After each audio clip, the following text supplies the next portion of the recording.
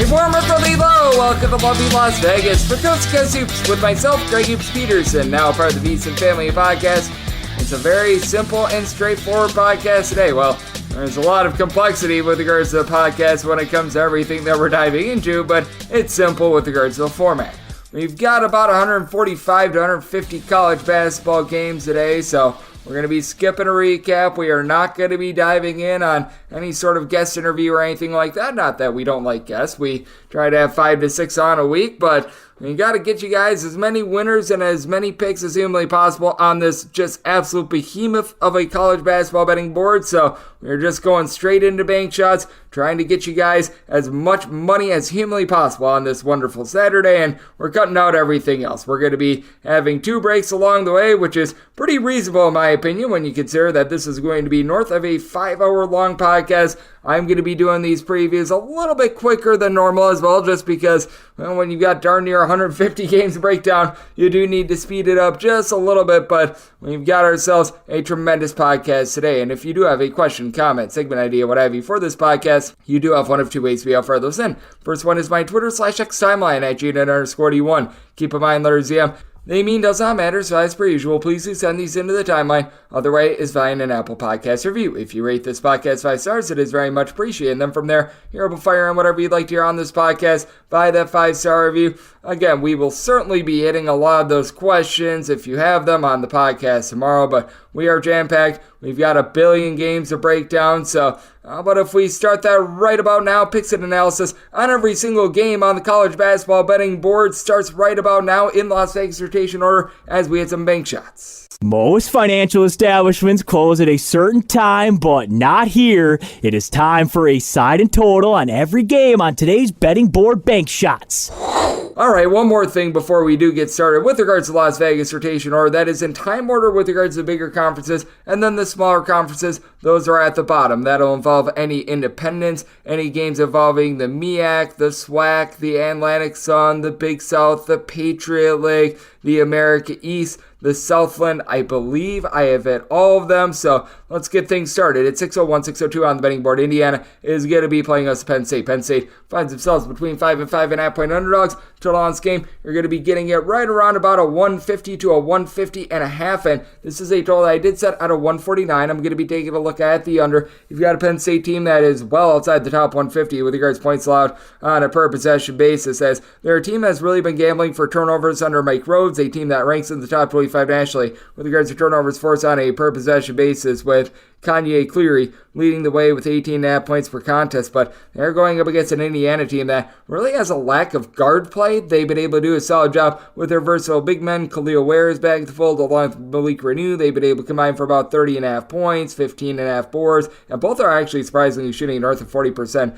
from 3, but it is a Indiana team that shoots 66% of the free throw line, 33.5% from 3-point range, with Trey Galloway and Xavier Johnson being the basis of your backcourt, and Xavier Johnson has been not really doing a great job of being able to dole out the ball. He has cut down on the turnovers, 2 or fewer in each of the last 5 games, but that's been a little bit ghastly for Indiana. Meanwhile, it's a Penn State team that they themselves are shooting from 3-point range right around about 30.5% for distance. To their credit, they only turned the ball over about 11 times per contest, but Penn State also outside the top 150 with regards to their rebound rate. They've got Qudus Wahab chipping in their 9 points, 8 boards per contest, but he's really the only guy in the roster that gives you north of 4.5 rebounds per game. I do, though, like the game of baseball when he's been able to do a solid job, giving the team 13 points, 5 assists, 3 steals. That's a top 10 mark in all of college basketball. Indiana should be able to win this battle down, though, with everything that they've got on the glasses. They are a team that ranks about 200th in the country with regards to rebound rate. You'd think they would be much better than that, but they still do have Penn State outgunned a little bit with that regard. But this is an Indiana backcourt that they've got their suspectness as well. So this is a spot where I set my number at 5 here at 5.5. I'm going to be willing to take the points with Penn State. Is a pair of teams that are not shooting it well from 3-point range. They've both been relatively rough with their defense. They've been both relatively rough with regards to their offense as well, as Penn State has failed to get past the 70-point plateau in 2 out of their last 3 games. For Indiana, they themselves have been failing to get past 70 in 2 out of their last 4 games. So looking at the under, and I'm willing to take 5.5 or more with Penn State. 603, 604 on the betting board. George Mason, it's road face-off against UMass. UMass is a favorite of 3.5 to 4 points. So on this game, it's 145.5. UMass I set as a 2.5 point favorite, so we'll take 3+ here with George Mason. George Mason, one of the slowest teams in all of college basketball in terms of total possessions per game, but George Mason, a top 15 team with regards to opponent's 2-point shooting percentage. Big thanks to Keyshawn Hall for that. He has come in, given the team 17 points, 9 boards down low, and then you've got Amari 3000 Kelly, who gives you 6.5 boards and shoots 42.5% from 3 for a George Mason team that they do a very good job of staying under control. About 11 turnovers per contest. Ronald Polite, 8 points, 3 assists per contest. I like what he's been able to bring to the table. It's not a team that's amazing from 3-point range, but they've got a 40% shooter that's able to supply 13.5 points per game in Darius Maddox. Flip side for this UMass team, they have been dealing with some injuries, especially that to Matt Cross. Matt Cross has missed quite a few games this far this season, but he's now back in the fold. He has been able to give the team double figures in pretty much all of his games back, so he should be back in full force as he and Josh Cohen combined for about 15.2 rebounds per game for UMass team that does rank in the top 45 nationally with regards to percentage of missed shots that do result in an offensive rebound. They go up against a George Mason team, though, that is in the top 45 nationally with regards to their rebound rate. Rasul Diggins is able to give you about 12.5 points, shoots 36.5% from 3, but all in all, this is a UMass team that I just don't know if they've got enough shooting to be able to get it done. They shoot 31.5% from 3, 70% at the free throw line, though. For a team that ranks in the top 100 with regards to possessions per game, only 10.9 turnovers per game. They have their top scorers shooting it well at the free throw line, as 4 of their top 5 scorers have been able to shoot at least 74.2% at the free throw line. To their credit, in terms of turnovers forced on a per possession basis, a top 75 team in all of college basketball, going up against a George Mason team that, though they've been relatively solid with their defense all season long, they have now given up 75 plus points in 4 of their last 5 games. So that does cause for a little bit of concern. This is still a George Mason team that has been pretty solid with regards to their defense, but a lot of people don't recognize that this is a UMass team that they themselves, despite the fact that they play up tempo with regards to defensive efficiency, relatively solid school. 87th in the country with regards to points allowed on a per possession basis, giving up 14.2 points fewer per 100 possessions at home rather than in a road/neutral court environment. Going up against their George Mason team that's now about 124th with regards to points allowed on a per possession basis. So I do think that George Mason slows this game down. I do think that with the way that George Mason guards from within, that'll keep them lively in this game against a UMass team that isn't amazing from 3-point range. Set my line at a 2.5. We'll take 3+ here with George Mason. Made my total 144.5, so also diving under. 6-5, 606 on the betting board. St. Joe's hits the road face-off against LaSalle, and LaSalle is exploring a cover. They are 4-point home underdogs. Total on this game, 146.5. Set St. Joe's as the 6-point favorite. I'm going to be willing to lay the number. St. Joe's has been one of your best defenses outside of a Power 6 conference in all of college basketball in terms of points allowed on a per possession basis. This St. Joe's team is clocking in the top 75 in all of college basketball. Now, they are significantly better at home rather than on the road. On the road, they are giving up about 18.5 points more per 100 possessions than they are at home, but they're going up against a LaSalle team that they are outside the top 275 with regards to opponent's 3-point shooting percentage. LaSalle gets a little bit of a boost at home, giving up about 8.3 points fewer per 100 possessions at home rather than in a roadside-neutral court environment, with having a pair of guards in Khalil Brantley along with Jamari Brickus, who've been able to combine for about 29.5 points per contest. Brickus has been able to shoot 40% from 3-point range, and also been able to get 40% from the outside out of Andres Marrero as well. He's been able to come in as a little bit of a spark plug shooter, but he was limited to just 12 minutes in the team's last game. You do have to be wondering if there's some injury concern, because he's really been able to take the load off of Anwar Gill. Gill has been someone that's been dealing with a little bit of ailment. He's sort of been in and out of the fold, giving the team 9.5 points, 3.5 boards, 3 assists per game, and I do think that LaSalle going to have a very tough time down low against a St. Joe's team that they're a little bit of a top-heavy team, but they've done a good job overall this season of being able to hit the glass. St. Joe's, a top 50 team with regards to opponent's 3-point shooting percentage, 104th in all of college basketball with regards to rebound rate, going up against a LaSalle team that's just 312th in the country in terms of their rebound rate. Rasheer Fleming has been your top rebounder for the St. Joe's team, 11 points, 7.5 boards, and this is a St. Joe's team that they can bomb it from 3-point range, shooting 37% from the outside, headlined by Eric Reynolds, who's been able to give you 17.5 points per contest. Fleming, Lynn Greer, along with Xavier Brown, have all given you 11 to 11.5 points per contest. Greer and Brown combined about 3 steals, 7.2 assists per contest, and Brown is currently shooting at 45% from 3-point range. He has been hot from the outside, and this is a St. Joe's team that has been able to travel quite a bit better with regards to their offense rather than their defense. I do think that for LaSalle, just not having a lot down low, because right now Deshaun Shepard is your top rebounder with about 6 boards per contest. That's going to be a little bit of an issue, coupled with the fact that St. Joe's shooting 39.8% from 3-point range away from home. That is a top 20 mark in all of college basketball, so I did set St. Joe's as a 6-point favorite. Going to be willing to lay the number, and I did set my total at a 146. This is a LaSalle team that does a great job of being able to take care of the ball. They're just not getting good shots right now. They have been held below 70 points in 4 of their last 5 games. Meanwhile, this is a St. Joe's defense that that has been able to bulk it up just a little bit. And the last time these two teams played, held LaSalle to 62 points in an 82-62 win. So semi-total 146 looking under, and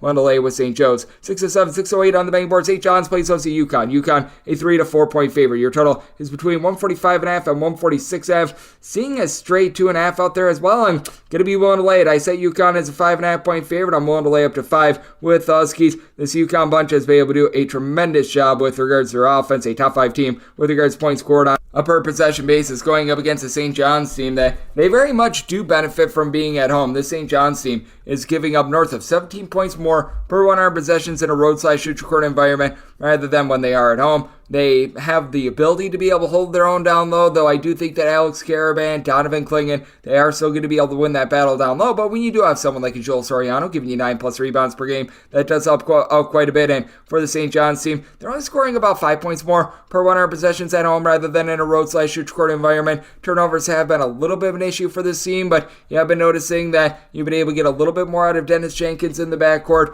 RJ Louise has been in and out of the fold, so that's been hurting them. But I mean, these guys just do not compare to the duo of Tristan Newton along Cam Spencer. Both of these guys are do-it-all players, and for Newton, he's already got a few triple-doubles to his credit thus far this season, as he and Spencer have been able to combine for 30.7 points, right around about 12 rebounds, 8 assists, 2.5 steals, and Spencer shoots 43.5% from three-point range. All in all, for UConn, they are shooting about 35.5% from the outside. Caravan and Clingan have been able to combine for about 12 rebounds per game, and under the radar, Stephon Castle, because he was a little bit banged up towards the beginning of the season, he's hiding in plain sight. He has given the team a combined 32 points, 6 assists over the last 2 games. Not necessarily going to bomb it from three-point range, but at 6'6", he's able to give the team some facilitation. It is a St. John's team with guys like Chris Ledlum, Jordan Dingle taking on newer roles, and that's led to them being a little bit out of sorts on defense. They have given up 80+ points in 2 out of their last 4 games, 73+ points in 3 out of their last 4. Meanwhile, this is a UConn team that, while they've been much better offensively rather than defensively in terms of efficiency,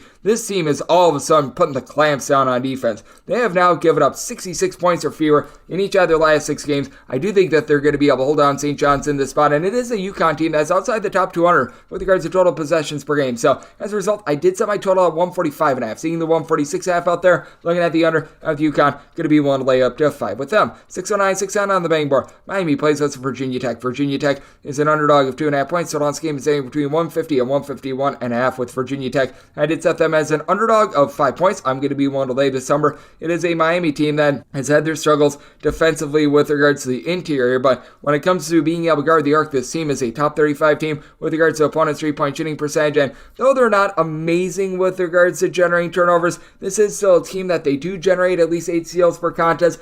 Their top 6 scorers, 5 of them have been able to give you at least a steal per contest, so you have to feel enlightened there. And when it comes to this Virginia Tech team, they have been having their defensive woes ever since this coaching regime has taken hold. Even though you do have Mike Young being able to do a solid job with regards to this team, there are still some issues with them, especially their 3-point shooting defense. They're about 140th in all of college basketball with regards to opponents' 3-point shooting percentage, a team that is just really not going to force a lot of turnovers as well. They do, though, have Sean Padula, who's been able to give you 5+ assists per contest, runs an efficient show, is able to give the team 16.5 points per contest. You do have Hunter Couture, who's been able to give you a double-figure amount of points. He's a 40% 3-point shooter, and they go up against a Miami unit in which just everyone on the floor is able to knock it down and bomb it from 3-point range. Out of your top 6 scorers for this Miami team, out of the guys that have been able to make at least 1 3 this far this season, all but one of them shooting at least 37.7% from the outside. You've been able to get some really good production out of Luka Poplar, who's able to give you about 14.5 points per contest, shooting 44.5% from 3-point range. No Chad Omier along Nigel Packer now both shooting 39% from 3.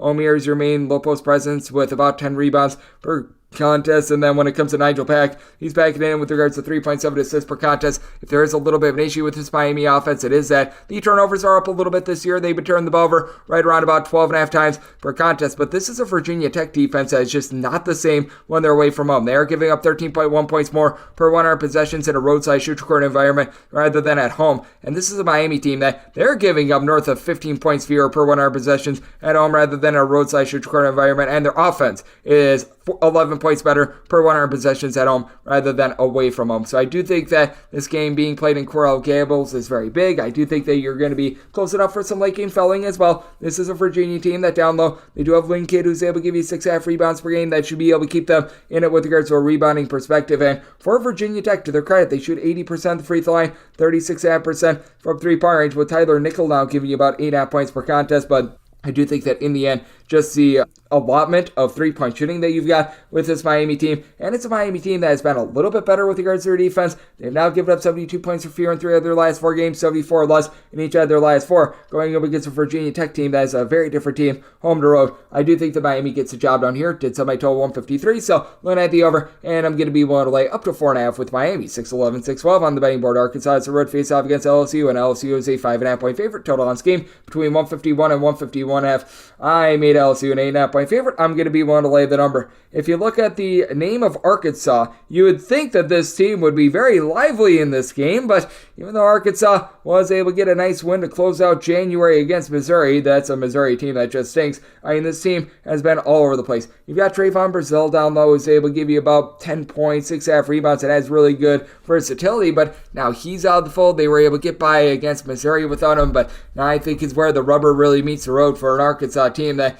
is one of the lesser rebound rate teams that you're going to find in the power conferences. With regards to Arkansas, 204th in the country. With regards to rebound rate, well outside the top 175. With regards to points allowed on a per possession basis, not saying that this LSU team is necessarily monsters of the midway down low. They're about 165th in all of college basketball, and they're a team that's outside the top 100 with regards to points allowed on a per possession basis. But this LSU team has been able to get a little bit more facilitation ever since Jalen Cook has come into the fold. He, along with Jordan Wright, have been able to combine for 5.4 assists, about 31 points per contest. Wright has been Mr. Wright, shooting about 36.5% from 3-point range. You do want LSU to cut down on the turnovers. They're turning it over about 13.2 times per contest, but this team is generating their turnovers as well. This team, 44th in all of college basketball in terms of turnovers forced on a per possession basis. At home, they're generating a turnover on about 21% of possessions. That is a top 40 mark in all of college basketball. This is an Arkansas team that as well is certainly giving up the 3-point mark. 249th in all of college basketball with regards to opponent's 3-point shooting percentage. You've got a lot of good, versatile players that are able to pop it from 3-point range.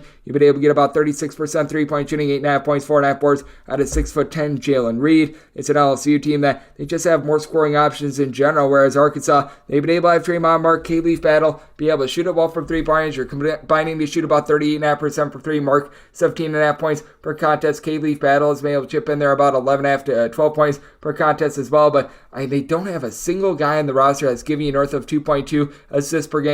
This has led to a big giant pitfall with regards to the Arkansas offense in terms of points scored on a per possession basis. It is an Arkansas team that's currently clocking in 200th in the country, and they're scoring about 10.5 points fewer per 100 possessions when they're away from home. I do think that LSU going to be able to win the battle down low. I do think that they've got better facilitation, and they take it to what has been just a rudderless Arkansas team. I set my line at 8.5. I'm going to be willing to lay the number with LSU, and did make my total 152.5. It is an Arkansas team that's still looking to run, top 75 team with regards to total possessions per game, though. I will say this is a bunch that they have failed to get to the 65-point plateau in 4 of their last 5 games. That said, they're going up against an LSU team that they themselves have given up at least 80 points in 3 out of their last 5 games. So, looking over, and I'm going to be willing to lay it with LSU. 6-13, 6-14 on the betting board. Duquesne, it's a road face-off against Rhode Island, and Rhode Island is a underdog of between 3 and 3.5 points. So, on this game, 144 to 144.5. Set Duquesne as a 3-point favorite. So at the 3.5, that is my buy point on Rhode Island. This Rhode Island team has been rough with regards to their defense outside the top 250 in terms of points allowed on a per possession basis, but they go up against a Duquesne team that's just very strange right now. I don't understand what this team really does well. You've got Jimmy Clark, you've got Day Grant being able to combine for about 33 points per contest. Grant is now back to the fold after he was missing throughout much of the month of January, but nobody outside these two guys gives you north of 7 points per contest. You do get a little bit of rebounding out of Fusani Drame, David Dixon. They've been able to combine for about 10.5 rebounds per game, but it's just really a rudderless offense. They shoot 32% from 3-point range. They're okay with their defense. They're within the top 165 with regards to points allowed on a per possession basis, but again, just point out to me what this team really does well. They're not a horrible rebounding team, but they're not a great rebounding team. It's a Duquesne team that has actually been averaging about 3 points more per 100 possessions away from home rather than at home on offense. But this is a Rhode Island team that they do respond to being at home. They are scoring about 10.5 points more per 100 possessions at home rather than in a road/neutral court environment. And they've gotten a nice boost from David Green. He has come back for the last 9 games. He's been able to supply the team with about 15 points per contest, shooting 56.5% from 3,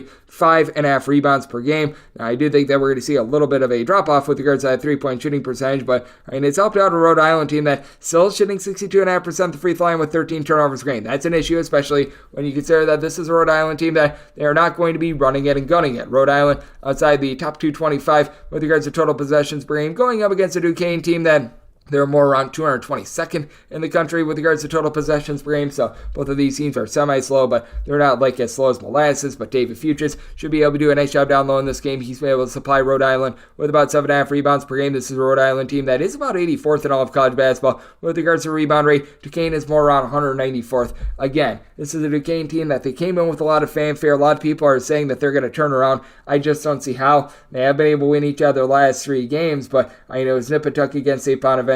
They sweated it out against Chicago State and Fordham at home. That's one of the lesser teams out there in the Atlantic 10. This is a Duquesne team that has not broken the 70-point plateau ever since December. That was against Cleary University. That is a non-D1 team, and as a matter of fact, against Division I opponents, this team has broken the 70-point plateau just once in their last 10 games. Going up against a Rhode Island team has been all sorts of ghastly with regards to their defense. They've given up north of 90 points in 3 of their last 5 games, so situation of something's got to give. I do think that Duquesne get to 70 here, but there's no reason to think that they're going to go into flamethrower mode with regards to their offense. I set my total on 142. I'm looking at the under, and with Duquesne, can I make them a 3-point favorite? So taking the points with Rhode Island and taking a look at the under. 6:15, 6:16 on the betting board. Ball State, it's a road face-off against Western Michigan, and Western Michigan is a 1 to 1.5 point favorite. Total is 145.5. Ball State, I made the 2-point favorite, so looking at Ball State outright on the money line, I feel like they should be the favorite in this spot. It is a Ball State team that has gotten a lot from the outside, as right now you've got Brashear Jahad, who's been just absolutely tremendous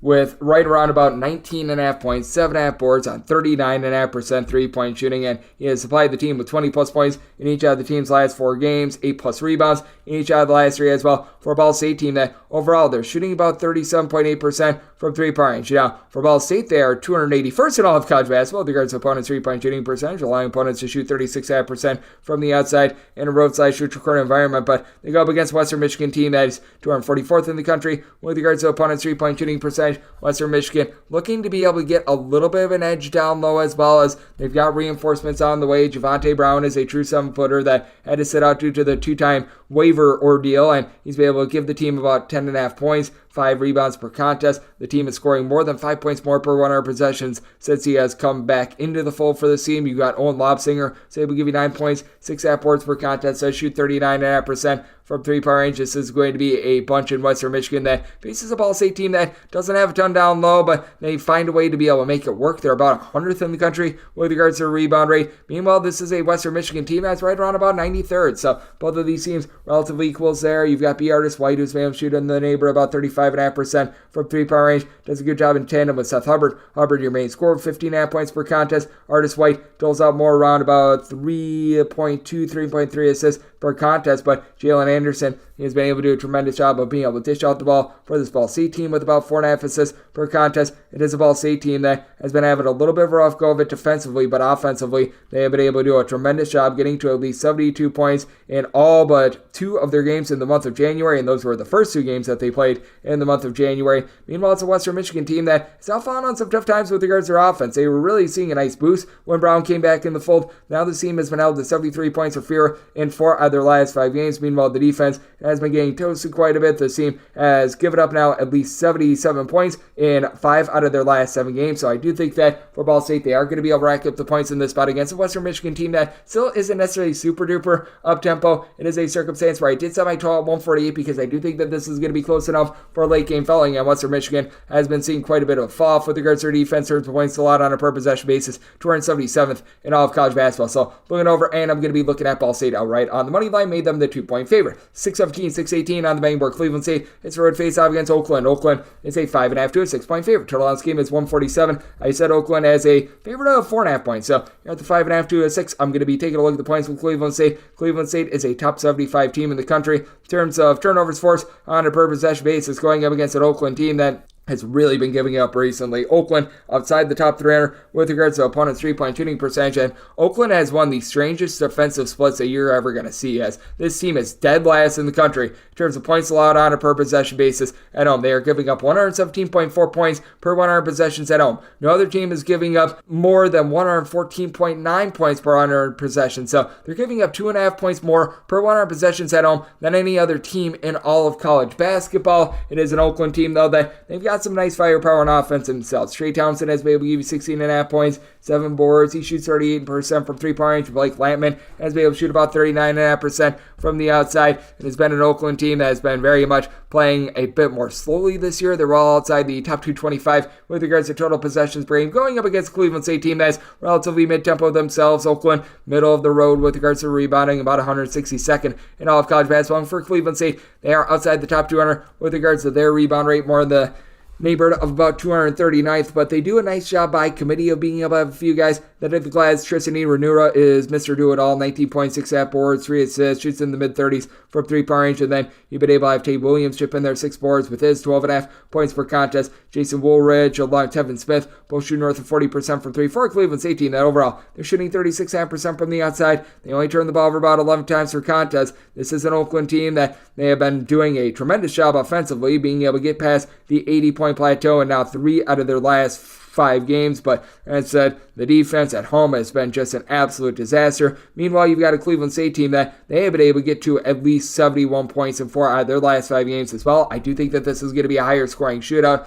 Oakland, just a completely different team on defense when they are at home, and I do think that Cleveland State going to exploit that to hold in this game. Semi-total at a 115.5, looking at the over, and with Oakland going to make them a 4.5 point favorite, so at 5+ taking the points with Cleveland State to go along with the over. 619, 620 on the betting board. Memphis plays those to Wichita State. Wichita State, a 10 to 10.5 point underdog. Total on this game, going to be getting it at a 158 to a 158.5 with Wichita State. Made them an 8-point underdog. I'm going to be willing to take the points. Memphis has just went down the toilet bowl with absolutely everything ever since they had that game against Wichita State where they scored north of 100 points, and I do think that the first time these two teams matched up, it was an outlier. 112 to 86. Memphis completely punked Wichita State on the road, going 19 of 30 from three-point range. Lightning is not going to strike twice in this one. Wichita State, they themselves went 13 of 25 from three-point range in that one as well. This is a Wichita State team that overall for the season, they're shooting about 31% from three-point range, so I do think that there's going to be a drop-off on both fronts, but right now for Memphis, simply put, this team is not playing any sort of a lick of defense. A lot of teams out there in the American, quite frankly,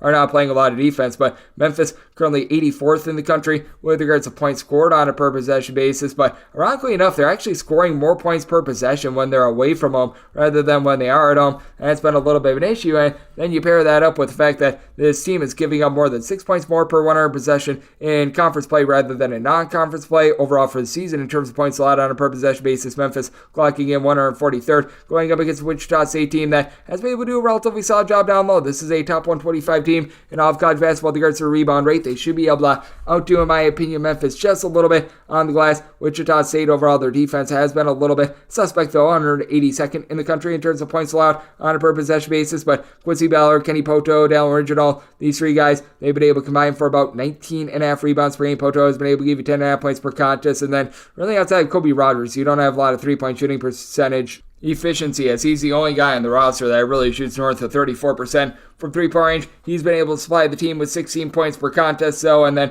you've got Javon Quinterly on the flip side for Memphis. He's been able to do a relatively okay job being able to supply the team within that neighborhood of about 4.5 assists per game, and then Memphis has the biggest constant in this game, and that would be David Jones, who's been able to give you nearly 20 points per contest, shooting it relatively well from three-point range, but a lot of these guys like Caleb Mills and company just have not stepped up for a Memphis team that, I mean, the offense has been fine. The defense has been just completely out of sorts right now. They allowed Rice to shoot north of 40% from three-point range a few days ago. This is a Memphis team that is well outside the top 125 with regards to opponents' three-point shooting percentage, and for that matter, this is a Memphis team that has allowed at least 80 points in 4 of their last 5 games, with the lone exception surrendering 74, and for Wichita State, this has been a team that's been all over the place with their offense. 68 points of fear in 3 of their last 4 games. But last time they played against Memphis, they were able to get past the 75-point plateau as well. So this is a circumstance where I'm going to be taking a look at the points with Wichita State. Set my line at 8.5, and with regards to this total, made mine a 158. So here at a 158.5, that would begin to be my buy point on the under. I do think that we find a little bit of a buy point here with the Wichita State team that has been relatively rough on offense. I do think that we're going to see regression with regards to what we saw the first time when these two teams faced off. So 158.5 or higher, looking at the under along with the points with Wichita State. 621, 622 on the betting board. South Carolina, it's Rhode face off against Georgia, and Georgia is a 1 to 1.5 point favorite. Total between 139 and 139.5 with Georgia. I did set them as a 2.5 point favorite. I'm going to be willing to lay the number. This Georgia team is a relatively mid-tempo team, just upside the top 100 with regards to total possessions per game. Meanwhile, you've got a South Carolina team that's really looking to slow it down. They're in the bottom 80 with regards to total possessions per game, but the South Carolina team, they just do everything relatively well. They're a top 55 team in the country with regards to rebound rate. They do a nice job of just being able to execute on offense with fewer than 11 turnovers per game. You look at them in terms of points allowed on a per possession basis. They're not like a top 20 defense or anything like that, but they're all doing their job. They're ranking about 36th in the country with this regard. They do give up about 10.5 points more per 100 possessions in a road/neutral court environment rather than at home. And one of the few losses that they've taken this year was at home to Georgia. That was a game in which was very nip and tuck. They had control in the early part of the second half, and then Georgia was able to storm back in that game. You saw South Carolina shoot just 6 of 26 from 3-point range, and they went 17 of 32 at the free throw line, something that I do think should improve in this game overall for the season. The team is shooting 72.5% at the charity stripe. Out of your top 5 scorers, 4 of them do shoot at least 76.9% at the free throw line, including Delon Cooper, 10.5 points, 4.5 assists, shooting 46% from 3 with just 1.2 turnovers per contest for South Carolina. It's really been a collective, which has been why they've been able to do such a good job on the glass. BJ Mack is the only guy that gives you north of 4.5 rebounds per game, 14 points, 5.5 boards out of him. And this is a Georgia team that they've got a lot of relatively solid pieces, but they're sort of like South Carolina, only a little bit more up-tempo, in that it's all collective for this team. You've got one guy in Russell Sheba that gives you 7 rebounds per game, nobody else north of 4.5 boards per contest. RJ Melendez, Jabir Abdul-Rahim, Noah Thomason, these guys are all averaging between about 11 to 13 points per contest, and with Abdul-Rahim, he does shoot 39.5% from 3-point range, but this is a Georgia team that they do a relatively solid job taking care of the ball, 11.5 turnovers per game, and it's not a Georgia team that does anything amazing themselves, but they're just pretty solid in all aspects. They're about 120th in the country with regards to their points allowed on a per possession basis. In terms of their rebound rate, this team has been clocking in only about 220th, but this team has been able to do a relatively solid job executing on offense for Georgia. It has been a little bit rough for them defensively recently. They have now given up 85 plus in 3 of their last 4 games, with that game against Alabama, Florida, and Kentucky, so that does warp their numbers quite a bit going up against these up-tempo teams. I do think that things are going to be a little bit closer to what we saw first time around. That was a 74-69 game. I do think that things slow down just a little bit with that regard. I did set my total 136.5. This is a South Carolina team that has now given up 64 points or fewer in each of their last 4 games. That includes slowing down Kentucky, slowing down Tennessee as well. So I like the form that they're in. I do think that Georgia gets it done once again, though I do feel like this is a little bit of a bad matchup for South Carolina. I did set my line at 2.5. Going to be willing to lay the 1 to 1.5 with Georgia and looking at the under. 623, 624 on the betting board. Robert Morris is on the road facing off against Detroit. Detroit is a home underdog of 5 points. Total on this game is 146. There's going to come a point in which Detroit wins a game. I don't want to be betting on that, and I don't want to be losing money just until that happens. I set my line at 6. I'm going to be willing to lay the number, and I thought I was giving Detroit a relatively good boost for being in sort of a due for 500 series, because, I mean, man, this team has been beyond due for quite some time, and they do have Jaden Stone, who's been able to do a nice job for this team. 20 points, 6 assists, shooting 31% from 3, but if you look at the metrics for Detroit, it's like a whole big giant pool of red. They're outside the top 325 in terms of both points scored and points allowed on a per possession basis. In terms of turnover rate, 3-point shooting percentage, bad. Meanwhile, you've got a Robert Morris team that has Marquise Hastings, who's been able to supply the team with 15.5 points, 8.5 boards. You've also got Stephon Walker along with Hastings being able to combine for about 14 rebounds per game. This is not a Robert Morris team that by any stretch of the imagination is amazing with regards to rebounding, but they're about 121st in the country with regards to rebound rate, other than Eduardo Del Cadillo has been able to give you about 6 rebounds per contest for this bunch in Detroit. You really don't have a lot there. It is a Robert Morris team that's improving a little bit with their three-point shooting percentage as well, shooting about 33.5% from the outside. Biggest bugaboo for them has been the 14 turnovers per game. This is not a Detroit team that's really going to be generating a lot of turnovers, and this is a Detroit team that, despite the fact that they are well outside the top 250 with regards to total possessions per game, this defense has been absolutely deplorable. They have given up at least 77 points in each of their last 7 games. You've got a Robert Morris team that all of a sudden they're finding something on offense. They've scored at least 72 points in now 4 out of their last 5 games. Defense has been a little bit hit or miss, but a lot of that is warped by the fact that they've had a lot of games just go to extra sessions. Like the last time these two teams played, it went to double overtime. The game was 74-74 in regulation. So if you're looking at regulation and regulation only, this has been a Robert Morris team that's been okay with regards to their defense, giving up 74 points or fewer in now 3 out of their last 4 games. So I do think that they're going to be able to hold up a little bit more here. I do think that Detroit going to be a little bit more prideful on the defensive side of things, but I do think that with our good friends Robert Morris, they just continue the misery that we are seeing with this poor, sad Detroit team, one that's been really not getting any scoring outside of Jaden Stone right now. So circumstance where I did set my total 144, I'm going to be taking a look at the under, and with Robert Morris willing to lay up to 5.5 with them. 625-626 on the betting board. Murray State is a road face-off against Northern Iowa. Northern Iowa is a 5.5 to a 6-point favorite. Your total between 137 and 137.5. I am going to be willing to take the points with Murray State. I did set them as a 4.5-point underdog. When it comes to Northern Iowa, they've been playing much better defense recently. Really, both of these teams have been able to improve with regards to their defense recently, as both of these teams in non-conference play were well outside the top 225 with regards to points allowed on a per possession basis. And to the credit of Murray State, they've really been able to lock it down recently. This team has now given up 72 points or fewer in pretty much every one of their games since the beginning of the month of January. They gave up 73 points or fewer in every single one of those games, so that has been helpful for a Murray State team that they're a little bit hit or miss with regards to their offense. You've got Robert Perry, Jacoby Wood, who've been able to combine for about 25 points per contest, and these two guys combined to shoot just below 40% from three-point range, but you don't have to turn down low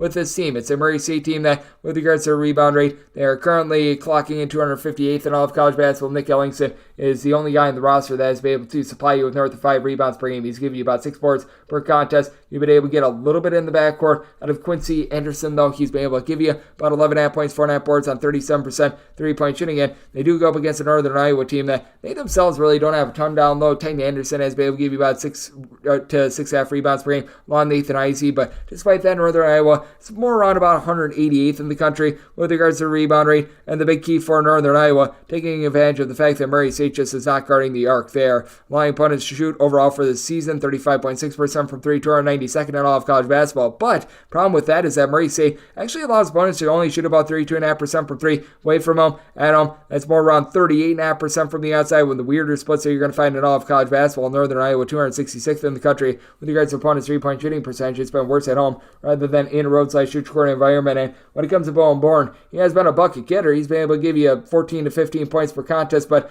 not necessarily efficient with the way that he's been able to score this year. He's shooting about 33.5% from 3. Shoots it well at the free throw line, but when it comes to his overall shots from the floor, that can be a little bit suspect. This is a little bit of a top-heavy team as well. Outside of your starting 5, you really don't have anyone else that gives you north of 4.5 points per contest, with Michael Duquesne taking a little bit of a dive himself with regards to his production. And this has been a Northern Iowa team that has been better with regards to their defense. They've now given up 72 points or fewer in 4 out of their last 6 games. That said, I do still think that Northern Iowa has their issues on the defensive side of things. Both of these teams do give up the arc, and both of these teams do rely quite a bit on their three-point shooting. So a circumstance where I did set my total at a 142.5, looking at the over, and with Murray State 5+, I'm going to be willing to take the points with them. 627, 628 on the betting board. It is Belmont. They hit the road. They're facing off against Missouri State, and Missouri State is a favorite of 4 points. So your total is 148.5. I did set Murray State as a favorite of 5 points. So here at the 4, I'm going to be willing to lay the number with Murray State. It has been a relatively rough go of it for them recently, but they do get to go up against a Belmont team that has been outside the top 240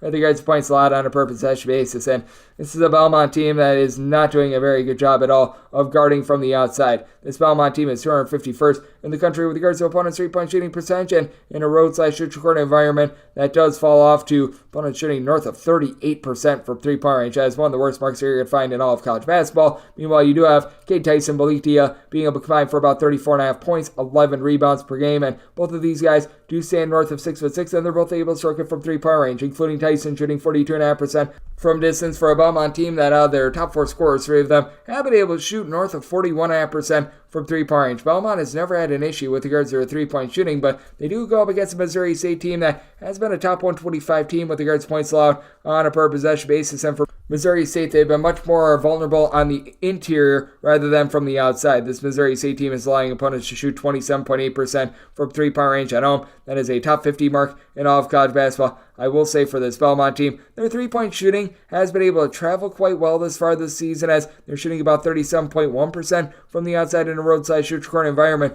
They just don't necessarily have a lot down low. Meanwhile, you do have someone like a Donovan Clay for Missouri State who's been able to give you 12 plus points. He's able to chip in there 6.5 boards. Guy with size that's able to do a relatively solid job for a Missouri State team that ranks 59th in all of college basketball with regards to the rebound rate. Belmont is currently 301st in the country with this regard. They do have Keyshawn Davidson, who's been able to do a nice job, giving you about 4 assists, a little bit over a steal per contest, and Belmont is able to generate a few steals at about 8 per contest, but that said, the 13 turnovers, that does come back to bite them a little bit. You've got Olsen Mason, who's been able to give you 18 points per contest, and this is a Missouri State team that's now been able to get past the 76-point plateau in each of their last 3 games, and their defensive numbers are very misleading, because if you take a look at the raw numbers, they have given up at least 70 points in 4 of their last 5 games, but if you look at regulation and regulation only, because their game against Drake went to double overtime, their game against Southern Illinois went to a single overtime, they've actually given up 70 points or fewer in each of their last 4 games, and if you want to date it back a little bit further, this is a team that has allowed 70 points or fewer in all but 3 out of their last 10 games. So I do think that this is a Missouri State team that is going to be able to hold up in this spot. I am going to be willing to lay the number with them, and I did set my total at 147. This is a Belmont team that has certainly been giving it up quite a bit, but this Missouri State team, they're looking to play a little bit more slowly. Their numbers have been very much, shall we say, warped with regards to the overtimes that we have been seeing. So going to be willing to lay the number with Missouri State and going to be taking a look at the 148 under, 629, 630 on the betting board. Illinois State, they play us a Bradley. Bradley is a favorite of 6 to 6.5 points. Total is 133.5. With Bradley, I did set them as a favorite of 7 points on the road, so I'm going to be willing to lay this number. It is an Illinois State team that is not bad with regards to their defense. In terms of points allowed on a per possession basis, they are in the top 140 nationally, and to their credit, this team has allowed 67 points or fewer in each of their last 4 games. This is a Bradley team that's really starting to pick it up with regards to their defense. So they had a little bit of a hiccup against an Indiana State team that's just absolutely pounding the world with regards to their offense. But really outside that game, this is a Bradley team that has now allowed 72 points or fewer in 11 out of their last 12 games, if you do include that Indiana State game. It's a Bradley team that also has really good versatility with a trio of guys, Connor Hickman, Duke Dean, Malevi Leons, who've been able to combine for about 42.5 points per contest. Hickman and Dean combined to shoot about 40% from the outside with 7.2 assists to only about 3.2, 3.3 turnovers per game. That was a big bugaboo towards the beginning part of the season. Belmont was turning the ball over way too much. In conference play, they've been turning the ball over less than 11 times per contest, and this is a Bradley team that they are able to travel with regards to their defense. They're about 103rd in the country with regards to points allowed on a per possession basis. They're giving up right around about 6.5 points more per 100 possessions when they're away from home, but not too bad of splits there, and they go up against an Illinois State team that, while they are able to do a relatively solid job overall with regards to their defense, they're giving up the arc. 205th in the country with regards to opponents' 3-point shooting percentage, and that does balloon up to about 34.8% from 3-point range when they are at home. This is also a bunch that they do an okay job of being able to hit the glass, but at the same time, you don't necessarily have that one true big man for this team. You've got Miles Foster, who's able to give you about 11.7 rebounds per game, but also for Illinois State, they shoot 26.9% from 3-point range. That is a bottom 30 mark in all of college basketball. And you do want to be trying to hit Bradley from the outside. This is a Bradley bunch that they're about 141st in the country with regards to opponents' 3-point shooting percentage. They're a little bit more stout down low. You've got Darius Burford, who's been able to give you for Illinois State about 13.5 points per contest, but he only shoots 21% from 3, and as a matter of fact, among players that have been able to give you more than 3 total points this far this season, you don't have a single guy in Illinois State shooting above 34.5% from 3-point range. I do think that that's going to be an issue against a Bradley team that has been able to do a nice job down low. I do think that they're going to take it to an Illinois State team that they've been able to play relatively well defensively recently, but this Bradley team is on a mission right now. They have gotten to at least 85 points in 3 of their last 4 games.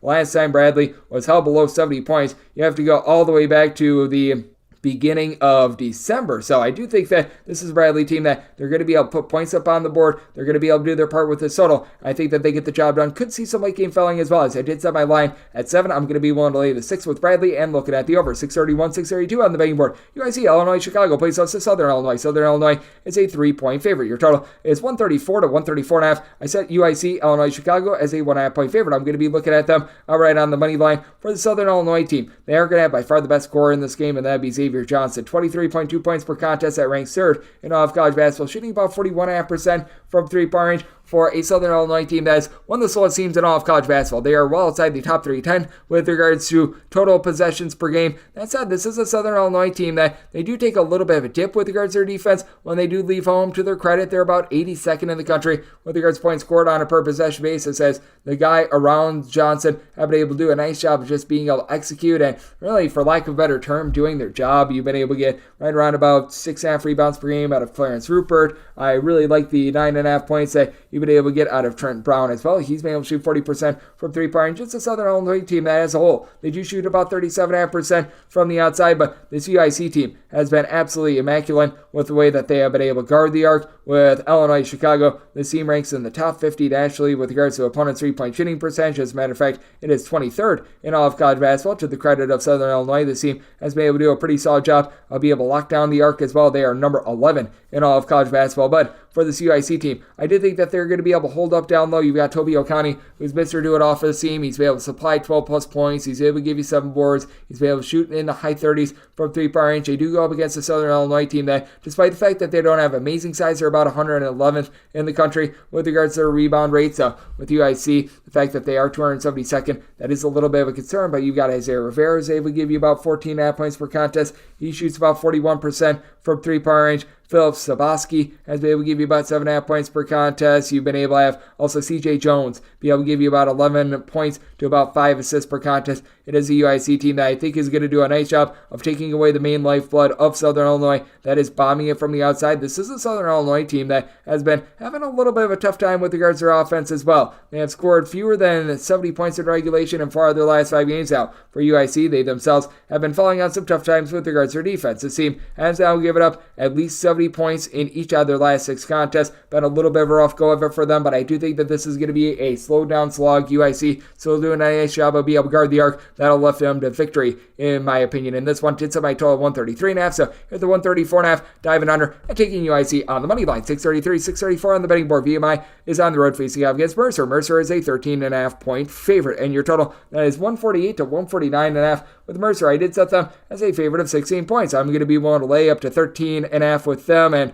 when it comes to Mercer, I do think that they just take it to a VMI team that has now given up north of 85 points in 4 of their last 5 games. It has been pretty ghastly with regards to their defense. They're actually giving up fewer points per possession this season rather than a season ago, and for VMI, they've actually been a better defensive team when they've been on the road rather than when they have been at home. In terms of their opponents' three-point shooting percentage, as opponents are shooting darn near 40% from three-point range against them. Now, they're giving up 5 points fewer per 100 possessions when they're at home rather than in a road/neutral environment. But when they've been at home, they have just been absolutely giving up the three thus far this season. Meanwhile, when they're in a road/neutral environment, it's still bad, but at the same time, it's not quite 40% bad. So that's been a little bit encouraging for them. But they do go up against a Mercer team that, while they don't do one thing great, they do everything relatively okay. They're about 228th in the country with regards to opponents' three-point shooting percentage, which goes down to about 32.8% when they're at home. They've got Jalen McCreary, who's able to give you about 15 points,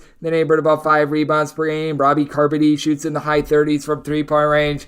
They get to go up against a VMI team that has Deshaun Jackson, who's giving you about 10 or so rebounds per game, but he's really the only guy for this team that has been hitting the glass. And for VMI, bottom 10 team in all of college basketball with regards to turnovers on a per possession basis. Well, even though they've got a guy that's giving you 10 plus rebounds per game, they're about 266th in the country with regards to rebound rate. Mercer clocking in more around 251st in all of college basketball. And I do think that for Mercer, big thing for this team is that they have been able to do a much better job recently of just getting a bit more from the outside. This has been an offense that has been a little bit hot and cold as they have failed to get past the 70-point plateau in 4 out of their last 5 games, but at the same time, you still do have someone that's shooting about 39.5% from 3 with 9.5 points per contest in Jake Davis. As a whole, team is shooting about 33.5% from 3-point range. Got a lot of guys who have been able to give you about 4.5 rebounds per game, like a John Quiones, who's been able to chip in there right around about 2.5 assists, 4.5 points. So I do like the overall versatility that you have with this team, and it's a VMI team that, though you do have Brendan Watkins, who's been able to give you about 15.5 points, 3 assists per contest. The turnovers, I think, is just really going to eat them up, and this defense just not guarding whatsoever. When you give up 3 100-plus point performances in the span of about 4 weeks. That is not good, to say the least, which is why I did set my number at 16. I'm going to be willing to lay the number in. I did set my total at 150 VMI, even though their three-point shooting percentage is worse at home. Overall, their defense, they're giving up more points per possession when they are away from home, and I do think that Mercer is going to be able to gash them here. So I'm going to be looking at the over, and I'm going to be willing to lay with Mercer. 635, 636 on the betting board. You don't just get William, you don't just get Mary, you get both. William Mary plays those to Charleston. Charleston just find themselves as a favorite on the road of 9.5 to 10 points. It's all this game between 153 and 154. Made Charleston a favorite of 9.5 points. So here at the 10, I'm going to be willing to take the points with William and Mary. Very strange William and Mary team. They rank outside the top 330 with regards to both total possessions per game and points allowed on a per possession basis, but they've been able to do an okay job of having some good top flight scoring with Trey Moss, Glenn Dorsey being able to combine for about 26.5 points per contest. Dorsey has been able to shoot 39.5% from three-point range. You've been able to have Charlie Williams be able to come on for this team as well. He's been able to shoot 35.5% from distance, but he's now dealing with a little bit of an ailment going up against the Charleston team that you were just expecting more out of this team, I think is the best way of putting it. You've only got one guy that gives you north of 5 rebounds per game, but that's the way it was last year. Last year was one of those whole is greater than some of its parts approaches, but they're just generating fewer turnovers than they did a season ago. They're still a top 80 team with regards to their rebound rate, but it's still a bunch that they leave quite a bit of something to be desired with that regard. It is a team that ranks outside the top 150 in terms of points allowed on a per possession basis, and this is a Charleston team that where they're most vulnerable is from the outside. They're allowing opponents to shoot north of 34.5% from three-point range, 241st in all of college basketball with regards to opponents' three-point shooting percentage, while they themselves shoot below 33.5% from three, despite the fact that Rain Smith gives you double figures. He's been able to shoot it well from three-point range, and this is a William and Mary team that is a better defensive team at home rather than in a roadside-shoot court environment. They allow opponents to shoot 32.9% from three-point range at home. That balloons up to about 38% in a roadside-shoot court environment for William and Mary overall. They are giving up about 13.5 points less per 100 possessions at home rather than in a roadside-shoot court environment, and this is a College of Charleston team that they're just not the same team offensively that they were a season ago. Ben Burnham, Ante Badazovic, they've been able to combine for about 24 points per contest, and while they are still a top 50 team with regards to points scored on a per possession basis, you just don't have that outside shooting pop to take advantage of this William and Mary team, which is why I did set my total at a 153.5. So here at the 154, I'm going to be willing to take a look at the under, and when it comes to Charleston, set them as a 9.5 point favorite. So here at 10 or more, I'm going to be willing to take the points to go along with this under. 737, 738 on the betting board. Sam Houston State is going to be on the road facing up against Florida National. Florida National is a home underdog of 3 points. It's always between 147.5 and 148, and with Florida National, I did set them as an underdog of 3 points. So at the 2.5, I'm going to be willing to lay with Sam Houston State. This is a Florida National team that's coming off of getting just absolutely cooked against Louisiana Tech, and it's a Florida National team that is going to gamble for turnovers. A top 5 team in all of college basketball with regards to turnovers forced on a per possession basis, but they are out of 362 Division I teams, 362nd with regards to the opponent's three-point shooting percentage. That is far from terrific, to say the least, and they go up against the Sam Houston State team that they're not going to completely light it up from three-point range or anything like that, but they've got guys that are able to get you from three-point range. As for Sam Houston State, they've got Jaden Ray, who's been able to do a nice job of being able to dole out the ball, give you 4+ assists per contest. For Sam Houston State team that they themselves have slipped outside the top 100 with regards to points allowed on a per possession basis, and also for Sam Houston State, this has been a team that has been turning the ball over more around about 13 times per contest, so you do have to have a few question marks there. But that said, when it comes to the Sam Houston State team, I do think that they're going to be able to do a nice job of being able to attack this Florida International team from the outside. You've been able to have Devin Barnes along with Lamar Wilkerson be able to combine for about 29 points per contest. These two guys both shoot about 34% from three-point range, and then you've been able to get about 35% three-point shooting out of Damon Nichols, who's been able to give you 8 points per game. It is a Sam Houston State team that they should also be able to win the battle down low. As for Florida National, you've got a Terry O'Dean, who's had to do a little bit of everything for the team. He's been able to give the team 12.5 points, 4.5 boards, 4.3 assists, and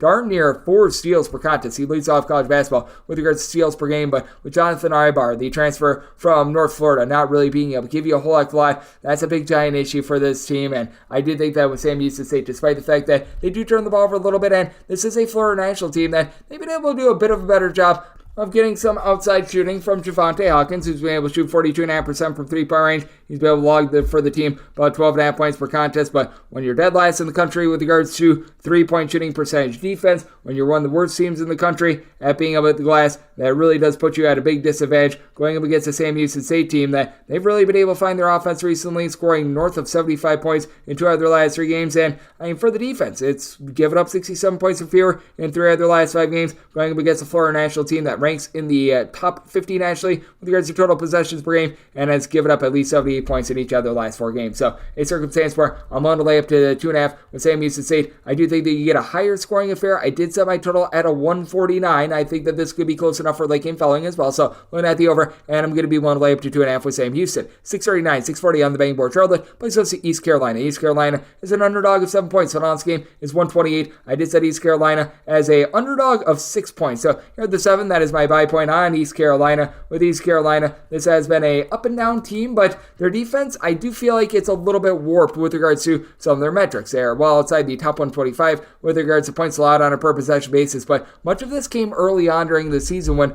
Brandon Johnson was either A, out of the fold, or B, dealing with a little bit of an illness when he's been out there and when he's been fully healthy. This has been an East Carolina team that has been a top 100 defense in all of college basketball, and they go up against a Charlotte team that is in the bottom 50 with regards to total possessions per game for Charlotte. They're about 149th in the country with regards to points allowed on a per possession basis, and it's going to be Igor Milicic going up against Brandon Johnson down low. Both of these guys give their respective teams worth of 8 boards per contest. Milicic about 13 points on 37.5% three-point shooting, and then Johnson, he gives you closer to about 14 points per contest. He's been able to shoot about 34.5% from three-point range, but you've been able to have a pair of helpers in Ezra Azar along with RJ Felton, who have combined for about 29.5 points per contest, about 11.5 boards between the two of them. It's a little bit of a top-heavy East Carolina team, but they do a nice job taking care of the ball, about 10.8 turnovers per game. They go up against a Charlotte team that they themselves are turning the ball over 9.5 times per contest, but they don't have the same three-point shooting percentage that they've got from a season ago. Lucial Patterson is able to do a nice job, 14 points, 2.5 assists per contest, but this is a Charlotte team as well outside the top 150 with regards to opponents' 2-point shooting percentage from three-point range. Teams are not really lighting it up against them. They're a top 50 team with regards to opponents' 3-point shooting percentage, but East Carolina, they really don't make their bread and butter from the outside. This is also a Charlotte team that they're okay with their rebounding. They're not great with their rebounding, about 197th with regards to their rebound rate. East Carolina, more around 158th with this regard. For East Carolina, it has been a little bit of an issue for them in terms of the interior as well, but they're also a top 50 team with regards to opponents' three-point shooting percentage, with both of these teams having a lot of similarities. Both of these teams being relatively slow as well. Both of these teams, in terms of possessions per 40 minutes, they're outside the top 275. I do think that you're going to get a little bit of a lower scoring slog, and with East Carolina having what they've got down low, I do think that they're going to be able to hold in this game. I did set my total 126, so looking under, and with East Carolina at 6.5 or more, taking the points at my line at a 6, 641, 642 on the betting board. Minnesota plays us in Northwestern. Northwestern is in a pick'em game. Total is between 138.5 and 139. I said Minnesota is a 2-point favorite. I'm going to be looking to take them on this pick'em line. It has been a Northwestern defense that has really been getting gashed with regards to just points allowed on a per possession basis, as Northwestern I thought was going to be able to duplicate a lot of that good defense that we saw a season ago. 207th now in terms of points allowed on a per possession basis. I'm not saying that this Minnesota team is all of a sudden the Steel Curtain or anything like that, but they get a big giant boost from being at the barn. They're giving up 19.9 points fewer per 100 possessions at home rather than in a road/neutral environment. Very much a commonality they're going to be finding in the Big Ten with being able to get a nice boost there. And when it comes to this Minnesota team, they've got the leader in assists in pretty much all of college basketball in Elijah Hawkins. Hawkins is 7.7 assists per game among qualifying players, most in the country. He's been able to generate 2 steals, 8.5 points per game. Now, the more dominant scorer of the two main facilitators is Boo Buie. 19 points, 5.5 assists, shoots 39% from 3 for a Northwestern team that they're a top 10 team nationally with regards to fewest turnovers on a per possession basis, but they just don't have anyone that matches up with Dawson Garcia. Garcia, 17 points, 7 boards. It's a Northwestern team that has one player on the roster that is giving you north of 4 rebounds per game. That'd be Brooks Barnizer. He's been able to give you 14.5 points, 6.5 boards. Northwestern well outside the top 200 with regards to the rebound rate, but this is also a Northwestern team that they shoot 39% from three-point range, so that is going to be big for Minnesota. Can they guard the three-point arc in this game? And for Minnesota, they're allowing opponents to shoot just 32% 38% from three-point range at home. That balloons up to about 34.7% in a road/neutral-court environment. Meanwhile, Northwestern, they're going to give up a lot of open looks as well. Very consistent with them. They give up 36.4% three-point shooting percentage, both at home and in a road/neutral-court environment. And to the credit of Northwestern, a relatively solid team at being able to generate turnovers, despite the fact that they're outside the top 225 with regards to total possessions per game. Matt Nicholson, though, him not being able to really develop this season has been a little bit of an issue. Ty Berry, Brian Langford, give you 23.5 points per contest has been solid, but having someone like Joseph Joseph for this Minnesota team being able to give you just some nice production with about 10.5 points per contest, having Pharrell Payne giving you 6 boards, I do think that the depth overall of Minnesota is going to be able to win out, with Hawkins being able to slash on those turnovers, and Minnesota just being a much better team in general at home rather than in a road/neutral-court environment. I do think that Minnesota is going to be able to prevail. Now, it's a Minnesota team that has been held below 70 points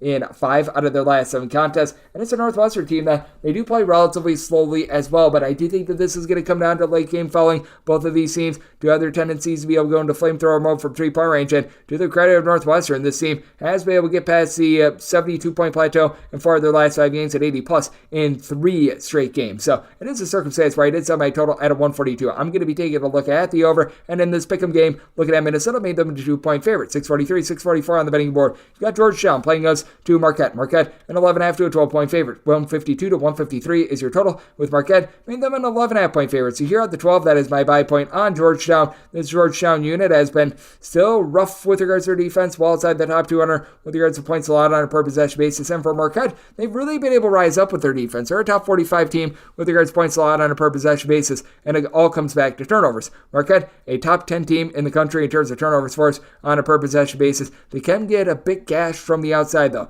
They're allowing opponents to shoot 35.5% from three-point range in a road/neutral-court environment. Couple that with the fact that they do have only one guy on the roster that's able to give you north of 5 rebounds per game. That'd be Oso Ogudero, who's been able to do a nice job. He's been able to give this team 13-plus points. He's able to supply north of 5.5 rebounds per contest, north of a block. But with Georgetown being a team that's able to shoot about 34.5% from 3, with having a pair of guys in Jalen Epps, who's able to give you 19.5 points per contest, and Dontrell Styles, who's been able to tip in there about 12 points per contest, being able to take things over in the backcourt. I do think that is going to be hurting this Marquette team a little bit for Georgetown. This team doesn't have a ton down low, but they do have a Supreme Cook. Supreme Cook has been able to give this team 8 boards, 11.5 points per game. Love his game. You need Jay Heath to be able to pick it up. He's been down to about 9 points per contest thus far this season, but Ismail Massoud is someone that's able to shoot it from 3. The best facilitator in this game, without question, is going to be Tyler Kolek. He's up to about 7.2 assists per contest, top 5 mark in all of college basketball, 15 points, shooting 38% from three-point range, and he's really taken over more of a facilitation role the last few games. He had a very big doldrum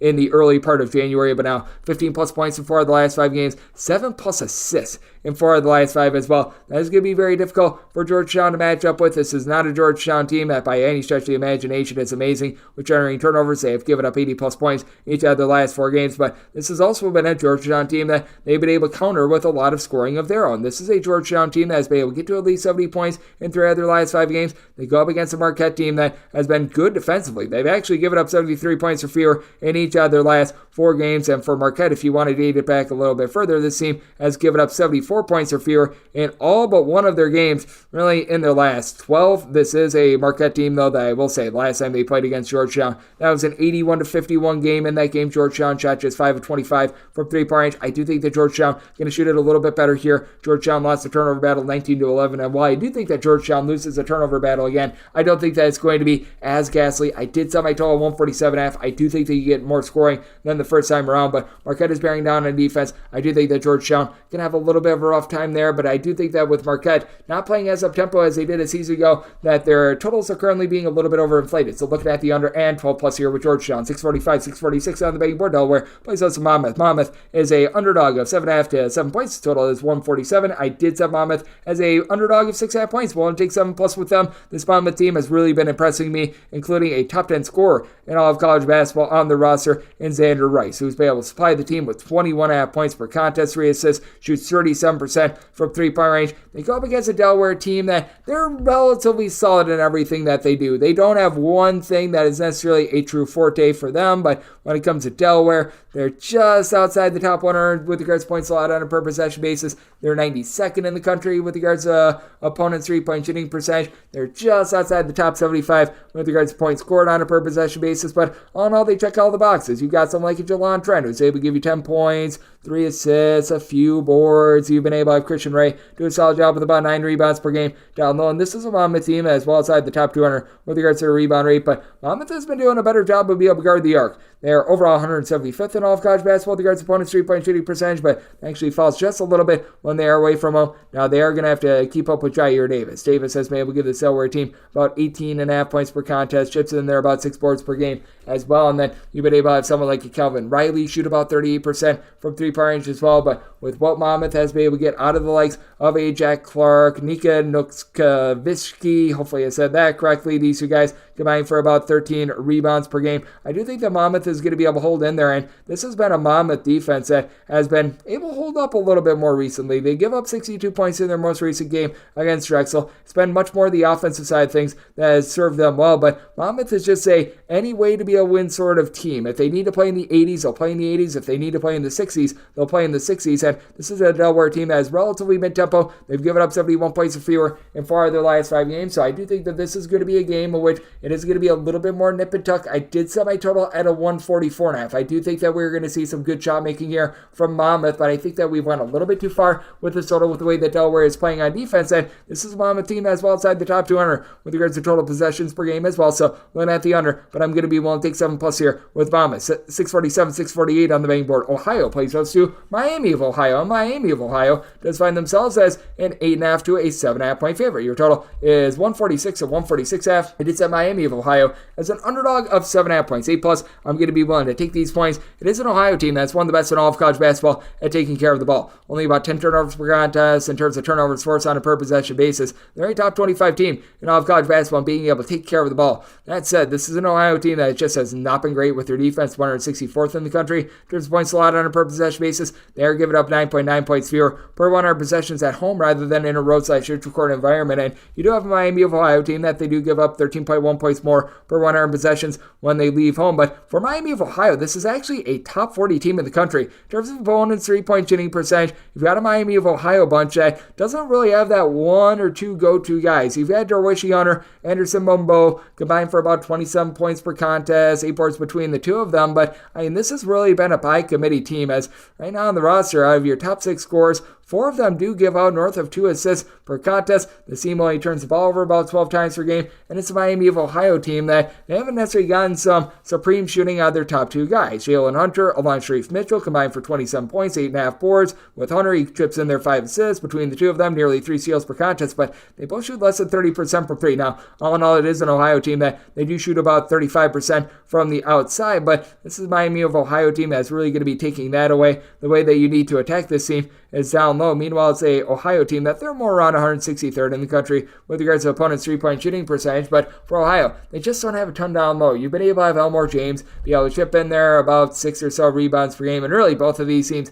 do leave a little bit of something to be desired on the glass for Miami of Ohio. Their rebound rate is well outside the top 200 in all of college basketball. As a matter of fact, it's 334th, and while Ohio is better, it's not like they're supreme by any stretch of the imagination at 212th, with Miami of Ohio having such a good disbursement of talent, with them being able to cut off the arc. I do think that they're going to be able to remain lively in this game. This is an Ohio team that doesn't live and die by the 3, though. They're doing a nice job slashing inside, getting to the free throw line, so I do think that you've got enough steam here for the over. It did set my total at a 147.5, so at the 146.5, looking over, and at 8+, looking at the points with Miami of Ohio. 649, 650 on the betting board. Kansas State is on the road facing off against Oklahoma State. Cowboys are finding themselves as 1-point home underdogs. Totals between 134.5 and 135. With Oklahoma State, I did make them the 2-point favorite. I'm going to be taking a look at them on the money line. This Kansas State team has actually been really good defensively, but this offense has just taken a big giant drop. 216th in all of college basketball with regards to points scored on a per possession basis. Now, for Oklahoma State, they are just 214th in the country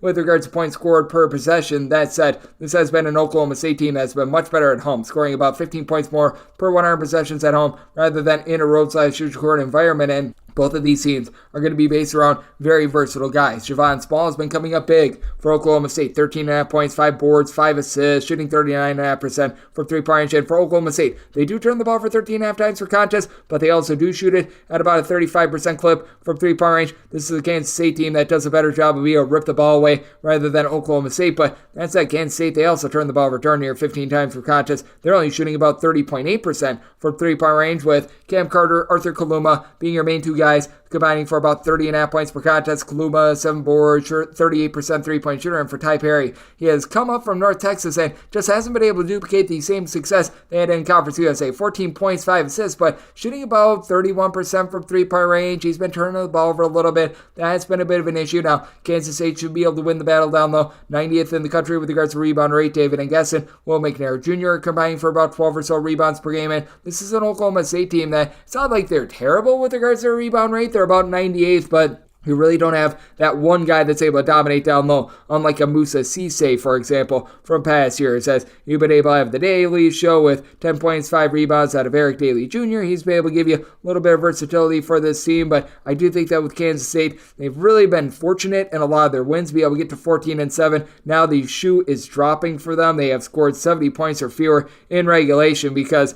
they've had a lot of games go to overtime. In all but 2 of their games since the beginning of the month of January, they did knock off Oklahoma State the last time around by a count of 70-66. That was a game where for Kansas State, they shot 8 of 22 from three-point range, and they won the game despite the fact that they lost a rebound battle and played pretty much even up with regards to turnover battle. I do think that Oklahoma State is able to flip the script here now that they're at home. I do think that they get their revenge in a game that I think is going to be a relatively low-scoring slog. I set my total at a 132, so looking at the under, and I'm willing to take Oklahoma State outright on the money line, made them a 2-point favorite. 651, 652 on the betting board. Texas hits the road face-off against TCU, and TCU is a favorite of between 4.5 to 5 points total on this game, between 148.5 and 149.5, and with TCU, I did set them as a favorite of 6.5 points. So here at the 6, I am going to be willing to lay this number. It is a TCU squad that has been very much a rocket ship with regards to their offense, as this team has actually ranked in the top 75 with regards to total possessions per game. TCU used to be a little bit more of a low and slow team, but they cranked up their tempo towards the back half of last season.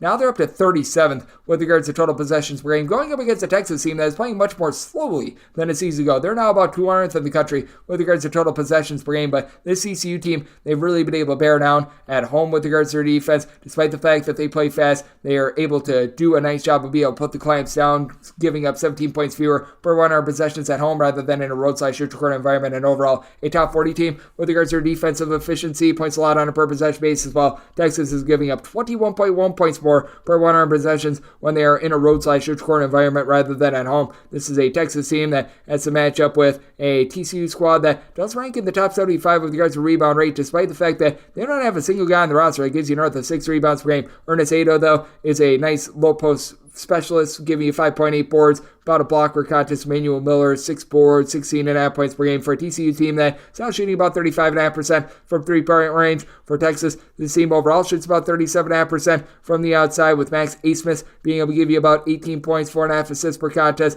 And then Therese Hunter, Ithiel Horton, they've been nice ancillary pieces. Horton, more of a microwave three-point shooter with about 7 points, shooting 38.5% per 3, while Hunter is your number 2 facilitator with about 4 assists, 12 points per contest. And Dylan DeSue shoots north of 50% from 3, but this is a squad that has nobody other than Dylan Mitchell. That's giving you north of 4.4 boards per contest, which DeSue does give you 4.4 rebounds per game. With Mitchell, he's been able to supply the team with about 8.5 rebounds per game. I do think the TCU is going to be able to do a solid job with that regard, and this is a Texas team that they do get exposed from three-point range when they're away from home, allowing opponents to shoot 38.8% from three-point range. This is a TCU team that at home, opponents are shooting just 30.8% from three-point range. I do think that even though this is probably going to be a little bit more of an up-and-down game, I do think that TCU really able to lock in with regards to their defense in regulation and regulation only. This has been a squad that has given up 75 points or fewer in 4 of their last 5 games. Meanwhile, this is a Texas team that in regulation, they've been really held below 75 points in all but one of their Big 12 games this far this season as well. So I do think that this is a total I'd set a little bit too high. I set my total at a 148.5. I'm diving in on the under. And when it comes to TCU, one to lay up to 6 with them. 653, 654 on the betting board. Virginia has the road face off against Clemson. Clemson a 4.5 to a 5-point favorite with your total total 127. I did set Clemson as a favorite of 4.5 points. So I'm going to be willing to take 5+ here with Virginia. Virginia has not been the same team defensively when they have left home. They are a team that also does very much now rely upon turnovers. They're a top 15 team in all of college basketball with regards to turnovers forced on a per possession basis. As for Virginia overall, they are number 3 in the country with regards to points allowed on a per possession basis.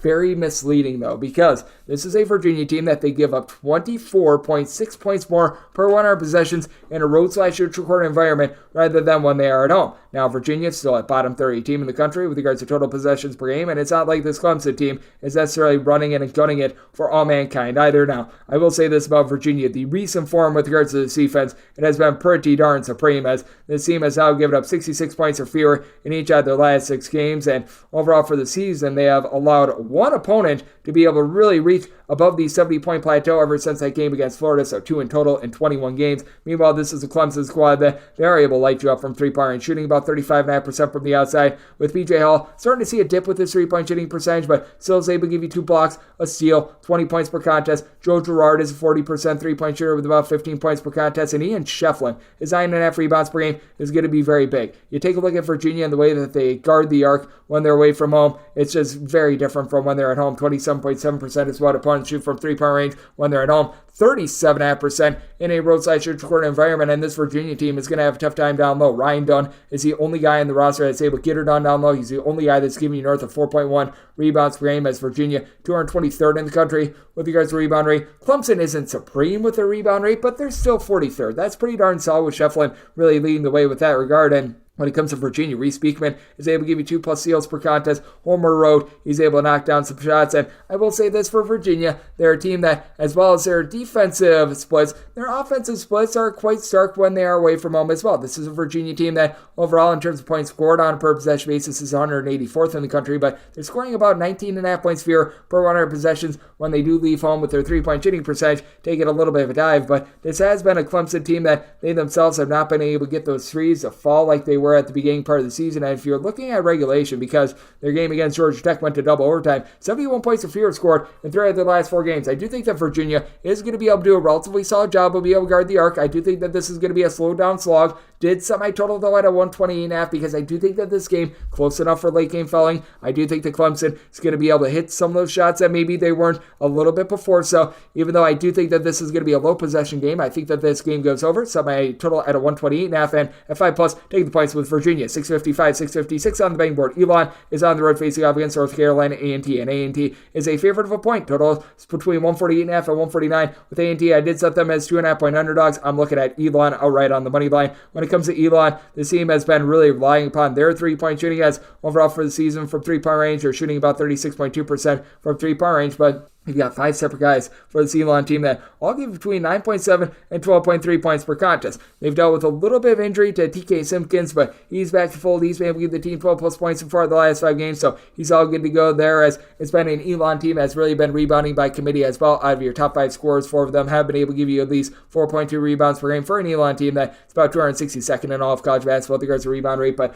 North Carolina A&T 361st out of 362 D1 teams with regards to their rebound rate. They've been able to get a bit more out of Jason Murphy, who has come into the fold after missing the first few games, giving the team 6.8 points, 6.7 boards per contest. But for A&T, just such a top-heavy team. Landon Glasper, 21.5 points, only shoots about 31.5% from 3, and it's very interesting with A&T. They shoot 40% from the floor, 30% from 3, but they just don't turn it over. They turn the ball over 9.2 times per contest. In terms of turnovers forced on a per-possession basis by opponents, I mean, they're one of the best teams at taking care of the ball in all of college basketball. They just can't get an open shot. And for A&T, they're 338th in the country in terms of points allowed on a per-possession basis, but giving up about 18.7 points fewer per 100 possessions at home rather than in a roadside-neutral court environment, while Elon is 341st, so both of these teams pretty ghastly with their defense. So you've got Camden Shell, who's able to give you about 4.5 assists, shooting 84.5% the free throw line for A&T, but you really don't have anyone on this A&T roster that shoots above 33% from three-point range. That is a big, giant issue for them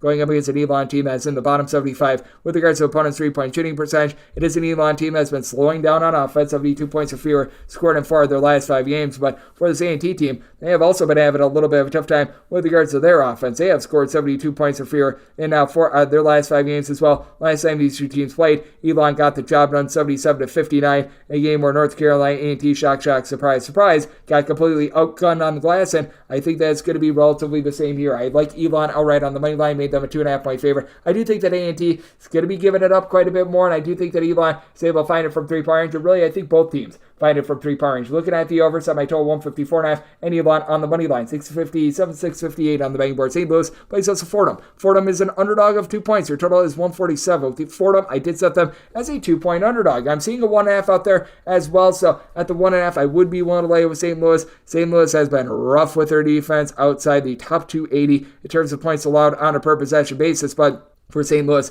they've dealt with a lot of injuries all season long. Now they're finally starting to get healthy. As Sincere Parker is back in the fold, he didn't look like himself when he was first returning, but in that game on Tuesday against Loyola Chicago, 14 points, 6 rebounds. That's more of the Mr. Parker that we all know and love. That's a good sign for a St. Louis team that they've been fine offensively, not to say amazing, but they're shooting 35.5% from 3. They're turning the ball over about 11.8 times per contest. You've got Gibson Jimerson, who's been able to give you 15.5 points per contest. Terrence Hargrove, double-figure amount of points, 5.5 rebounds per game. It's just this defense just has not been able to find it all season long. And for the St. Louis Bunch, they do get a little bit of a boost from being at home, but it's not like they're some sort of a tremendous defense when they're at home. In terms of points allowed on a per possession basis, they're giving up about 4.5 points fewer per 100 possessions when they're at home. And this has been a St. Louis team that has had a tough time with regards to hitting the glass all season long, which I do think is going to be rough against a Fordham team that they've been able to do a solid job, be able to haul in there some boards, 129th in all of college basketball. With regards to rebound rate, Abdul Simbilia has been able to give you about 8.5 rebounds per game, going up against a St. Louis team that their rebound rate is well outside the top 250 in all of college basketball. With Fordham, they have been having a tough time with regards to their turnovers. They are turning the ball over about 13.5 times per contest, but you've got Yusuf Metter. You've also got out there Antrell Charlton, who have been able to combine for 6 assists per contest. Metter has been able to give you 11.5 points, shooting 36.5% from 3-point range, and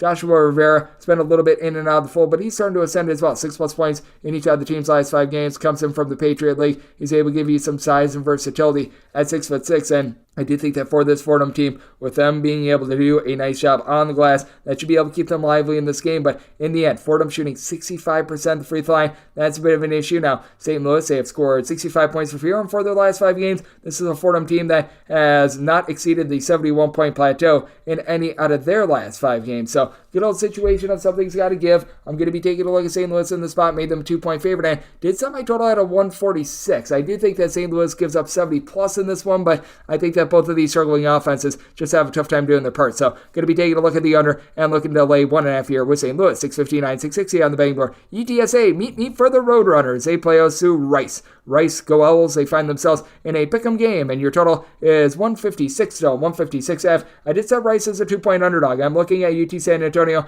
as a pick'em. I'd be willing to lay up to 1.5 with them. This is a Rice team that they've been looking a little bit better offensively recently, but all in all, it has been a very brutal display for them thus far this season. They've got Max Fiedler, someone who's stands 6'11". He's been able to supply the team with 9 points, 8 boards. He's doling out nearly 5 assists per contest, but they just need to get a little bit more from the outside. Travis Evie, along with Makai Mason, they just have not been themselves this season, combining for about 29.5 points per contest, but also shooting about 32% from 3-point range. This is a Rice team that they're still semi-up-tempo, but they're more around about 125th with regards to total possessions per game, going up against a UTSA team that's playing at rocket ship-like speeds. They're in the top 35 with regards to total possessions per contest, and with Jordan Ivy Curry in the fold, this team has really been able to cook on offense. If you take out those first 2 games where he was starting to just find his sea legs in general, this team has gotten to at least 72 points in all but one of their games thus far, and they've been able to get past the 75-point plateau in all but 2 of these games as well. Jordan Ivy Curry out there in the fold, and you're able to combine that with Dre Fuller, Carlton Lindgard, giving you combined about 11 boards, 20.5 points per contest, with having Christian Tucker along with Lindgard combined to shoot about 35.5% from 3-point range. It's a UTSA team that, despite the fact that they play fast, they only turn the ball over about 11.5 times per contest, and they go up against a Rice team that's outside the top 275 with regards to opponents' 3-point shooting percentage, and this UTSA team getting absolutely cooked on defense as well. UTSA outside the top 250 with regards to points allowed on a per possession basis, and 359th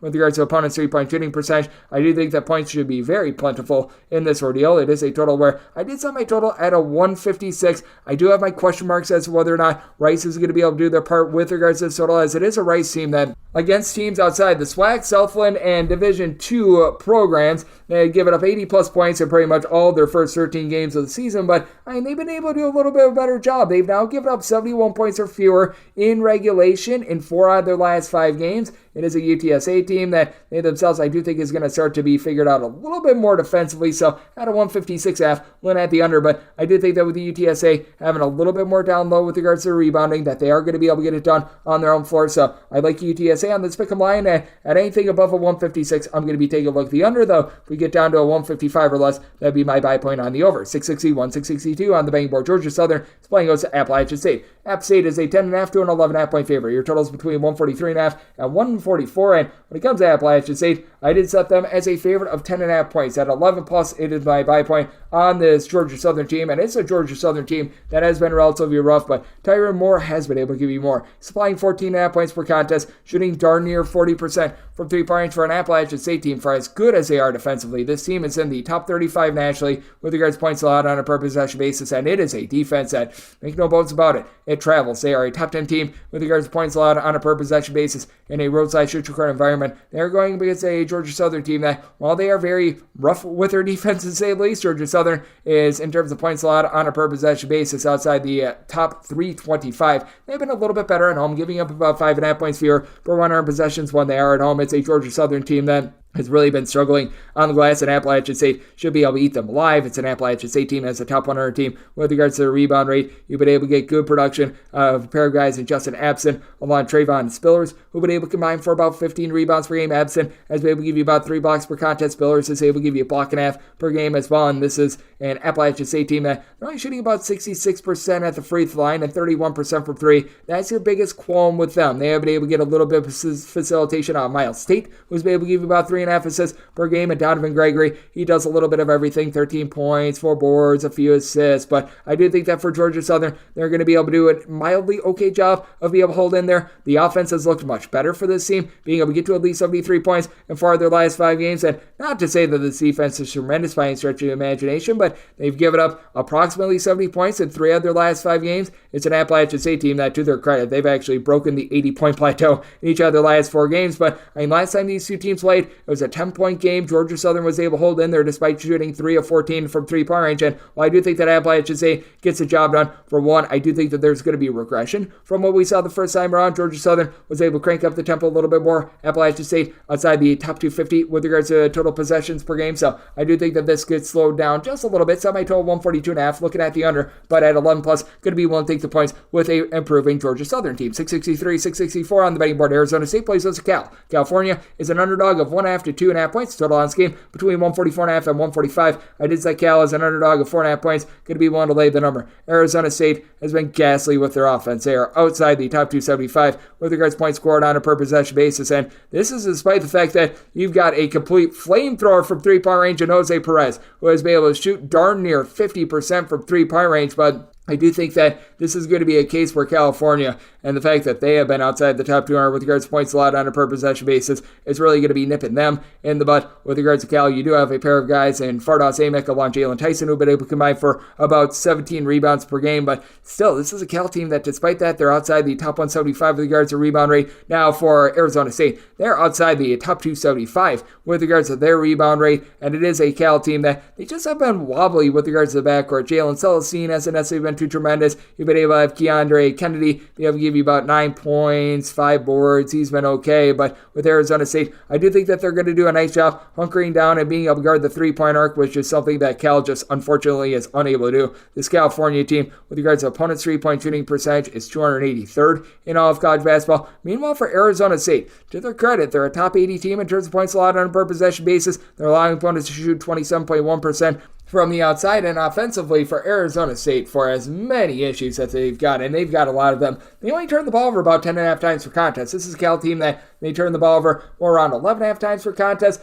Jalen Cone, he's a little bit of a black hole. You pass him the ball, and the ball's not coming back out. He gives you 14 points per contest, but he's only shooting about 31.5% from 3-point range. For Cal, the defense is just a massive liability for the team. 75-plus points surrendered in 4 of their last 5 games. Meanwhile, for Arizona State, it's just all about, can this team get enough offense to be able to get the job done, as they scored 71 points or fewer in all but 2 of their games in the month of January. So situation of something's got to give. I do think that Arizona State holds up on their home floor, and I do think that they get this game slowed down a little bit more, which is much to their forte. I did set my total at 144.5, so here at the 145, going to be diving in on the under. And when it comes to this Arizona State team, made them a 4.5 point favorite, so want to lay the small number. 665, 666 on the betting board. Arkansas State plays us at Louisiana Monroe. And with Monroe, you're going to be getting them as an underdog of 9 to 9.5 points. Total on this game, it is between 150 and 150.5. Set Arkansas State as an 11 point favorite. I'm going to be willing to lay the number. Now for Louisiana Monroe, they've been able to play some much better basketball recently. That said, this is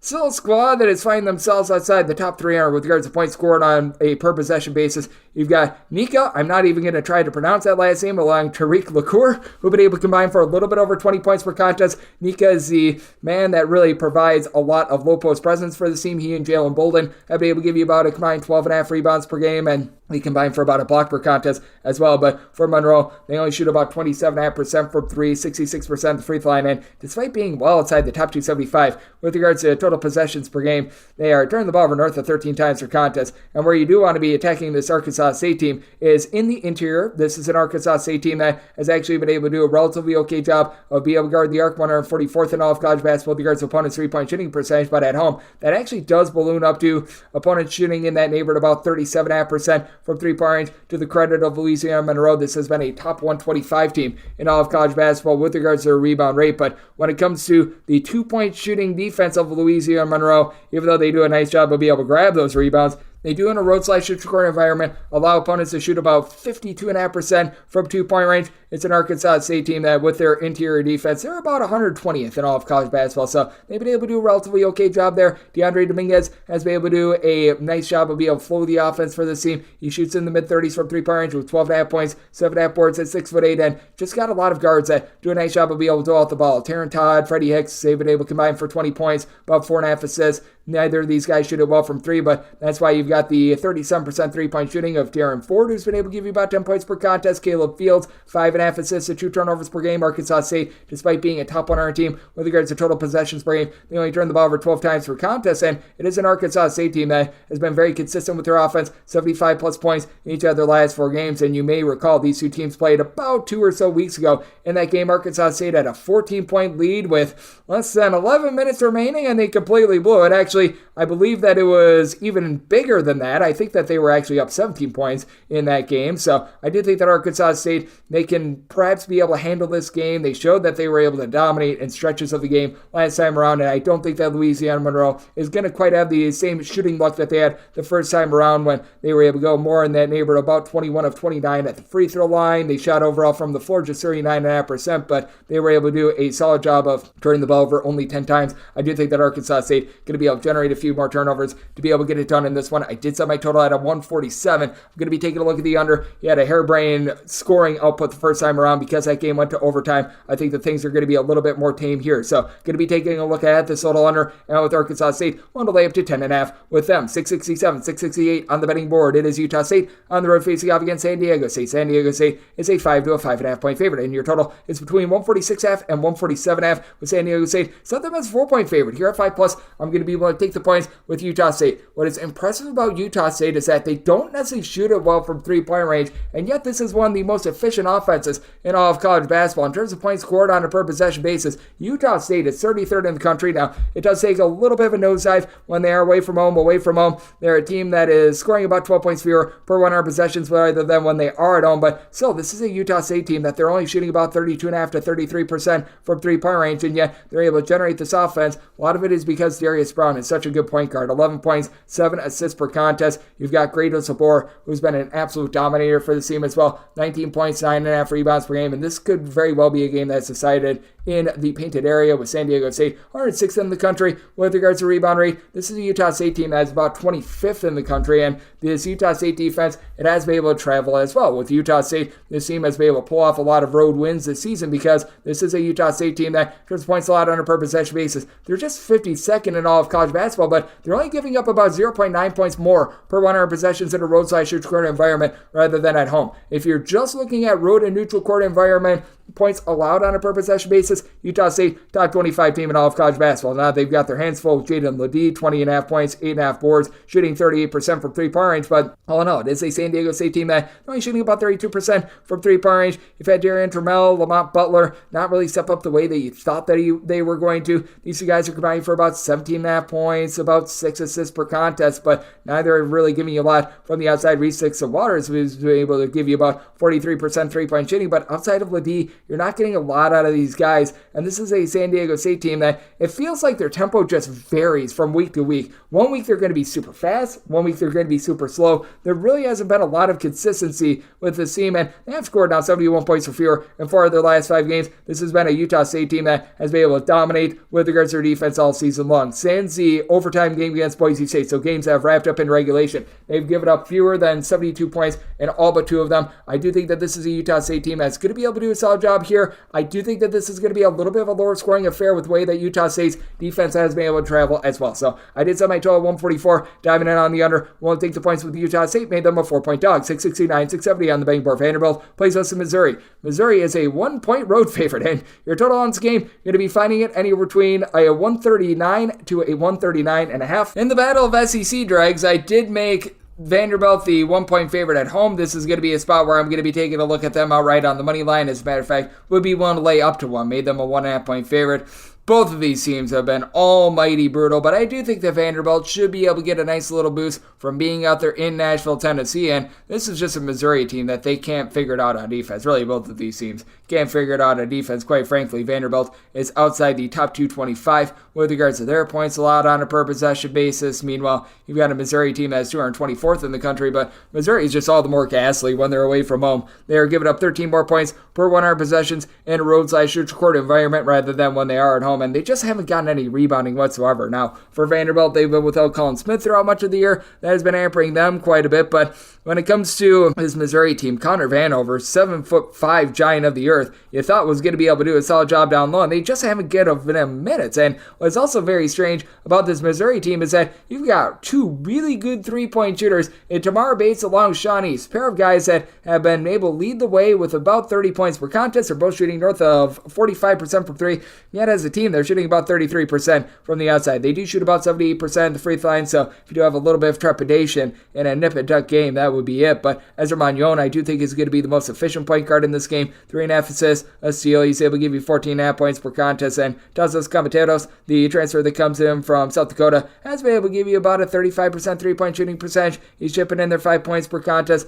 Van Allen Lubin, Tyron Lawrence are able to combine for about 11 rebounds per game as well. So these guys have been solid with that regard. And it is a Vanderbilt team that they do need to protect the ball. This is a Missouri team in which they do sell out for turnovers. They're a team that does rank in the top 50 nationally with regards to turnovers forced on a per possession basis. But if you're able to break that initial press, you should be able to find some wide open looks against a Missouri team that, in terms of their three-point shooting defense, they're about 194th in all of college basketball. They allow quite a bit on the interior as well. And this is a Vanderbilt team that they themselves are allowing opponents to shoot right around about 36.5% from three-point range at home. So it's a very interesting ordeal. I did set my total at a 139.5. Missouri really not playing a lick of defense as of right now, and it's a Vanderbilt team that has not been able to get a lot going on offense. You've got a Missouri team that they themselves have scored 67 points or fewer in 3 of their last 4 games, but Vanderbilt, they have given up at least 75 in 3 of their last 4 games. Something's got to give. So here at a 139, I'm going to be taking a look at the over, and I'm going to take Vanderbilt on the money line as an underdog. Made them the 1.5-point favorite. 671, 672 on the betting board. Evansville, it's Rhode face off against Valparaiso. Valpo is in a pick'em game / a 1-point favorite to a 1-point underdog. So pick your own adventure there. Total on this game, finding it between 144.5 to 145.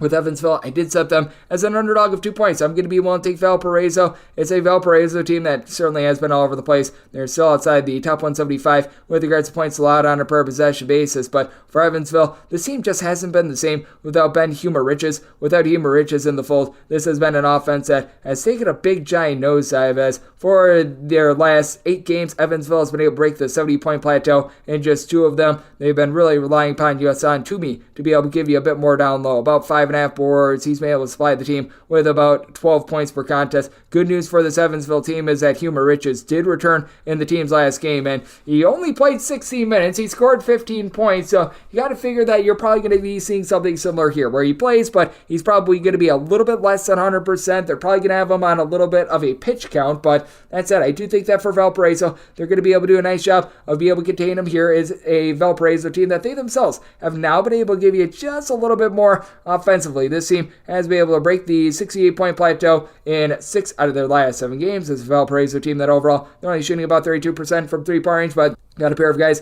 in Cooper Scheidberger along with Isaiah Stafford who have been able to combine for about 29.5 points per contest. With Stafford, by the way, he's been able to supply the team with 16 plus points in 3 of the team's last 4 games. It's a Valparaiso team that I think is going to be able to do a solid job down low as well. Schweiger along Jackson Edwards have been able to combine for 11 rebounds per game. It's a Valparaiso team that, with regards to their rebound rate, they're currently clocking in 313th in all of college basketball. They've been one of the lesser teams with that regard, but Valparaiso is not going to be dominated with this respect because Evansville, they themselves are about 270th in all of college basketball. Kenny Strawbridge for Evansville is able to do a little bit of everything with 13 points, 4 rebounds, but really doesn't shoot it well from three-point range. And the big key for Valparaiso, just continuing to guard the arc. This is a Valparaiso team that is about 263rd in all of college basketball with regards to their opponent's three-point shooting percentage. It's an Evansville team that they themselves are, in terms of opponent's three-point shooting percentage, 227th. Both of these teams with regards to their home and road splits at about 36% in this one. And I do think that with Humor Riches back, but most likely not at 100%, that does give Valparaiso just enough to be able to get it done. And I do like the way that Stafford has been able to step up for this Valparaiso team. I did set my total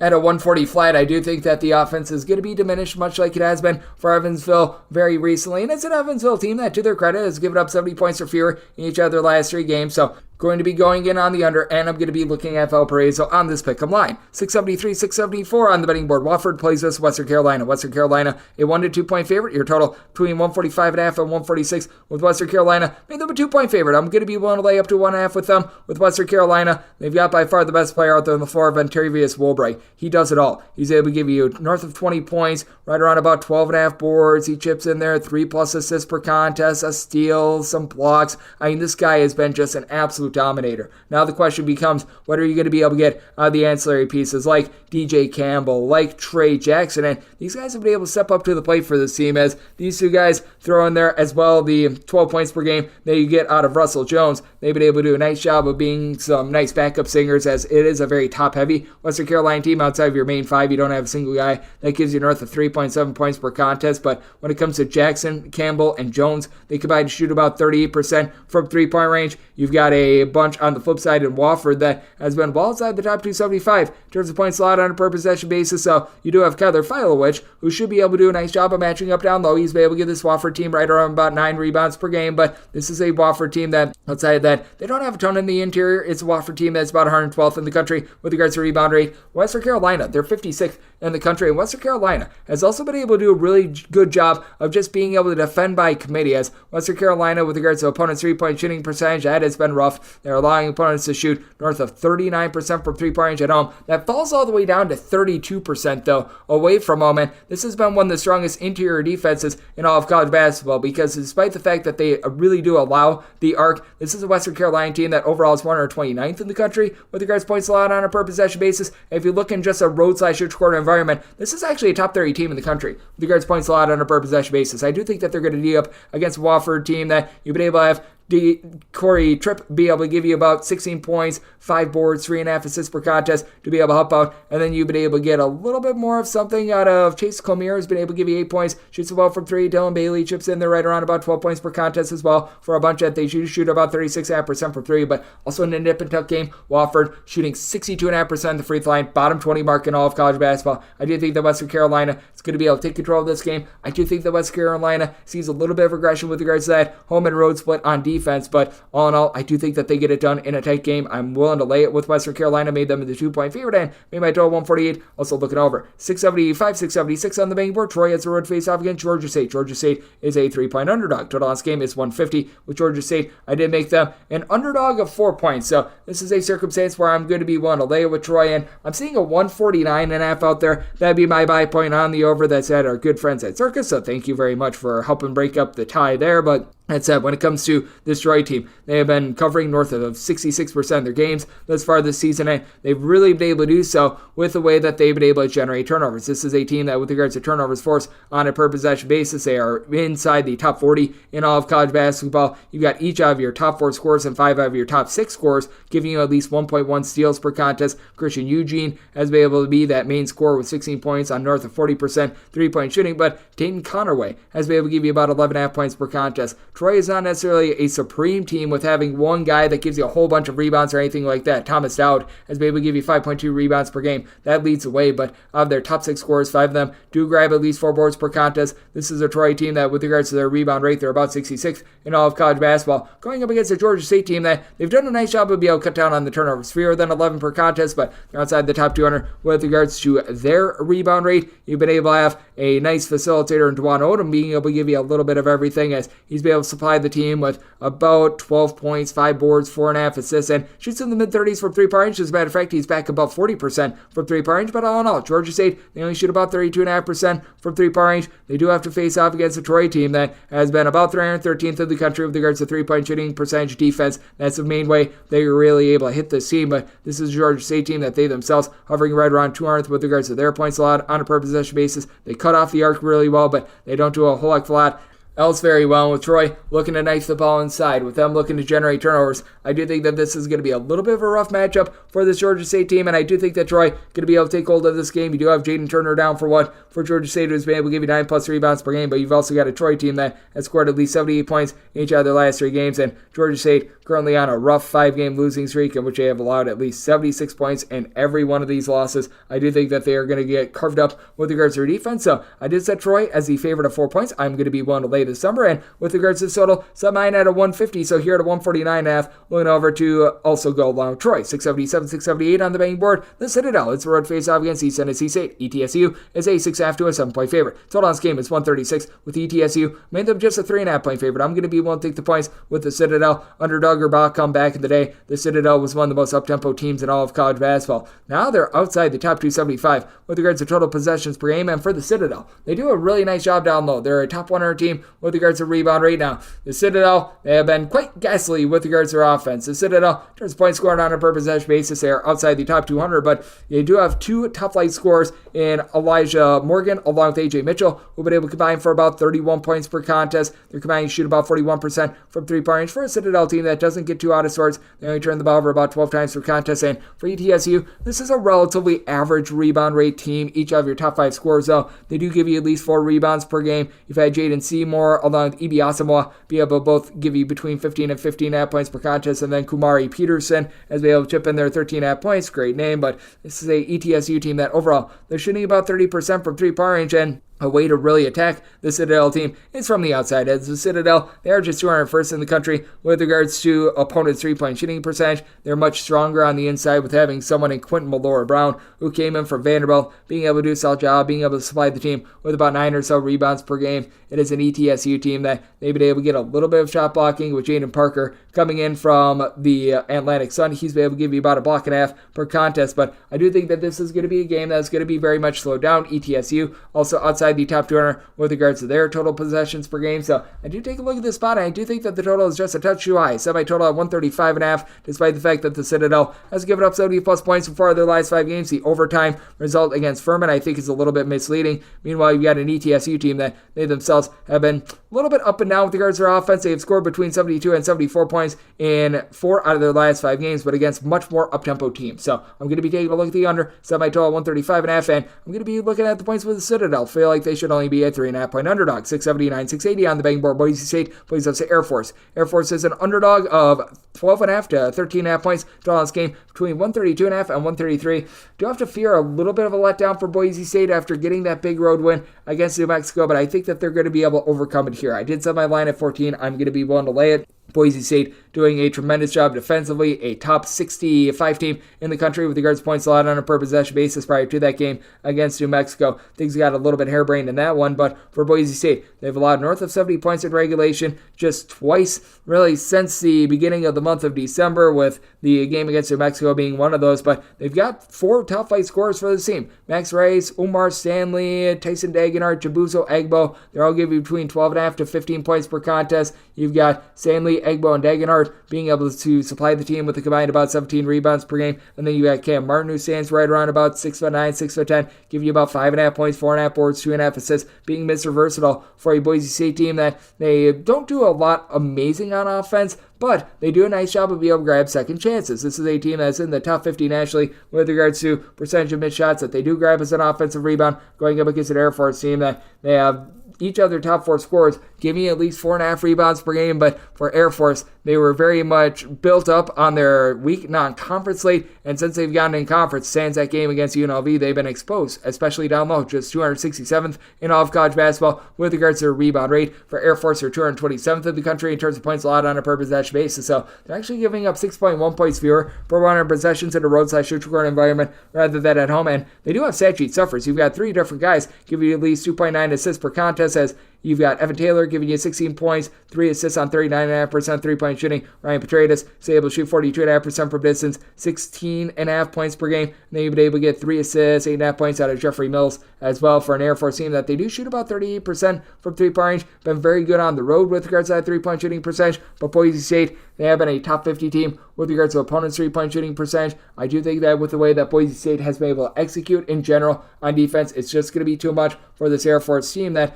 again, they've been able to have some relatively solid metrics that have come against bad teams when they've had step-up spots. Has not been quite the same for them. I did set my total at 132. Both of these teams inside the top 200 with regards to total possessions per game. So diving in on the under, want to lay up to 13.5 with Boise State, 681, 682 on the betting board. Central Florida plays those to Oklahoma. Oklahoma is a 1 to 1.5 point favorite. Your total is between 134.5 to 135. Set Oklahoma as a 1.5 point underdog. I'm looking at Central Florida outright on the money line. It is a Central Florida team that they entered into the week 4th in the country with regards to points allowed on a per possession basis. They did have a little bit of a rough one earlier in the week, losing at home, but with the Central Florida team, you know that this team is going to be able to do a pretty solid job on the glass, and they go up against an Oklahoma team that Jalen Moore has been the top guy for Oklahoma. He's been able to give you about 5.5 rebounds per game. Now, you can sort of say the same thing about Central Florida. So you've got Abrima Diallo. He's come in from San Jose State and has been a really good shot blocker, give you about 2.5 blocks per contest, but he doesn't really give you anything more than about 6 or so rebounds per contest. So both of these teams do have that sort of working in their advantage/disadvantage that they do rebound by committee, but for Oklahoma, they're about 23rd in the country with regards to rebound rate. Central Florida, they're more around 37th, but this is a Central Florida team that is a much different team at home rather than in a road/neutral court environment, and I feel like you're able to say that about Oklahoma as well. As for Central Florida, they're giving up 19 points fewer per 100 possessions at home rather than in a road/neutral court environment, and when it comes to the Oklahoma defense, they're giving up about 10.3 points more per 100 possessions when they leave home, but it really takes hold with regards to this Oklahoma offense. As for Oklahoma, in terms of points scored per possession, they're 43rd in all of college basketball, but they're scoring 13.8 points fewer per 100 possessions when they do leave home. It is an Oklahoma team that has been able to get really good production out of Javion McCollum, along with Ortega away, I should say. He's been able to shoot 47.5% from three-point range, but that has been regressing quite a bit. It's a Oklahoma team that is turning the ball for 12.5 times per contest, and this is a Central Florida team that they only shoot about 32.5% from three-point range, but it does feel like Jalen Sellers has been able to find it a little bit more from three-point range. Comes in for Ball State, shot 45% from three last season, just 29.6% thus far this season, but he's still been able to give the team 17 points per contest, and if you look at what he's been able to do recently, he has been able to pick it up from three-point range. Last 3 games, he has went a combined 9 of 19 from three-point range, so that could be a little bit of a sign of things to come from him. You've also got CJ Walker back in the fold as well after he was missing towards the beginning part of the season, though he has been in and out. This could be another situation where he might be out of the fold, but has been able to give the team right around about 5 boards per contest as well. I do think that with Central Florida being a top 50 team in all of college basketball with regards to turnovers forced on a per possession basis, and this being an Oklahoma team that they've been turning the ball over a little bit recently, it's been a little bit rough for them on offense as they've been held to 73 points or fewer in now 4 out of their last 6 games, and this is a Central Florida team that they themselves have just not gotten a lot going on offense. They've scored 72 points or fewer in each of their last 4 games, so for that matter, in conference play, they've really only broken the 72-point plateau once. I do think that this is going to be a lower scoring slog, set by total 133.5, so going to be looking at the under. But with Central Florida, I do think that they get it done on their home floor. I'm looking at Central Florida on the money line, made them the 1.5-point favorite to go along with the under. 683, 684 on the betting board. Eastern Michigan, it's the road to face off against Northern Illinois. Northern Illinois, a 6 to 7-point favorite. Your total is 146. I said Eastern Illinois as a 6-point favorite. So seeing the 7s out there, I'm going to be willing to take those points. It's an Eastern Michigan team that actually has a top 15 scorer in all of college basketball at their disposal. That would be Ty Acuff. And Acuff, he is pretty much a man for Eastern Michigan. He doesn't necessarily shoot it well from 3-point range, but he does give you 21 points, 3 assists per contest on the 27% 3-point shooting. Eastern Michigan as a whole, they're shooting 29.5% from distance. That is a bottom 50 mark in all of college basketball. And for Eastern Michigan, they're relying upon Julius Ellerbe to be Mr. Do-It-All. 5 points, 5 boards, about 2 assists per contest. They just need a little bit more out of some of the ancillary pieces. And for Ellerbe, he has been in and out of the fold the last few games. It might be missing for this game as well. As a matter of fact, it's looking more than likely that he's going to be missing for this one. But you've also got a Northern Illinois team that is well outside the top 280 with regards to points allowed on a per possession basis. And this is a team that is very vulnerable from 3-point range. So you've got a bad 3-point shooting team in Eastern Michigan, and then you've got a Northern Illinois team that is just absolutely giving up the arc. 331st in all of college basketball with regards to opponents' 3-point shooting percentage, allowing opponents to shoot 39.1% from 3-point range at all. Now for Northern Illinois, they've got a top flight scorer of their own, David Coit. 19.5 points, 3.5 boards, 3.5 assists for a team that shoots overall 34.5% from 3-point range. He shoots 35.5% from the outside. You've had Philman Gilbertwhite be able to give you about 9 points per contest. He's been relatively okay. And then Tariq Nutter, who was missing for a little bit of time earlier in the season, he's come back and he's really been able to blossom recently. 16 plus points each of the last 3 games, 15.5 points, 5 rebounds per game. And then you got the gentleman that comes over from Switzerland and Yannick Conan Niederhauser, who's been able to give you some rough and tumble down low with about 2.2 blocks per contest. But since he's come back from injury, he's been on a very, very limited sort of minutes count. He has really not broken the 20-minute mark in 4 out of his last 5 games, so you do have to be wondering if he's fully at 100% with Eastern Michigan. This is a team that's well outside the top 275 with regards to their rebound rate, and it's been pretty rough for them on offense, 67 points or fewer in 5 out of their last 6 games, but for Northern Illinois, this team has just been bleeding points upon points. This team has given up at least 80 points in every one of their last 6 games. This is a something's got to give sort of scenario, and I do think that Eastern Michigan, despite the fact that some of their versatility is currently out of the fold, I do think that they're going to hold in there with Acuff being able to supply the points. I did set my line at a 6, so are the 7 going to be willing to take those points, and I did set my total at 146. Right now I'm seeing a couple 145.5s pop up at 145.5, looking at the over and looking at the points with Eastern Michigan. 685, 686 on the betting board. Marshall is going to be playing against Coastal Carolina. Coastal Carolina is an underdog of 12 points. Your total on this game is 154.5 to 155.5.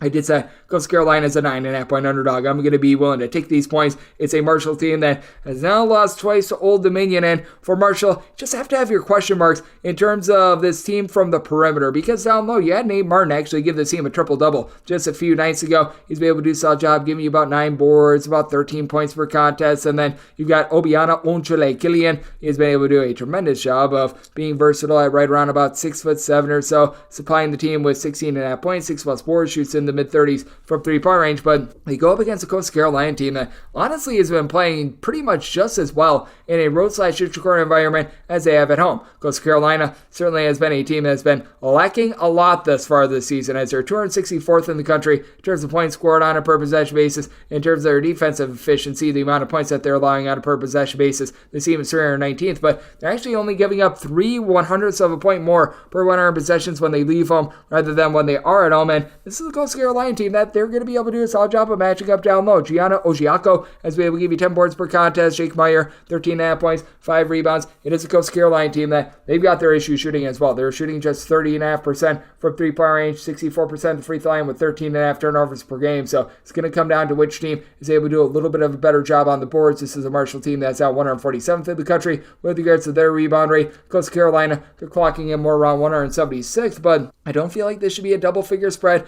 fully recognize that Coastal Carolina as we deal with a few injuries, especially that to Jimmy Nichols, who has not played really since early January, but they are getting a little bit more facilitation, 3 assists, 8 points out of John Saunders. He's been able to step up in a more of a pass the ball and try to get guys open sort of role, and I do think the Coastal Carolina going to hold in there against a Marshall team that, while their offense has been relatively rough, their defense, it has been able to rise up a bit more, giving up fewer than 70 points in 3 of their last 4 games, but I just don't know if they're going to have the offensive pop to really be able to expand the lead and to be able to really break away in this one. This is a circumstance where I did set my total 155.5 because I do think that you're going to get some late game felling, and Coastal Carolina, they themselves, they've been able to give you a little bit more on offense recently. They were able to get to 85 points against Georgia State about a week or so ago, so it is a circumstance where you're at the 154.5, when at the over, as you've got a pair of teams that do rank in the top 75 with regards to total possessions per game, and with Marshall could only set them as a 9.5 point favorite, so taking 10 plus with the Coastal Carolina and the over. 687, 688 on the betting board. VCU plays us to Richmond. Richmond is an underdog of 3 points. Your total is 135.5. Set VCU as a 3.5 point favorite, so here at the 3, it's the max I'm willing to lay, but I'm going to be willing to lay it. Both of these teams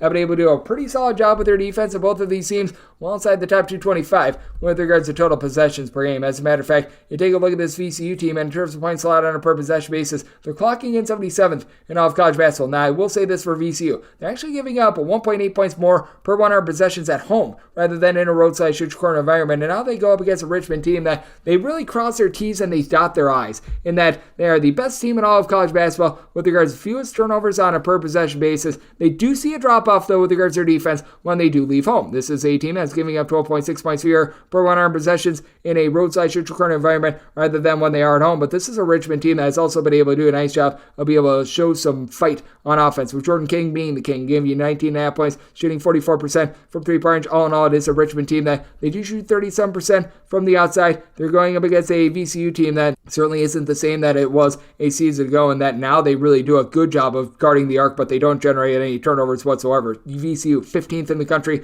with regards to opponents' three-point shooting percentage. Meanwhile, Richmond, they're 25th in the country. Both of these teams should be having a very tough time being able to just be able to knock down those threes that they're accustomed to, though you do have Isaiah Bigelow, Neil Quinn for this Richmond team, combining for about 13 rebounds per game. Meanwhile, for VCU, despite the fact that you don't really have a single guy that's able to give you north of 6.5 rebounds per game, this has been a relatively solid team of being able to hit the glass. 94th in the country with regards to rebound rate. Richmond outside the top 225 with that regard, as for VCU, out of your top 5 scorers, 4 of them have been able to give you at least 4.3 rebounds per game, and getting back Joe Beshmealy along Sean Barisell has been able to give the team a combined about 24.5 points per contest. Beshmealy now shooting 39% from 3 for a VCU team that as a whole, they shoot 77.5% free throw line, 36% from 3. Both of these teams do the little things well. VCU turns the ball over a little bit more, but VCU does a better job on the glass. I do think that being able to hit the glass very well is going to be able to win out in the spot. And VCU, they're actually the team that's in better form currently with regards to their defense. This is a VCU team that has allowed fewer than 68 points in each out of their last 6 contests. So it is a spot where I do think that points are going to be at a premium. Set by total 133.5, diving under, and with VCU 1 to lay up to 3 with them. 689, 690 on the bank board. Northern Arizona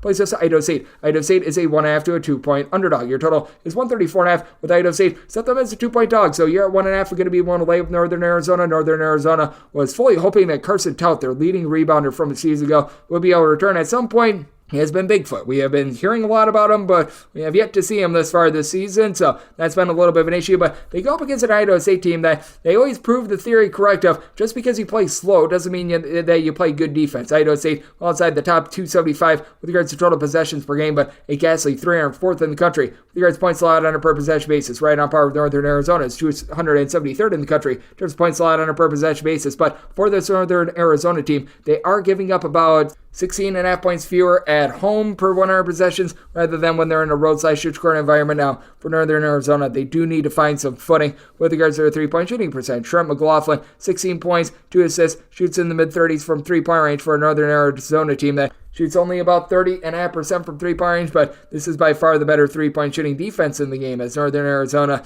is 83rd in the country with regards to opponents' three-point shooting percentage. Idaho State, well, they are not. They are 270th in all of college basketball in this regard. You've got Malik Arrington, though, on the flip side for Idaho State, who has been able to do a solid job, being able to give you about 4.5 assists. He's able to chip in their double figures. Braden Parker has been able to do a solid job with about 14 points, 5.5 rebounds per game, and it's an Idaho State team that they don't necessarily have a ton of size, but Kyrie Huey has been able to give you give you about 5.5 rebounds per game. Idaho State is the better team with regards to the rebound rate in this one, even though it's still been a little bit brutal for them. They're about 186th in all of college basketball with regards to rebound rate. Northern Arizona, they're clocking in 340th, but they've got a positive rebound rate at home. This has been a Northern Arizona team that has been much different at home rather than a roadside-shoot-record environment. And Idaho State does have some funky splits as well because they are one of those teams that they do play at quite a bit of elevation as well. And when they do come down from elevation, the offense is really what's affected. Their defense is honestly relatively consistent home to road, but this is an Idaho State team that they just have a tough time being able to put the ball in the basket when they are away from home. They are about 213th in the country with regards to points scored on a per possession basis.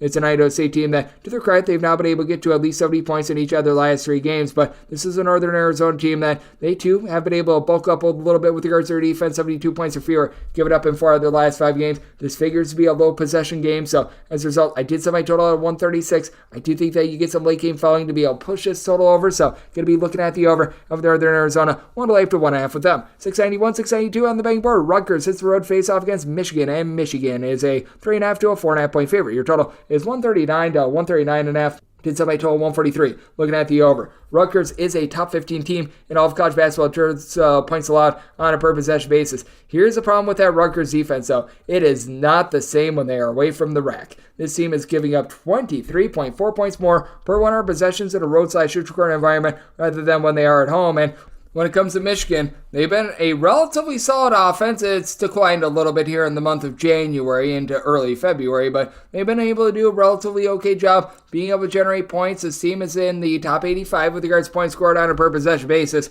It's just been their defense has been a complete and utter trash can. They're right around about 300th in all of college basketball in terms of points allowed on a per possession basis for Michigan. They're semi-up-tempo. They're not playing at warp speed, and they're going to have Doug McDaniel in this one as well. Doug McDaniel, his suspension is for road games and road games only, which I do still find to be one of the strangest suspensions I've ever seen. But in the last 2 games, with this suspension, he's had a combined 11 assists, 27 points, and just 2 turnovers. So he's actually been relatively efficient when he has been out there on the floor, making the most of it. It's a Michigan team that, as well, does have each other top 5 scorers, giving you at least 4 rebounds per contest. They shoot 37.5% from 3-point range, going up against a Rutgers team that is one of the best at being able to guard the arc in all of college basketball. But once again, a lot of that is at home. When they hit the road, they do allow opponents to shoot more around 35% from 3 compared to 29.5% from 3-point range when they are at home. This is a Michigan team that they themselves are 321st in all of college basketball with regards to opponents' 3-point shooting percentage, but Rutgers is barely shooting about 30% from 3-point range themselves.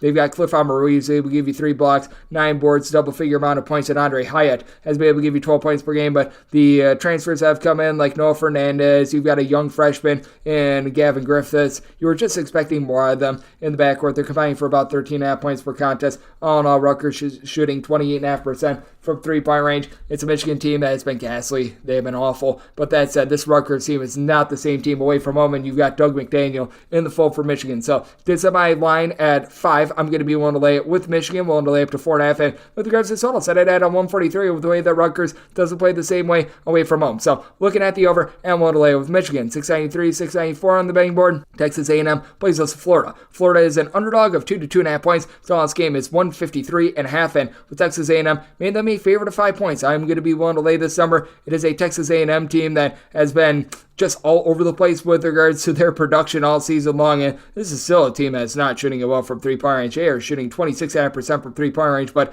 they don't turn the ball over. They turn the ball over 9.8 times per contest. They're not a team that they take a lot of threes as well, so they know who they are. You've got Wade Taylor, who has been able to do a nice job taking hold of this offense, 20 points, 4 assists, 2.2 steals, 3.5 rebounds per game for a Texas A&M team that is a top 25 team in all of college basketball with regards to rebound rate. Now they go up against a Florida team that they're also a top 30 team with regards to the rebound rate. So this is going to be strength on strength, and for Florida, do have to wonder how much they're going to be feeling themselves a little bit after that win against Kentucky. This team does have a pair of guys in Zion Pullen along with Walter Clayton there, combined shoot about 38% from 3-point range with Pullen, 5 assists and 1.1 turnovers per game. And for Florida, it does feel like this is still a little bit of a disjointed offense. You've got Will Richard, who's shooting about 34.5% from 3, 11 points per contest. Riley Kugel, we thought he was going to take some massive strides forward. 10.5 points on 30.5% 3-point shooting, but you do have Terry Samuel, Alex Condon, Michael Hanglotten. These 3 guys they've been able to give you combined about 21 rebounds per game with Hangelon. He's been able to give you about a block per contest along with Condon and Samuels as well. So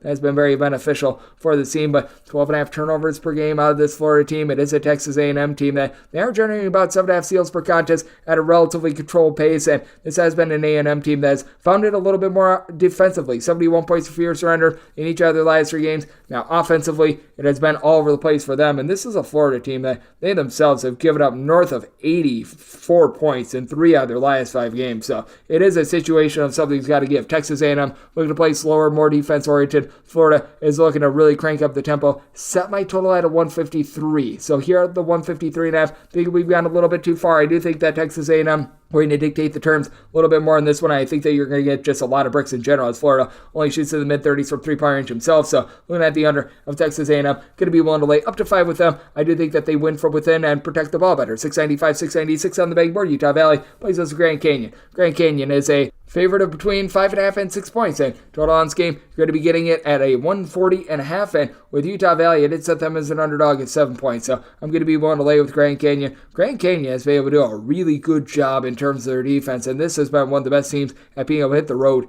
in all of college basketball. For Grand Canyon, they've got one of the best do-it-all players in the country. That would be Tyon Grant Foster, who is a top junior college transfer a few seasons ago. He's giving you a block and a half, a steal and a half, 19 points, 5.5 boards per contest. This is the Grand Canyon team that's seen a little bit of a drop-off with their three-point shooting from a season ago, now shooting about 33.5% from three-point range. But you look at this team on the glass, and they have been completely dominant with that regard. Grand Canyon, 26th in the country with regards to rebound rate, going up against the Utah Valley team that's in the bottom 25 nationally with regards to three-point shooting percentage, and they rank 256th with regards to rebound rate. You've been able to get down low Trayvon Doris to be able to give you 7 rebounds per game, and then in their backcourt, you've got Caleb Stone-Carrawell along with Drake Allen, who have been able to combine for about 24 points per contest, but both of these guys have been rough in terms of their three-point shooting percentage. Stone-Carrawell is 32% three-point shooting among guys that have attempted at least 4 threes this year, is a top mark in all for the entirety of this Utah Valley team. That's just not good to say the least. You've been able to get about 3 assists, 7 points per contest out of Jaden McClanahan, but Grand Canyon just has the team completely outgunned. You've got the versatility of Gabe McLaughlin, who's able to give you about 7.5 boards, 15 points while shooting 44% from three-point range. Javon Blackshear, he's come back from injury, and he's been more of a microwave, come off the bench and hit some threes guy, and he's shooting those threes at a clip of about 44%. So he has been rock solid for this team. It's a Utah Valley team that they have been really giving it up on defense as well. They're about 115th in the country with regards to points allowed on a per possession basis. This Grand Canyon team, they just continue to get the job done time and time again on the glass.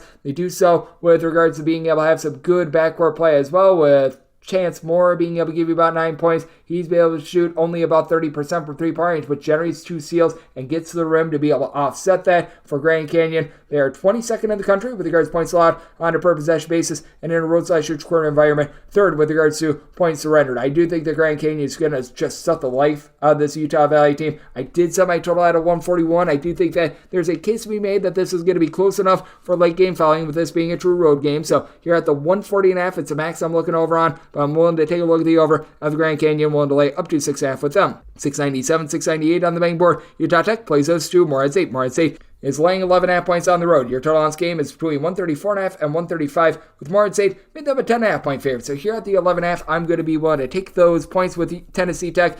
It's been rough for Tennessee Tech, to say the least, and this Morehead State team has been a top 40 team in all of college basketball with regards to rebound rate. And for Morehead State, they're turning the ball over quite a bit less than they have in past years as well. That was always a big bugaboo with regards to their offense. Not to say that this Morehead State team is supreme with regards to their offense, but you know what? In terms of points scored on a per possession basis, this team has been able to ascend to right around about 125th in all of college basketball, but that does fall off by about 17.6 points fewer per 100 possessions when they're in a roadside shoot corner environment rather than when they are at home. And they go up against a Tennessee Tech team that is scoring 10 points more per 100 possessions when they're at home, with Javius Harvey being able to shoot in the mid-30s from three-point range, supplying this team with about 15 points per game. They don't have anyone that's quite on the level of Riley Minix, who for Morehead State, he's able to give you 19 points, 9 boards. He's able to shoot in the mid-30s from three-point range for a Morehead State team that, all in all, they from distance are shooting about 34.5% from three. You've had Jordan Lathan, Khalil Thomas be able to provide about 28 points per game, and it's a Morehead State team that, while they don't necessarily do a great job of being able to generate turnovers, they do generate those second and third chances, going up against a Tennessee Tech team that has gotten a little bit more out of Daniel Igbenui down low, who's been able to give you about 6.5 boards per contest, but has really been able to ascend recently, 6+ rebounds rebounds in each of the team's last 5 games, so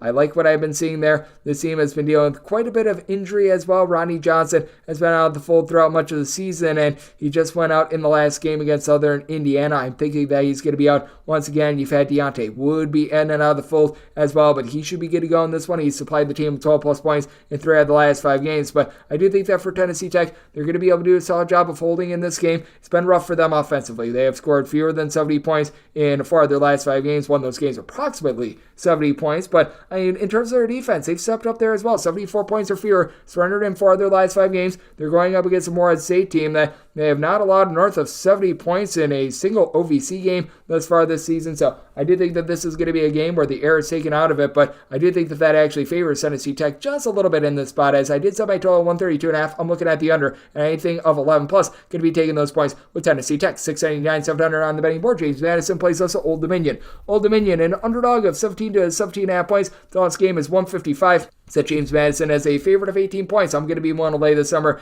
It's an Old Dominion team that typically they pride themselves on defense and playing relatively slowly. Well, this is an Old Dominion team that they have cranked up their tempo. They're now inside of the top 125 with regards to total possessions per game, and they are right around about 275th with regards to points allowed on a per possession basis, going up against a James Madison team that has ascended into the top 25 with regards to their points allowed on a per possession basis, and they could just completely pick this Old Dominion perimeter defense apart. One that is allowing opponents to shoot 37% from 3-point range in a roadside stretch court environment. You've got a James Madison team that has all sorts of depth, as you've been able to have Terrence Edwards be able to lead the team with 17 points, 3 assists on 34% 3-point shooting, but despite the fact that the 3-point shooting numbers have dipped a little bit for this James Madison team as the season has went along, you've still been able to get really good production out of guys like Julian Wood and Noah Friedel being able to combine for about 22.5 points per contest. Both shoot 38% from 3-point range, and then when it comes to Old Dominion, you do have a pair of guys in Vashon Alouette along Chauncey Jenkins, combined for about 33.5 points per contest and 34.5% 3-point shooting. And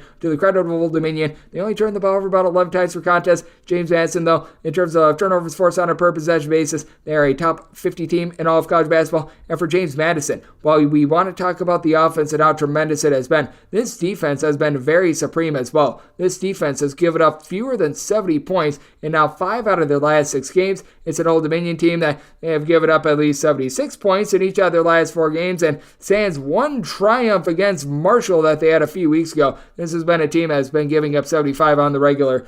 In Sun Belt play, I do think that for this James Madison team, they have turned over a little bit of a new leaf, and they've been playing a little bit more slowly out here in Sun Belt play, which is why I did set my total at 154. I also do think that we could see Old Dominion slow it down a little bit more. This is a team that traditionally is about 300th in the country with regards to total possessions per game. They're playing way too fast for their own good, and James Madison has been very stout defensively, especially with TJ Bickerstaff hauling in balls on the glass. There shouldn't be a lot of second chances in this game. So looking at the of James Madison, willing to lay up to 17.5 with them. 701, 702 on the betting board. Houston, it's a road to face off against Kansas. Kansas is a home underdog of between 1.5 and 2.5 points. Total on this game is between 133.5 and 134.5. This has to be the first time since dinosaurs roamed the earth that Kansas has been a home underdog. I mean, it's happened before, but I can't remember the last time it's happened, and I'm going to take Kansas on the money line. I set them as a 1.5 point favorite. This Kansas team, they're not quite Houston with regards to their defense, but this Kansas bunch has been very good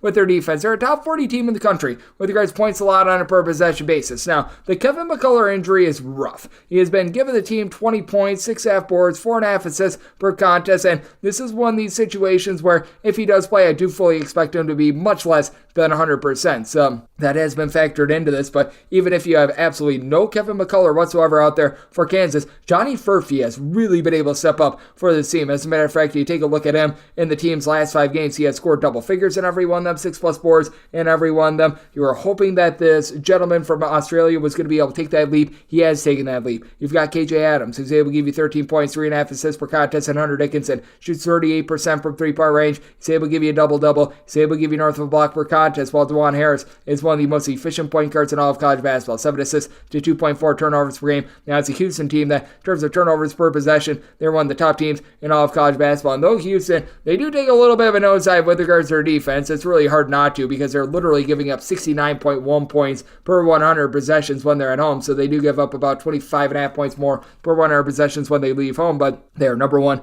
in all of college basketball with regards to points allowed on a per possession basis. But again, even though Kansas isn't quite necessarily on that same wavelength, this has been a Kansas team that's been in the top 50 with regards to points allowed on a per possession basis. They've been able to do a relatively solid job recently with regards to that defense, and it is a Houston team that, though you do have LJ Cryer, is able to throw it in there at about a 39% clip from three-point range. Though you do have Jabal Shed, who gives you about 11 points, 6 assists, 2+ steals per contest, and Jawan Roberts is able to give you about 7 boards per contest. I do think that for Houston, them being in the Big 12 for the first time, this being a big-time step-up spot, I do think that the crowd is going to get into it. I think that home court is just so meaningful in this game. I do think that it's going to be a low-scoring slog. Set my total at 131.5, diving in on the under, and I'm going to trust in Kansas at home, looking at Kansas on the money line and looking at the under. 703, 704 on the betting board. It is Sam Iamford, and at the road, they're facing off against Chattanooga. Chattanooga, a 1.5 to a 2-point favorite. Your total is between 158.5 and 159.5. I did set my total at a 164. I'm looking at the over. Samford, a top 50 team with regards to total possessions per game. And though this is a Chattanooga team that's mid-tempo and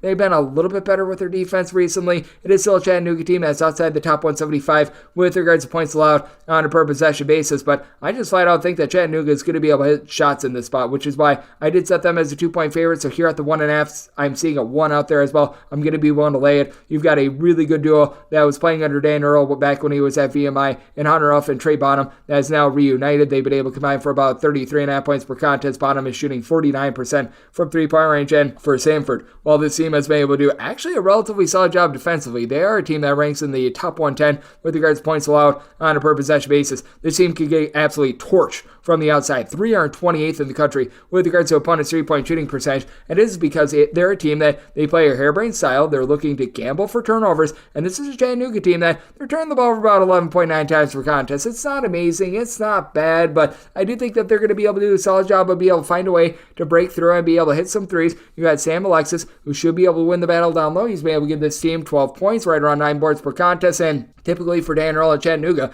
that's typically a place where they get a little bit outgunned. They're going up against the Samford team that's about 160th in the country with regards to the rebound rate. Anchor has been able to give you 18 points, 6 boards per contest, and you do have someone in Ryland Jones who's been able to give out 5.5 assists, shoots 38% from three-point range, doesn't turn the ball over a ton, but this is a Samford team that clearly they can give up their points. You've seen it all season long. They've given up at least 78 points in 3 of their last 4 games. This has been an offense that has just been getting to 75 on the regular. As a matter of fact, for the Sam Iamford team, they have gotten to at least 75 points in all but one of their games ever since Thanksgiving. So I do think that this is going to be a bunch that they're going to be able to get theirs, but I do think that Chattanooga, a team that has gotten to at least 79 themselves in each of their last 4 games, they're going to be able to generate some offense as well in an up and down game. I'm going to be willing to lay up to 1.5 with Chattanooga, so I'm going to be willing to lay that number. And here at this total, I'm set mine at a 164, so I'm looking at the over. 705, 706 on the betting board. Tennessee State plays host to Southern Indiana. Southern Indiana, a 7 to a 7.5 point underdog. Total is between 141 and 141.5. Says Southern Indiana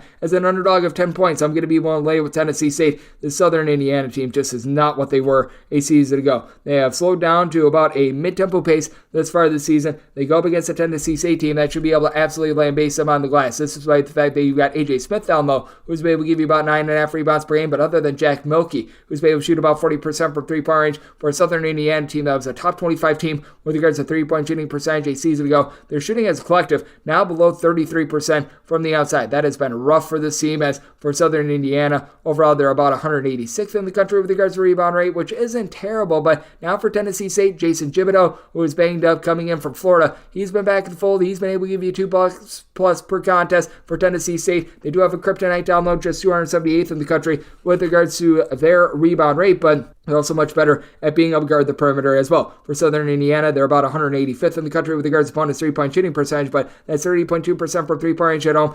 36.5% from 3 in a roadside court environment. Going up against a Tennessee State team that they're 67th in the country with regards to opponent's three-point shooting percentage, ascending to about 24% when they are at home, with Christian Brown being able to lead the way, giving you about 14.5 points per contest. He, along with E.J. Bellinger, are combined to shoot about 37.5% from the outside. Keenan Hodges, 10 points, 5 boards. He's been very versatile, and though Tennessee State has a bad rebound rate, out of your top 5 scorers, 4 of them do give you at least 9.5 points per contest with at least 4 boards per contest as well. I do think that the overall versatility and the way that Tennessee State does a little bit of a better job of taking care of the ball, going to be able to win out. And this is a Tennessee State squad that has been playing some very, very good defense recently. They allowed north of 70 points just once in the month of January. I do think that they're going to be able to take hold in a game that involves a Southern Indiana team that's had a little bit of a tough time putting the ball in the basket. I did set my total at a 142, mainly because you've got a Southern Indiana team that's now given up north of 70 points in each of their last 4 games, and they themselves have gotten to at least 70 in each of their last 3, actually 3 out of their last 4, so going to be taking a look at the over, but willing to lay with Tennessee State, made them a 10-point favorite, 707, 708 on the betting board.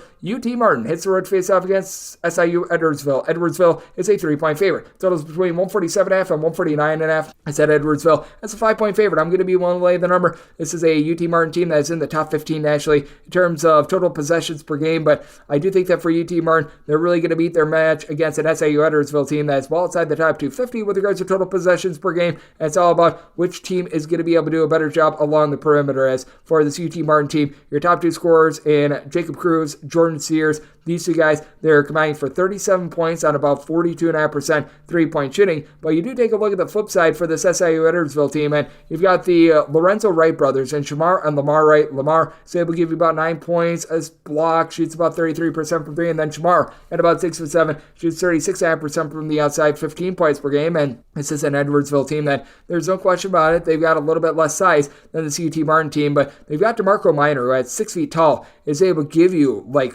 8 rebounds per game. He has been able to do a tremendous job down low. This is an Edwardsville team that overall, they do rank 230 in the country with regards to opponents' 3-point shooting percentage. That falls to 30.1% at home, though, and that's a top 50 mark in all of college basketball. Meanwhile, for UT Martin, they allow opponents to shoot 36.5% from 3-point range at home, just 30.5% away from home. So I do think that that's an interesting dynamic in this one, but you do have Rayshawn Taylor on the flip side for this Edwardsville team. He's been able to do a solid job being able to supply the team with 13 points per contest. Now with Issa Muhammad being able to supply this UT Martin team with right in the neighborhood about 7 boards, a double-figure amount of points per game. That does help them out a little bit, but this is a UT Martin team that I do think that they're going to have a little bit of a tough time with an SIU Edwardsville team that, if you look at their raw metrics, in terms of points allowed on a per possession basis, this is a team that ranks 239th in the country, and they're actually giving up 7 points fewer per 100 possessions when they leave home rather than when they are at home. But the recent form of this Edwardsville defense is really one of the better ones in all mid-major basketball. They have now allowed 68 points or fewer in each out of their last 6 games. I do think that they're going to be able to get the job done here at home, and I do think that they slow down this UT Martin team a bit. I set my total at 147, so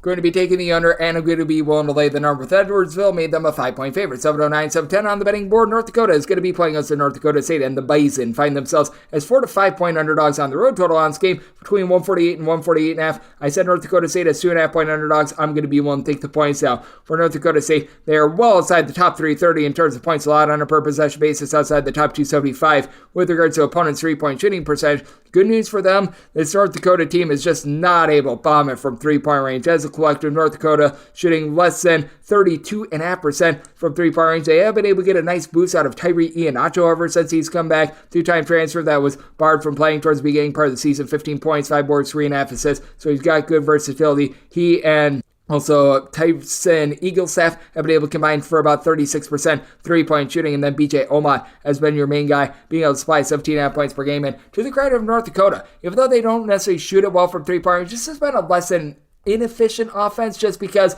they've been able to do a nice job just turning the ball over about 10.5 times per contest. So that's been relatively solid for them. 151st in the country is North Dakota with regards to points scored on a per possession basis. But this is a Bison team that they themselves are about 150th with regards to points scored per possession. They have not been able to get a lot down low. You really don't have anyone other than Bowden Skunberg who's been able to give you north of 4.7 rebounds per game. It's Alex Morgan, a little bit of a lazy big man, 11.5 points, 4.5 boards, but is able to pop some threes. And this is a North Dakota State team that out of their top 6 scores, 4 of them do shoot at least 39.3% from 3-point range. All in all, this team is shooting about 38.3% from the outside, going against a North Dakota team that is well outside the top 200 with regards to opponent's 3-point shooting percentage. And when it comes to this North Dakota State team, Their three-point shooting travels. They shoot about 39.5% from the outside away from home with Skunberg along with Damari Wheeler-Thomas combined for 27.5 points, 5 assists. They don't turn the ball over a lot themselves with about 10.9 turnovers per game. And for North Dakota State, this has been one of the more slower tempo teams in all of college basketball, and it's been a team that has been pretty consistent with regards to their offense. This team has scored between 70 and 74 points in 3 out of their last 4 games. Now, they themselves have given up at least 73 points in 4 of their last 5 games. Meanwhile, for North Dakota,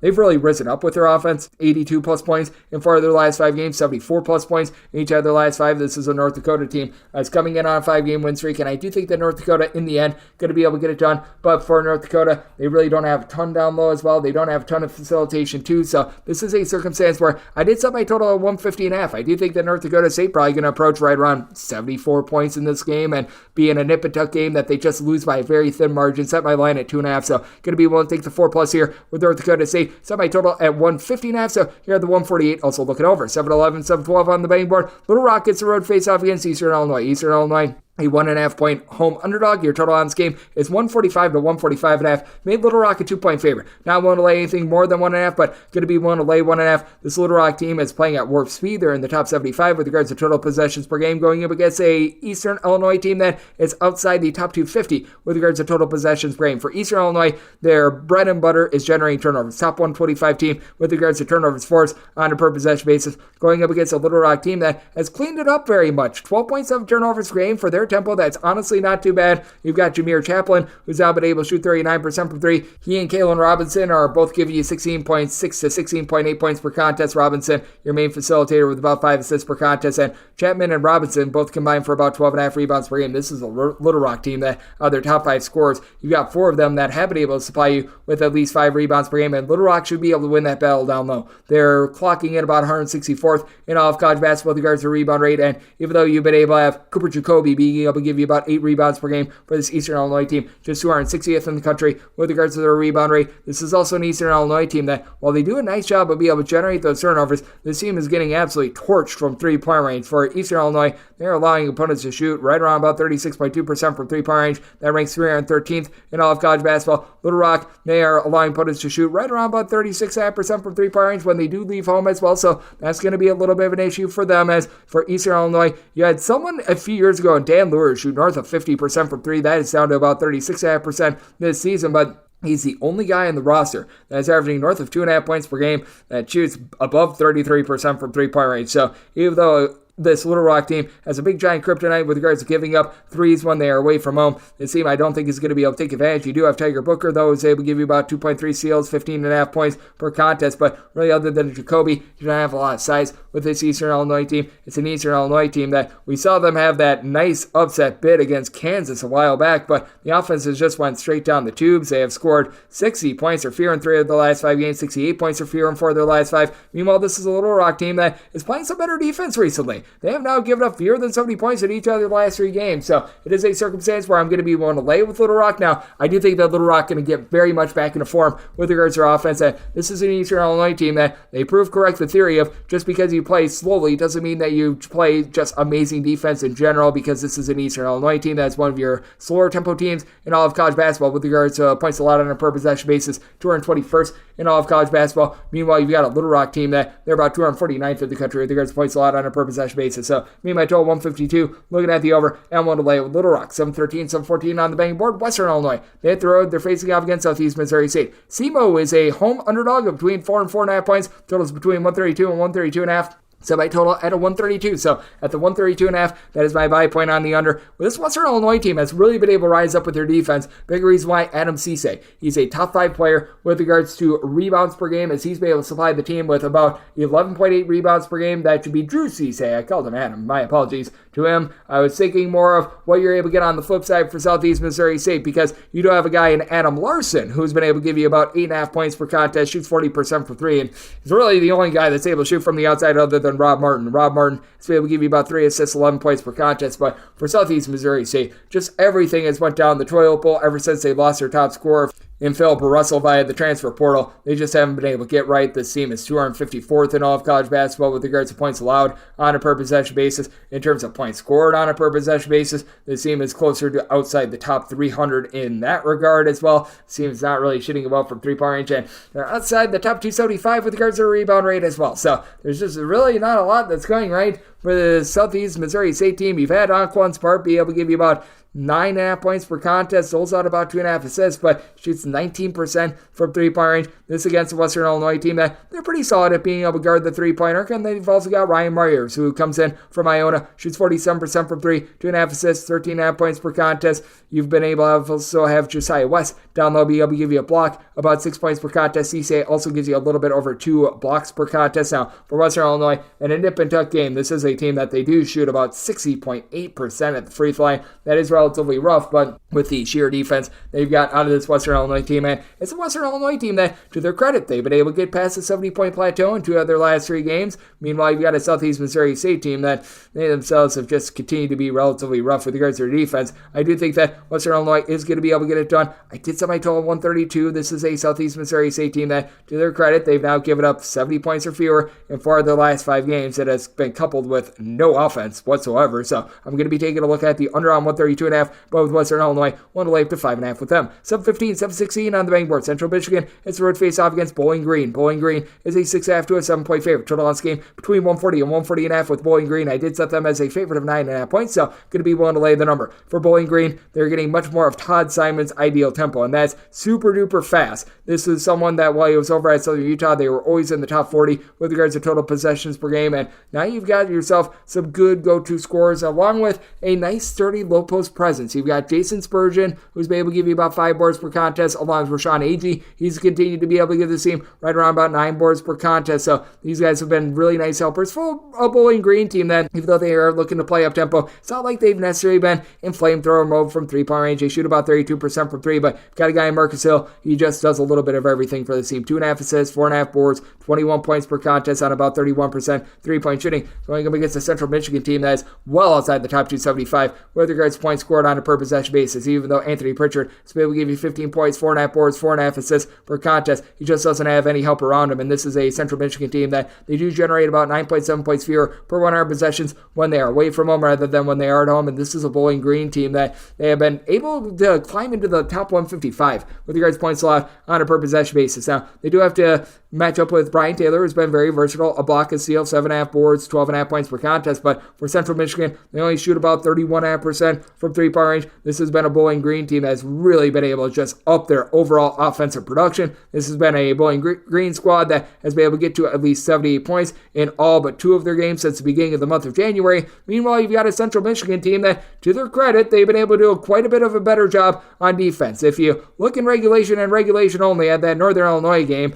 they had given up 63 points in regulation. So in regulation, they have given up 63 points or fewer in each of their last 4 games. So it is a situation of something's got to give. Central Michigan prides themselves on defense. Bowling Green cranking up the offense. I do think that this is going to be close enough for late game following. I set my line at 9.5. I could easily see this be like a 7-point game with a minute remaining. Bowling Green is then able to cover this game at the free throw line. So looking at the over, now with Bowling Green, willing to lay up to 9 points with them. 7-17, 7-18 on the betting board. Utah Tech is going to be playing on CUT Arlington. Arlington is a 3.5 to a 4-point favorite. Your total is 149. I say UT Arlington as a 3-point favorite. Here at 3.5 to 4, I'm going to be willing to take the points. Now for Utah Tech, what has been ghastly for this team is their retention of the ball. They are turning the ball over north of 15 times per contest. That is one of the bottom marks in all of college basketball. Guess who joins them with right around about 15 turnovers per contest? You guessed it, UT Arlington. Now for UT Arlington, they do make up for it with quite a bit more rebounding, as you've been able to have a pair of guys that have been able to crash the boards and have been able to give you at least 7.5 rebounds per game. That would be DeJuan Gordon along Shamar Wilson.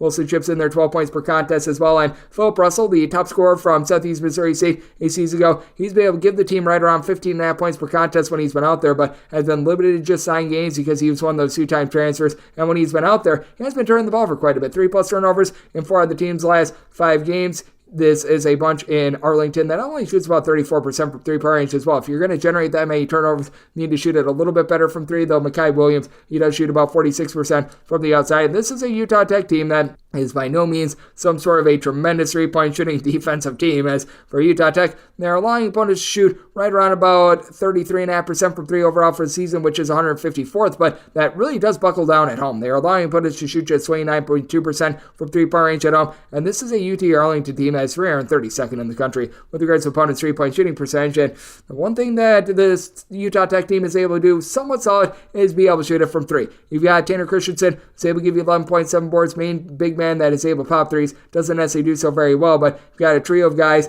in David Elliott, Noah Gonsalves, along with Beon Riley. They all shoot at least 40% from three-point range. Elliott has been in and out of the fold all season long, along with Riley, but between these three guys, you'll be able to get about 30 points per game. Eric Demings has been able to give you about 2.5 assists per contest as well for Utah Tech. Again, turnovers, they're going to hurt them quite a bit, and I do think that turnovers are going to be very costly if you are taking a look at the total in this game as well. I did set my total at a 149. Right now, we're seeing a 148.5 out there. That would be my max buy point on the over, because I do think that you get a little bit of late game fouling, but get past the 149, that would be my buy point on the under. But with Utah Tech, even though I do think that they lose this battle on the glass, I think they stay in there with the fact that UT Arlington just not guarding the arc whatsoever. So it is a circumstance where at a 148.5 or less, we're going to have the over and willing to take anything north of 3 with Utah Tech. 719, 720 on the betting board. Utah is going to be playing against Colorado. Colorado does find themselves as 2.5 point underdogs. Your total on this game between 151 and 152.5 with Colorado. I did set them as an underdog of 2 points. So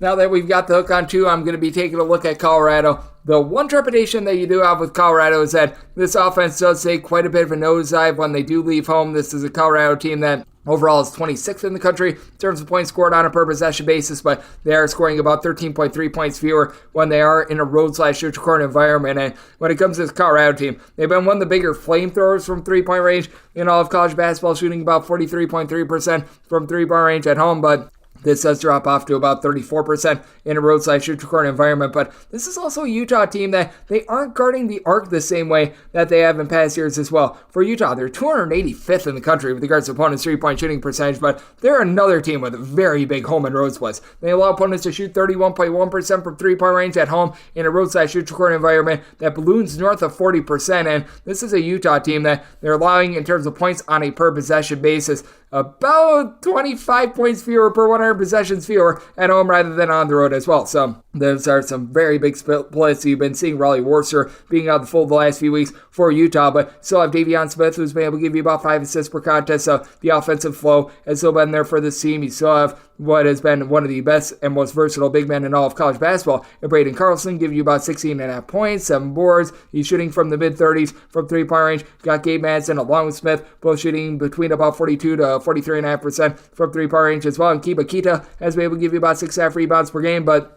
I do think that Colorado going to do a good job on the glass. You've got Eddie Lampkin, who's been able to give you about 7.5 rebounds per game. And for this Colorado team, among your top 5 scorers, 4 of them have been able to give you at least 5 rebounds per contest. When it comes to Colorado, their rebound rate has been 10th in all of college basketball. Meanwhile, for Utah, they're still a relatively solid team as well, but they're more around 80th. So I do think that Colorado is going to be able to do a relatively solid job on the glass. Big thing for Colorado, cutting down on those 13 turnovers per contest, as it has been a Colorado team that as well has been giving up at least 70 points in 3 of their last 4 games. Meanwhile, for Utah, it's been all over the place for them as well. They have given up at least 77 points so far in their last 5 games. I do think that things calm down a little bit, especially with Utah being a much better defensive team at home rather than in a road/neutral court environment. So I did set my total at a 152. We're seeing as low as a 151, as high as a 152.5. Personally, I would rather have that circa 151 over as of right now, just because I do think that you could get some late game fouling in this one. And at north of 2, at a 2.5, I'm going to be willing to take the points with Colorado to go along with that over. 721, 722 on the betting board. Tarleton State plays host to Stephen F. Austin. So cold Stephen F. Austin finds themselves as a pick-em to a 1-point underdog with your total between 140.5 and 141. I said Stephen F. Austin as a 2-point favorite. I'm going to be looking at them right on the money line / as a pick'em. Both of these teams do rank in the top 30 nationally with regards to turnovers forced on a per possession basis, but Stephen F. Austin is your better rebounding team. They do rank in the top 75 nationally with regards to their rebound rate. Meanwhile, this is a Tarleton State team that they're just getting absolutely cooked on the glass. They're about 211th in all of college basketball with regards to the rebound rate. Now, they do have the best overall rebounder in this game in Keandre Gaddy, who's been able to give you about 7.5 rebounds per game. But for the Stephen F. Austin team, despite the fact that they score 78 points per contest, they don't have a single guy in the roster that gives you north of 10.7 points per contest, as Latrell Jostle along Day Hall have been able to combine for about 21 points per contest. And for Stephen F. Austin, their three-point shooting percentage only right around about 33% this season, but Charleston State about 29.3% from distance. So the biggest kryptonite of Stephen F. Austin, which is really the fact that they do allow quite a few open threes. They're 312th in the country with regards to opponents' three-point shooting percentage. That's going to be masqueraded quite a bit in this one. It is a Charleston State team that they themselves are a bit of a better three-point shooting defensive team, but not by much. They allow opponents to shoot right in the neighborhood about 37.5% from three-point range at home. That's outside the top 300 in all of college basketball overall between home and road splits. They're more around 284th in the country. So I do think that with Stephen F. Austin being one of those good holds greater than some of its parts teams, going up against another one in Charleston State that does have a little bit more of a big two. You've got Skip to my Lou Williams along to Corey Smith, combining for about 28.5 points per contest with Gaddy, also chipping in there 12 points per contest, but I just feel like Stephen F. Austin, they do a better job of running their system rather than Tarleton State. Now, to Tarleton State's credit, they're back up to scoring 70-plus points in each of their last 5 games, but they've now surrendered at least 73 in 4 of their last 5. This is a Stephen F. Austin team that they themselves have been able to get to at least 75 points in 4 of their last 5 games. They had one strange slog where they had a 53-51 game against Grand Canyon, but that said, I do think that Stephen F. Austin gets the job done, takes this game outright on the money line, and both of these teams are just scoring a lot of points. This feels really low for a game involving a Stephen F. Austin team in the top 50 with regards to total possessions per game. 7-by-12, 144, looking over and looking at Stephen F. Austin on this pick'em line. 723, 724 on the bang board. Texas State plays host to Southern Miss. Southern Miss, an underdog of 2 points. Totals 134 to 134.5 with Southern Miss. Southern Miss, a 1.5 point underdog at the 2. I'm going to be willing to take them. This is a Texas State team that typically prides itself on playing good, tough, tenacious defense. They are now outside the top 175 with regards to points allowed on a per-possession basis. For Texas State, they are the better rebound rate team. They're about 150th to 160th with regards to rebound rate. They've been dealing with the Andre Curbelo injury, but honestly, I don't feel like that's hurt them very much. Maybe I'm just a hater, but I just don't feel like he brings a lot to the table, because while he brings that at scoring, this defense was way worse with him in the fold as well. It is a Southern Miss team that they're about 255th in the country with regards to their rebound rate, and both of these teams certainly have been having their warts, but for Southern Miss, they are a team that they do a little bit better job of generating turnovers than Texas State, and for Southern Miss, they are a team that is giving up about 12.5 points more per 100 possessions when they leave home rather than when they are at home. But other than Colton Benson, who's been able to shoot well north of 40% for 3 for Texas State, one of those 2-time transfers that was on the fold to begin the season, you just haven't been able to get a lot from the outside for this team. Meanwhile, you've got a Southern Miss team that is that Donovan Ivory along with Austin Crawley combined for 29 points per contest. Ivory shooting 41% from three-point range. It is a Southern Miss team that as a whole, they only shoot about 34%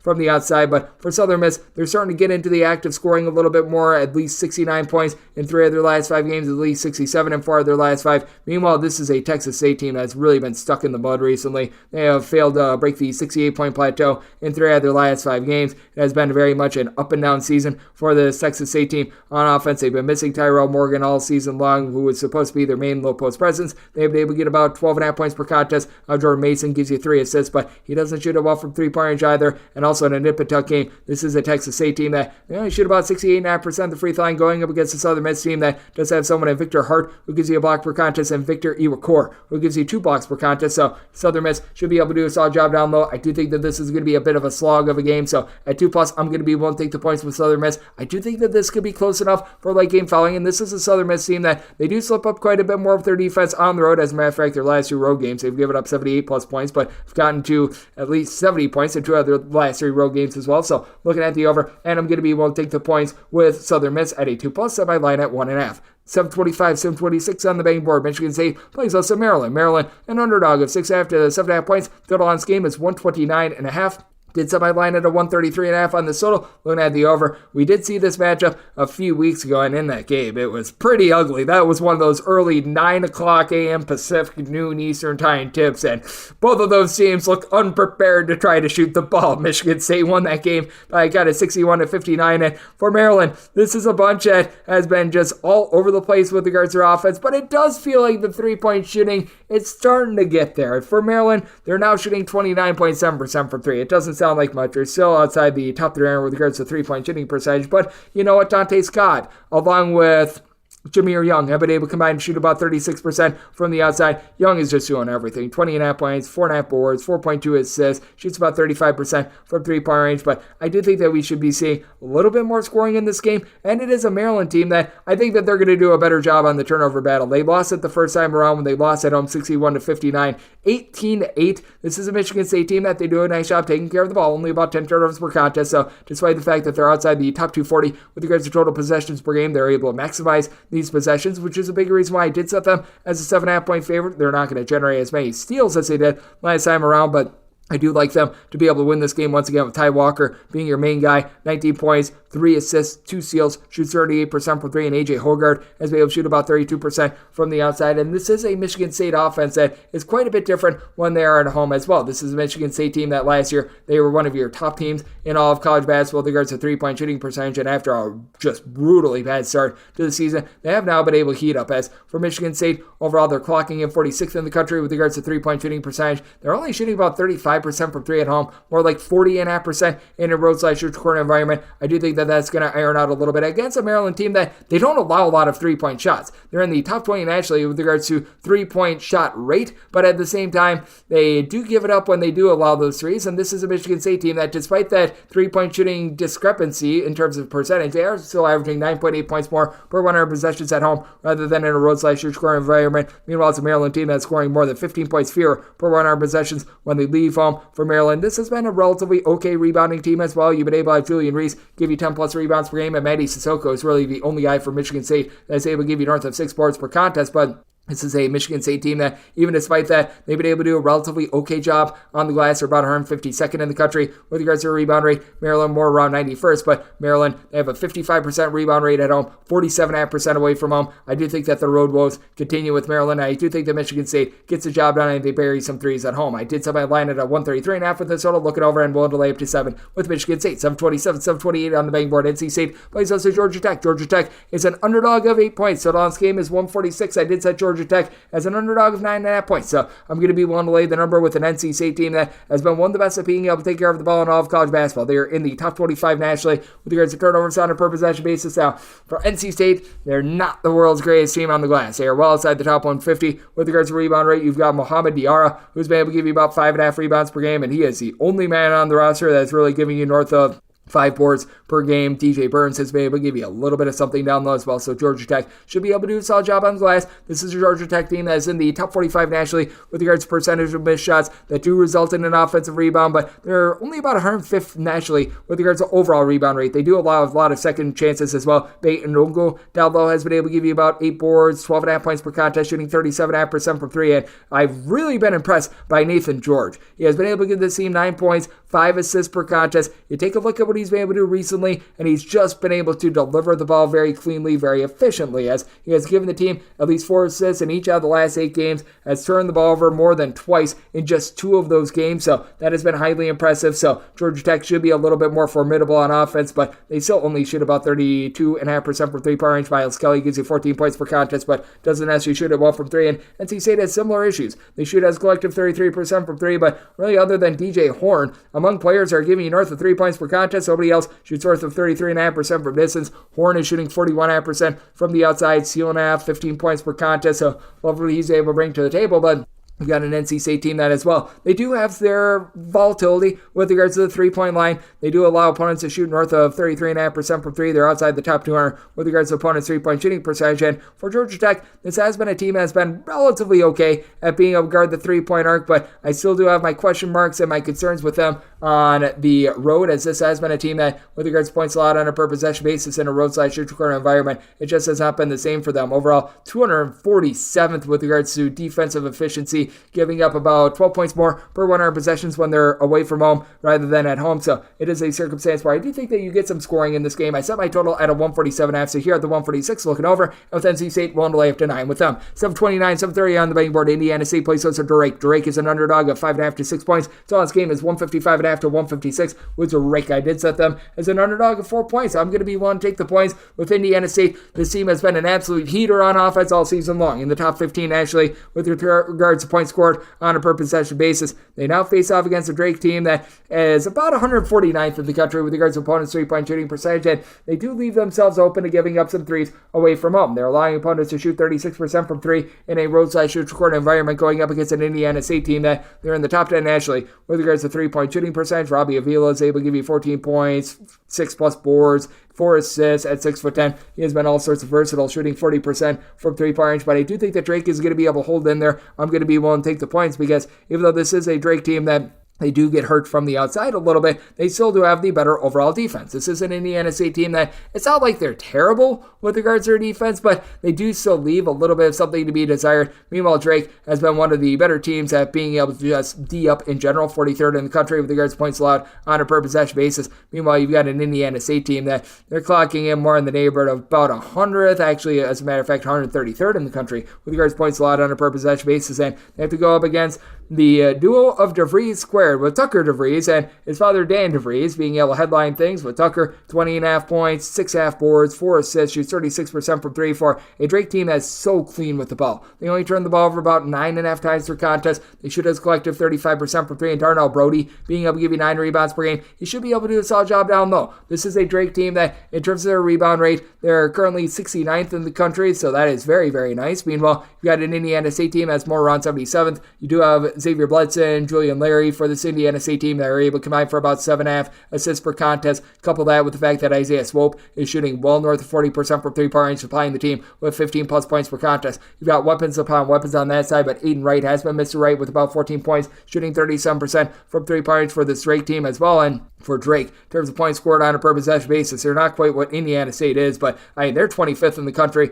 and they're only averaging about 4.9 points fewer per 100 possessions when they leave home. I do think that Drake is going to be able to hold in this game. I do think that Drake, a little bit of a lower tempo team, is going to be able to hold this game relatively in control. I set my total at 156. Right now I'm seeing a few 155.5s out there, so we'll take the 155.5 over, and we'll take the points with Drake, set them as a 4-point dog. 731, 732 on the betting board. BYU is road face off against West Virginia. West Virginia is a underdog of 7 to 8 points at home. Total on this game between 152 and 152.5. This is a whale of a road trip for BYU. They have to go from the great state of Utah all the way out there to Morgantown. I think they're up for it, though. I set my line at 9.5. I'm going to be willing to lay it. I know how dangerous this road trip is, but that said, this is a West Virginia team that they're still without Jesse Edwards, and this is still a BYU team that is one of the most complete teams in all of college basketball. With BYU, they rank 6th in the country with regards to points scored on a per possession basis, and this is still a top 20 team in all of college basketball with regards to their defensive efficiency, 8th in points allowed on a per possession basis.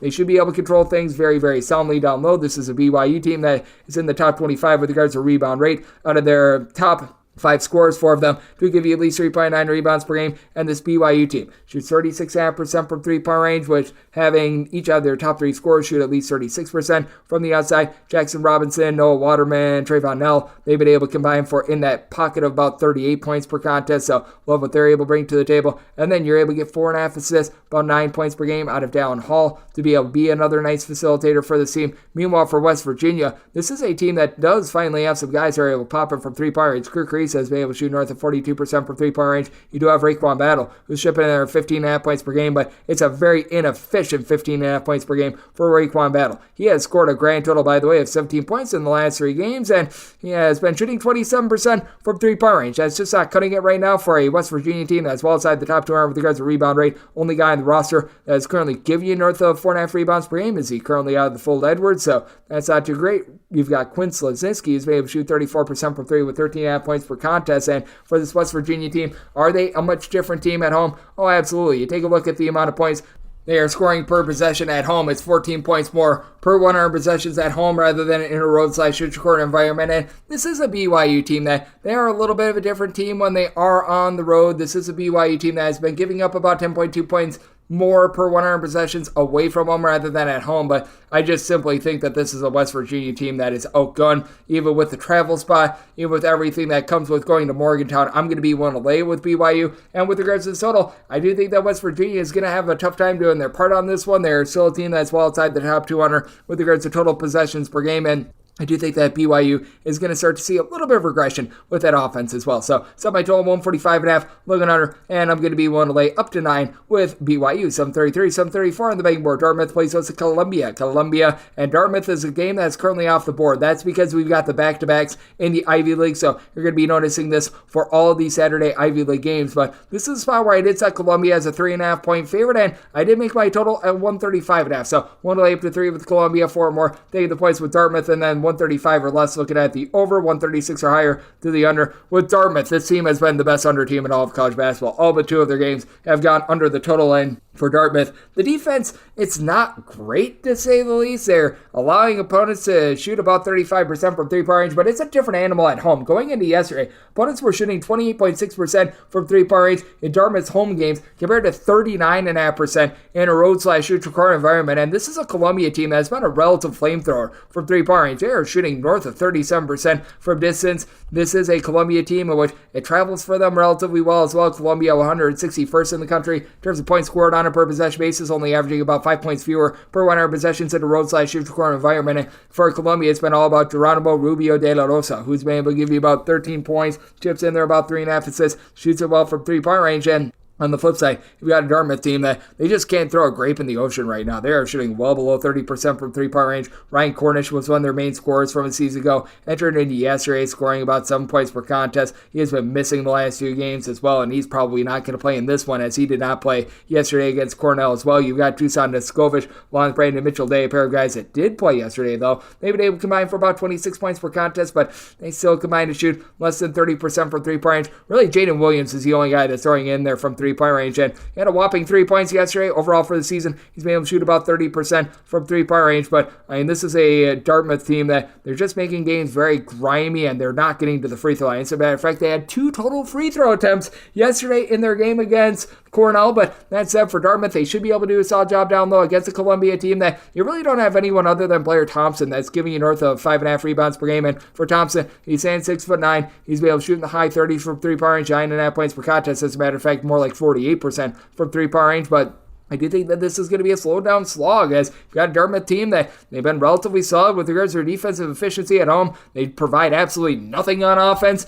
as well, and this is a Columbia team that they themselves, in terms of points allowed on a per-possession basis, do leave a little bit of something to be desired. They're outside the top 200 with regards to points allowed on a per-possession basis, but that said, I don't think that Dartmouth is going to be able to take advantage of it. So I did set my total at a 135.5, so 135 or less, looking over 136 or higher to the under. I'm willing to lay up to 3 with Columbia. 4 more going to be taking the points with Dartmouth. 735, 736 on the betting board. It is Hofstra, and they are going to be playing up to Towson. Towson is an underdog of 2.5 to 3 points. Total on this game is 132. I did set Hofstra as a 4-point favorite. I'm going to be willing to lay it with the Hoff. This is a Hofstra team that has been outside the top 300 with regards to their rebound rate, and they go up against a Towson team that they're able to dominate on the glass, but that means that they're going to have a nice advantage from the outside. This is a Hofstra team that they've got 2 guys in Tyler Thomas along with Darlison Dunbar, who's been able to combine for about 40 points per contest. When it comes to Thomas, he has been able to shoot about 35.5% for 3, Dunbar about 40% for 3, and it's going to be all about ball control for Hofstra. They're only turning the ball over about 10.9 times per contest. This is a Towson team that, despite the fact that they are in the bottom 30 with regards to total possessions per game, they are outside the top 175 with regards to ball control. They're turning the ball over north of 12 times per contest. This is a Hofstra team that they're going to give you quite a few open looks from 3 as well. Hofstra 269th in the country with regards to opponent's 3-point shooting percentage, but this is a Towson team that if you're going to be looking to beat them, you have to do so from the outside. This is a bunch that they allow you to shoot about 31.5% from 3-point range. That's still a top 65 mark in all of college basketball, but they're about 20th in the country with regards to the rebound rate. When it comes to Towson, you've got Charles Thompson down low, who's been able to give you about 7 to 8 rebounds per game, and now you've been able to get back into the fold. One of those 2-time transfers that was barred from playing in the beginning part of the season, and Coppin State transfer Nenda Tark, so able to give you about 11 points, 4.5 boards, but it's a Towson team that they do shoot just 65% free throw line. They do shoot just 34% from 3-point range as well. And even though this is a Towson team that has been able to get double figures out of Tyler Tejada as well, this is a team that is still very much lacking with regards to their offense. In terms of points scored on a per possession basis, 212th in all of college basketball. They are scoring 16.1 points fewer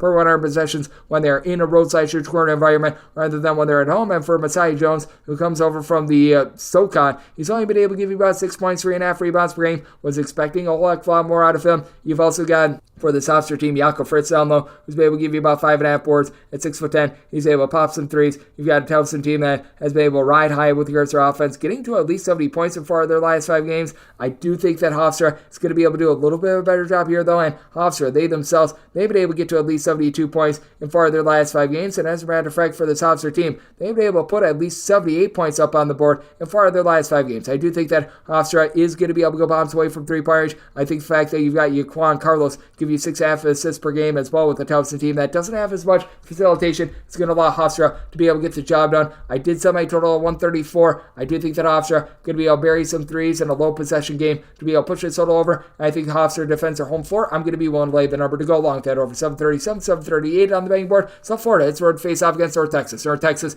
is a 5.5 to a 6.5 point favorite. Total on this game between 130 and 131. Made my total 126.5. Looking at the under, this South Florida team has actually been relatively solid in terms of their defense. They're a top 75 team in all of college basketball with regards to their defensive efficiency, points allowed on a per possession basis. Meanwhile, for North Texas, this team is in the bottom 20 with regards to total possessions per game, and they're 34th in terms of points allowed on a per possession basis. Now, they are actually giving up more points per possession at home rather than in a road/neutral-court environment, but this is also a North Texas team that they should be able to do a nice job down low against a South Florida team that, other than Sean Pryor, who's able to give you about 6 rebounds per game. They don't have a single guy in the roster that gives you north of 5.5 rebounds per game. When it comes to North Texas, this team should be able to do a nice job with Mule Sissoko, who really doesn't give you a lot of scoring, being able to supply about 5.5 rebounds per game. You've also had Robert Allen chipping in there 8 boards per contest as well. Overall, North Texas is shooting about 36% from 3-point range, and with this North Texas team, even though they do turn the ball over about 12 times per contest, you've been able to have a pair of guys in Aaron Scott along Jason Edwards be able to take hold of this offense. Edwards about 17.5 points per contest. Scott a little bit more complete. He provides 12 points, 6 boards, 1.5 blocks per contest for a North Texas team that, with regards to their overall rebound rate, they're clocking in 71st in all of college basketball. Meanwhile, for South Florida, after a very brutal start to the season from 3-point range, since the beginning of the month of December, this team has been shooting more in that neighborhood, about 40% from 3-point range. Shelton Miguel, Chris Youngblood, they're combined shoot 40% from 3. Both of these guys give you about 14.5 points per contest. Was expecting a little bit more out of Jose Placer with just 7.5 points per contest, but he's shooting 40% from 3-point range. Problem that you've got with this team, though, is that they are going up against one of the better 3-point shooting defenses that you're going to find in all of college basketball. As this is a North Texas team that they allow you to shoot less than 32% from 3-point range. You've got a South Florida team that they themselves have been able to do a pretty solid job of being able to lock down the 3-point arc as well. For South Florida, they're allowing opponents to shoot just 31.6% from 3-point range. So I do think that this is going to be a game that is going to be slow, dragged out. It's a North Texas team that has allowed north of 72 points just twice in regulation all season long since opening night. So I do think that you're going to get yourself a game where neither team is really going to be exceeding 65 points. That might total 126 after diving in on the under of North Texas. Made them a 6.5 point favorite, so want to lay the 6 with North Texas and taking a look at the under. 739, 740 on the betting board. It is Ole Miss. They play us Auburn. Auburn is a 3 to 3.5 point favorite. Your total is 148.5. I said Auburn is a 6-point road favorite. I'm going to be willing to lay this number. It is an Ole Miss team that they've got some volatility with regards to their defense. For Ole Miss, they're outside the top 175 with regards to their rebound rate. Now, they've done a good job of being able to guard the arc. They're allowing opponents to shoot just 29% from 3-point range at home, but this is an Auburn team that I think is one of the most complete in all of college basketball. They need to get away from relying upon the 3 ball so much, but Auburn is 17th in the country with regards to opponents' 3-point shooting percentage. They're a top 30 team in terms of both points scored and points allowed on a per possession basis. Geni Broome has been cleaning up down low with about 7.5 rebounds per game. Dylan Cardwell is able to give you some blocks, and this team has been able to do a much better job of being able to hold on to the ball as well, with Aiden Holloway being able to give you 3+ assists. Really doesn't turn the ball over like flat in terms of turnovers on a per possession basis. Auburn is a top 40 team in all of college basketball, and this is an Ole Miss team that they very much do rely upon the 3 ball, one that Auburn does a great job of being able to defend. They shoot 38.5% from 3-point range. Ole Miss does, as pretty much all but one player that has hit a 3 and has accounted for at least 20 points all season long is shooting above 35.5% from 3-point range for this team. And the lone outlier is Allen Flanagan, who's been able to supply the team with 15+ points, right around about 7 boards per contest, but was expecting a little bit more on the glass from Musa Cisse, along with the giant of the earth and Jabarian Sharp. They've been able to do a good job of being able to block shots. They haven't done such a great job of being able to haul in those rebounds, so Jalen Murray has been able to do a nice job, throwing out about 4 assists per contest. And It's an Ole Miss team that has been pretty consistent with regards to their offense, getting to north of 70 points in 4 of their last 5 games. That said, this has been a defense that has been very lackadaisical, and the last time these two teams met up, just complete domination by Auburn, 82-59. They won that game. Auburn in that game was able to shoot 58.2% from the floor, north of 40% from three-point range. And they actually won the turnover battle 17-16. I think it's going to be a little bit less sloppy with regards to turnovers. That'll lead to a few more points in this one. I did set my total at a 146. I still do think that Auburn going to be able to lock it down relatively solidly defensively. I do think that Ole Miss is going to have a tough time being able to make threes like they did the first time around against Auburn, which will allow Auburn to get it done once again. Set my line at 6. I'm going to be willing to lay with Auburn. Set my total 146. So also looking at the under 741, 742 on the betting board. UC Davis. It's road face off against Cal Poly. Cal Poly is a 9.5 point home underdog. Your total on this game 133 to 133.5. Say UC Davis as a favorite of 10 points. I'm going to be willing to lay the number. This Cal Poly team is just a wreck. They're outside the top 250 in terms of both points scored and points allowed on a per possession base. They're outside the top 275 with regards to rebound rate as well. Nobody other than Joel Armatradon has been able to give you north of 4.5 rebounds per game, and he's currently giving you approximately 4.5 rebounds per game. Now, for UC Davis, you really don't have anyone other than Nico Rokac, who's been able to give you north of 5 rebounds per game, but this UC Davis team has actually been able to do a pretty solid job with regards to their defense. They're a very top-heavy team with regards to their scoring because Elijah Pepper has been able to do it all. Elijah Pepper has given you about 21.5 points, 5 boards, a block, a steal. He just does it all for this team. But that said, UC Davis, 65th in all of college basketball in terms of points allowed on a per possession basis. And boy, oh boy, does it travel. If you look at just points allowed per possession in a road/neutral corner environment, top 40 team in all of college basketball. And for UC Davis, you've got a nice Robin to Elijah Pepper and Ty Johnson, who's been able to give you 17 points, chips in there nearly 2 steals. He's been able to shoot about 36% from 3. UC Davis does need to cut down on the 14 turnovers per game, but this is a Cal Poly team that they really don't force a lot of turnovers, and this is a Cal Poly team that's currently riding a 10-game losing streak, and for this Cal Poly team, just not been a lot of scoring, as they have scored 65 points or fewer in all but 2 out of their last 8 games. For Cal Poly, you've been able to have Kobe Sanders be able to give you 19 points per contest. He's been able to shoot about 34.5% from 3-point range, but now you're dealing with an injury to Jared Hyder. Just came back about a week or so ago against Hawaii, but then he missed the team's last game as well, so he is very questionable for this game, and even if he does come back, he's not giving the team a lot from the outside. Cal Poly is outside the top 250 with regards to total possessions per game, while turning the ball over 13 times per contest, going up against a UC Davis team that has been just a machine with regards to their defense. If you look at regulation and regulation only, their game against Cal State Bakersfield, meet for the Roadrunners, went to overtime. This team has allowed fewer than 70 points in regulation, and now all but 2 out of their last 12 games, and last time they played, they held Cal Poly to 46 points. I think that Cal Poly can get past a 46-point plateau, as in that game they won 12 of 22 at the free throw line, but that said, I do think that you once again get a low-scoring slog, and Davis being able to win this game by double figures. Say UC Davis as a 10-point favorite, want to lay the number, and did set my total at a 128, so also looking at the under. 743, 744. Another off-the-board game between Princeton and Brown. No numbers up on this game. Brown is the home team, and I did set Brown as a 10.5-point home underdog. I do think that Princeton is going to be quite angry after they did not come through with their DK network right up on Friday, so a little bit better on that regard, but that said, this is still a Princeton team that has been rock solid. They've only lost 3 straight-up games all season long, and for Princeton, the 64 points that they scored yesterday was a season low for them. They have been held below 70 points just 3 times all season long, and this is a Brown team that just has not been the same team defensively that they have been in past years. You've got Kalu Enya along the Nana Owusu Anane, who have been able to combine for about 13 to 14 rebounds per game, but Brown is clocking in 208th in the country with regards to points allowed on a per possession basis going into yesterday, giving up just 2 points fewer per 100 possessions at home rather than in a roadside-neutral court environment. And for this Princeton team, even though they lost yesterday, defense was still relatively solid. They're about 140th in the country with regards to points allowed on a per possession basis. They do a nice job not allowing you second chances. Top 75 team in a roadside-neutral court environment in terms of their rebound rate, shooting as a collective about 79.5% at the free throw line on the road. They entered into yesterday shooting about 36% from 3, and I believe that went northward a little bit, and you've got a nice big 3 for the team. Matt Oloko, Xavier Lee, along Caden Pierce. These 3 guys have been able to combine for about 47 points per contest. They all give you at least 3 assists per contest. And Oloko, he's able to go Oloko from 3-point range, 47% 3-point shooter. Pierce, he's able to give you 9.5 rebounds per game. And this is a Brown team that they just don't get a lot offensively other than from Mr. Keno Lilly Jr. Shooting about 34.5% from 3, 19 points per contest, but Outside of him, it's been relatively rough for this Brown team. They were able to get a nice win over Penn yesterday, and this has been a Brown team that has been really slowing down their tempo here in the last few games.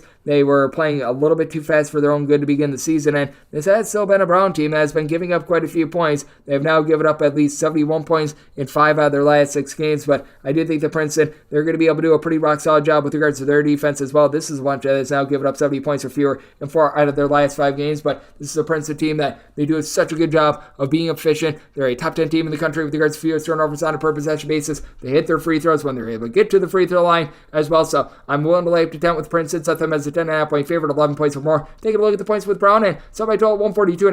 142 or less, looking at the over, 143 or higher, the under, 745, 746 on the betting board. Texas Tech is going to be playing us to Cincinnati. Yes, we are on to Cincinnati, and they're on to being a 4 to 5 point underdog on the road. Total on this game is 141.5. I set Texas Tech as a 3.5 point favorite. So you're at the 4+. I'm going to be willing to take the points with Cincinnati. Cincinnati, a top 30 team in the country with regards to rebound rate, and being able to get in there. Aziz Bandango has been very big for this team, as he is a big man that was the all-WAC Conference Defensive Player of the Year a season ago, and since he's become eligible, he has made a big impact on the glass with about 8.5 boards, 1.5 blocks per contest for a Cincinnati team that the backcourt is still lacking a little bit. Dan Skillings has been able to give you about 12 points per contest, and then Dede Thomas has been able to chip in there about 11 points, 3.5 assists per contest, but this is a Cincinnati team that they're going to win and lose this game based on how they perform on the glass, for one, and two, what they're able to do with regards to their defense. As for Cincinnati, they're 19th in the country with regards to points allowed on a per possession basis, but giving up 14.3 points more per 100 possessions in a road/neutral court environment, going up against a Texas Tech team that they're 118th in the country with regards to points allowed per possession, but they're giving up a full 19.5 points fewer per 100 possessions when they are at home rather than in a road/neutral court environment, with Pops Isaacs being able to headline the offense, shooting in the mid-30s from 3-point range, but 17.5 points, a little bit over a CO per contest. And then you've got Joe Toussaint, Warren Washington, Chance McMillan, all giving you between about 10 to 13 points per contest. McMillan is your main 3-point shooter at 45%. Washington is your true 7-footer with 1.7 blocks, 7.5 boards per contest. And Toussaint is really that guy that is able to stir the drink. 4 assists per contest, shoots only about 31% from 3-point range, but facilitates good, clean offense for a Texas Tech team that you figured under Grant McCaslin that this team was going to be a little bit more defense-oriented, but it's been the offense that has really been headlining things, as they're a team that ranks 22nd in all of college basketball in terms of points scored on a per-possession basis, still playing relatively slow and under control. This is not a team that's playing at warp speed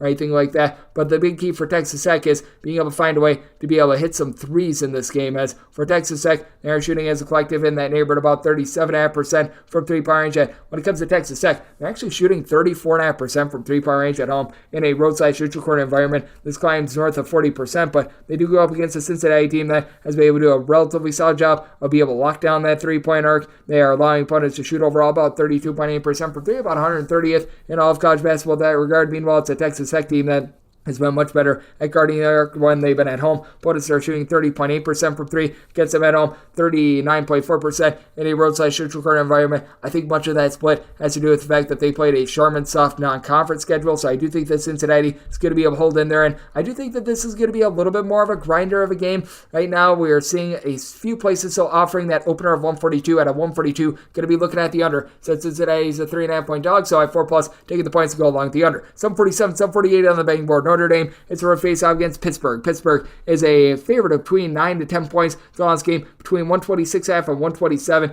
I did set Pittsburgh as a 10-point favorite. This opened up as an 11, and personally, I would rather take that opener of 11, and I did personally take that opener rather than lay a 9.5, but that said, 9.5 is a buy point on Pittsburgh in this spot. When it comes to this Pittsburgh team, they've been able to do a tremendous job defensively, ranking in the top 40 in terms of points allowed on a per possession basis, but Notre Dame has been a top 80 team with regards to points allowed on a per possession basis, and Notre Dame is doing a nice job of being able to take away the 3-point arc. Notre Dame, with regards to opponents' 3-point shooting percentage, they're allowing opponents to shoot about 33.5% from 3-point range, all while being a top 100 team with regards to their rebound rate. Now for Pittsburgh, this has been a supreme 3-point shooting defense. They're allowing opponents to shoot just 30.2% from 3-point range, that is 30th in all of college basketball, and this is a Notre Dame team that and sloppy with the ball. In terms of turnovers per possession in a roadside shoot corner environment, bottom 30 team in all of college basketball. Marcus Burton among qualifying Division I players is north of 4 turnovers per game. That is dead last in all of college basketball in a bad way, but he has been able to get the team right around 16 points, 4 assists per contest, going up against a do-it-all player in Carlton Carrington, who's already got a triple-double to his credit this year, 13.5 points, 5.5 boards, 4.5 assists, but only shoots about 28.5% from three-point range.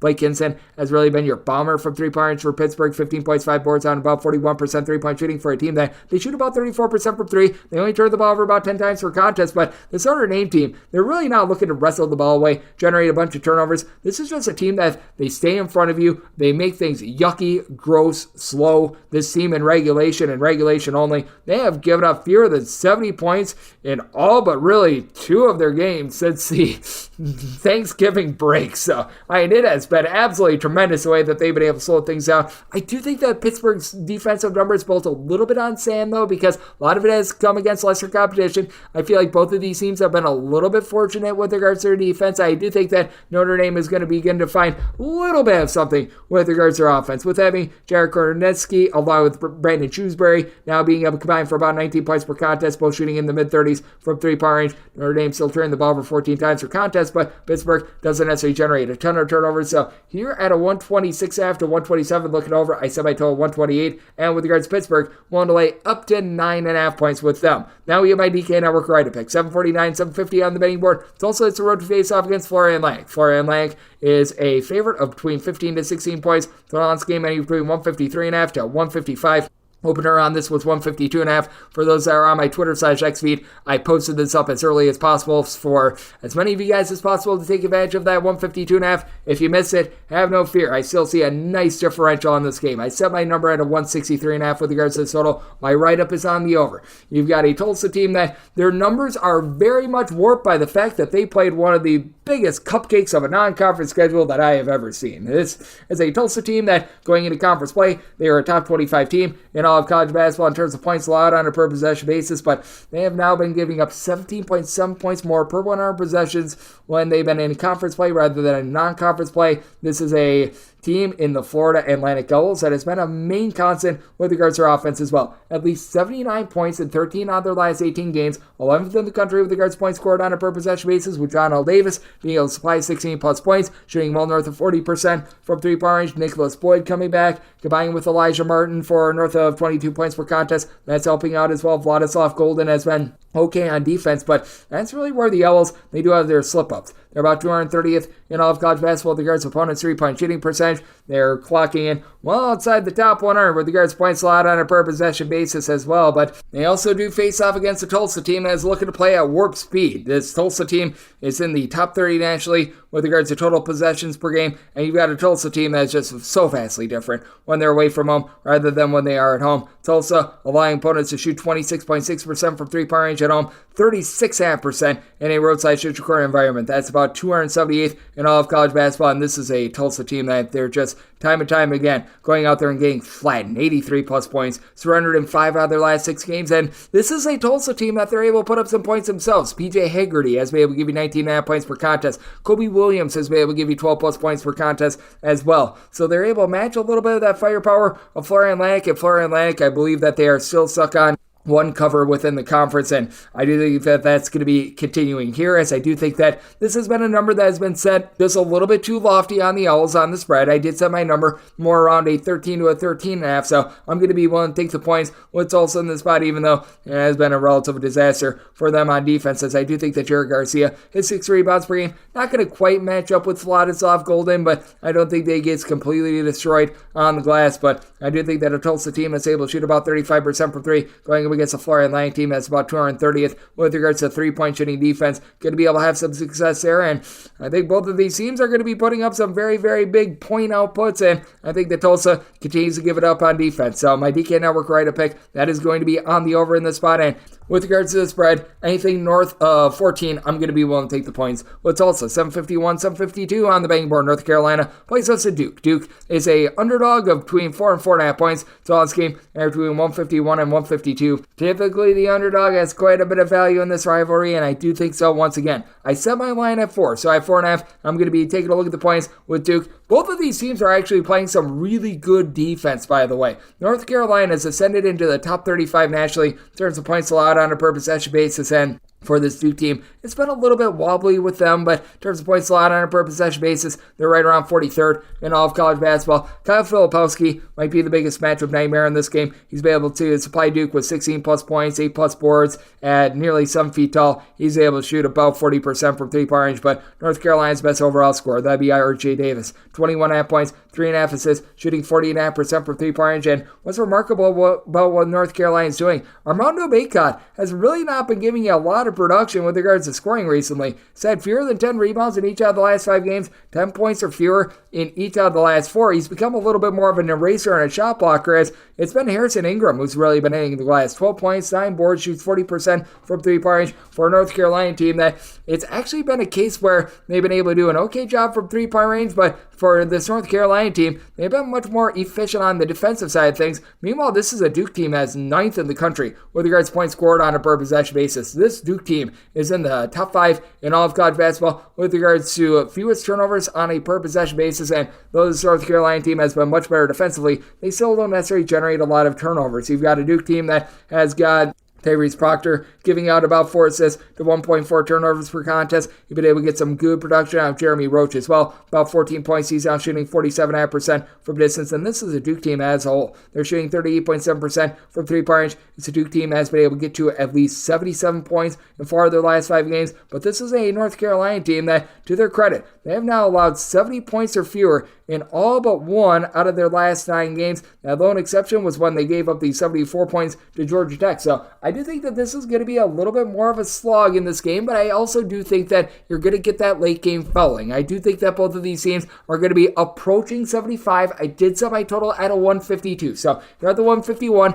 I'm going to be looking at the over. Both of these teams playing good defense, but both of these teams really executing on offense. So looking at the over, and with Duke at 4.5 or more, I'm going to be willing to take a look at the points. 753, 754 on the betting board. Stony Brook plays us in Northeastern. Northeastern is an underdog between 3.5 and 4 points. Your total on this game is 140.5, and with Northeastern, I did set them as a 2.5 point underdog. So I'm going to be willing to take the points with Northeastern. I do think that Stony Brook has been able to do a relatively solid job of being able to rise up with their 3-point shooting and has been just really efficient with the ball in general. This team is now only turned the ball over about 10.5 times per contest. You've been able to have Aaron Clark come in from Sacred Heart after he was banged up last season. He's done a nice job being able to give out about 3 assists, a double-figure amount of points per game. And Keenan Fitzmaurice, the 7-footer that's able to pop some threes for Stony Brook while giving you about 9 points, 5 boards per contest, is going to be a tough matchup for Northeastern, a Northeastern team that they are well outside the top 275 with regards to points allowed on a per possession basis, outside the top 300 with regards to opponent's 3-point shooting percentage. But you know who else is really giving out from 3-point range?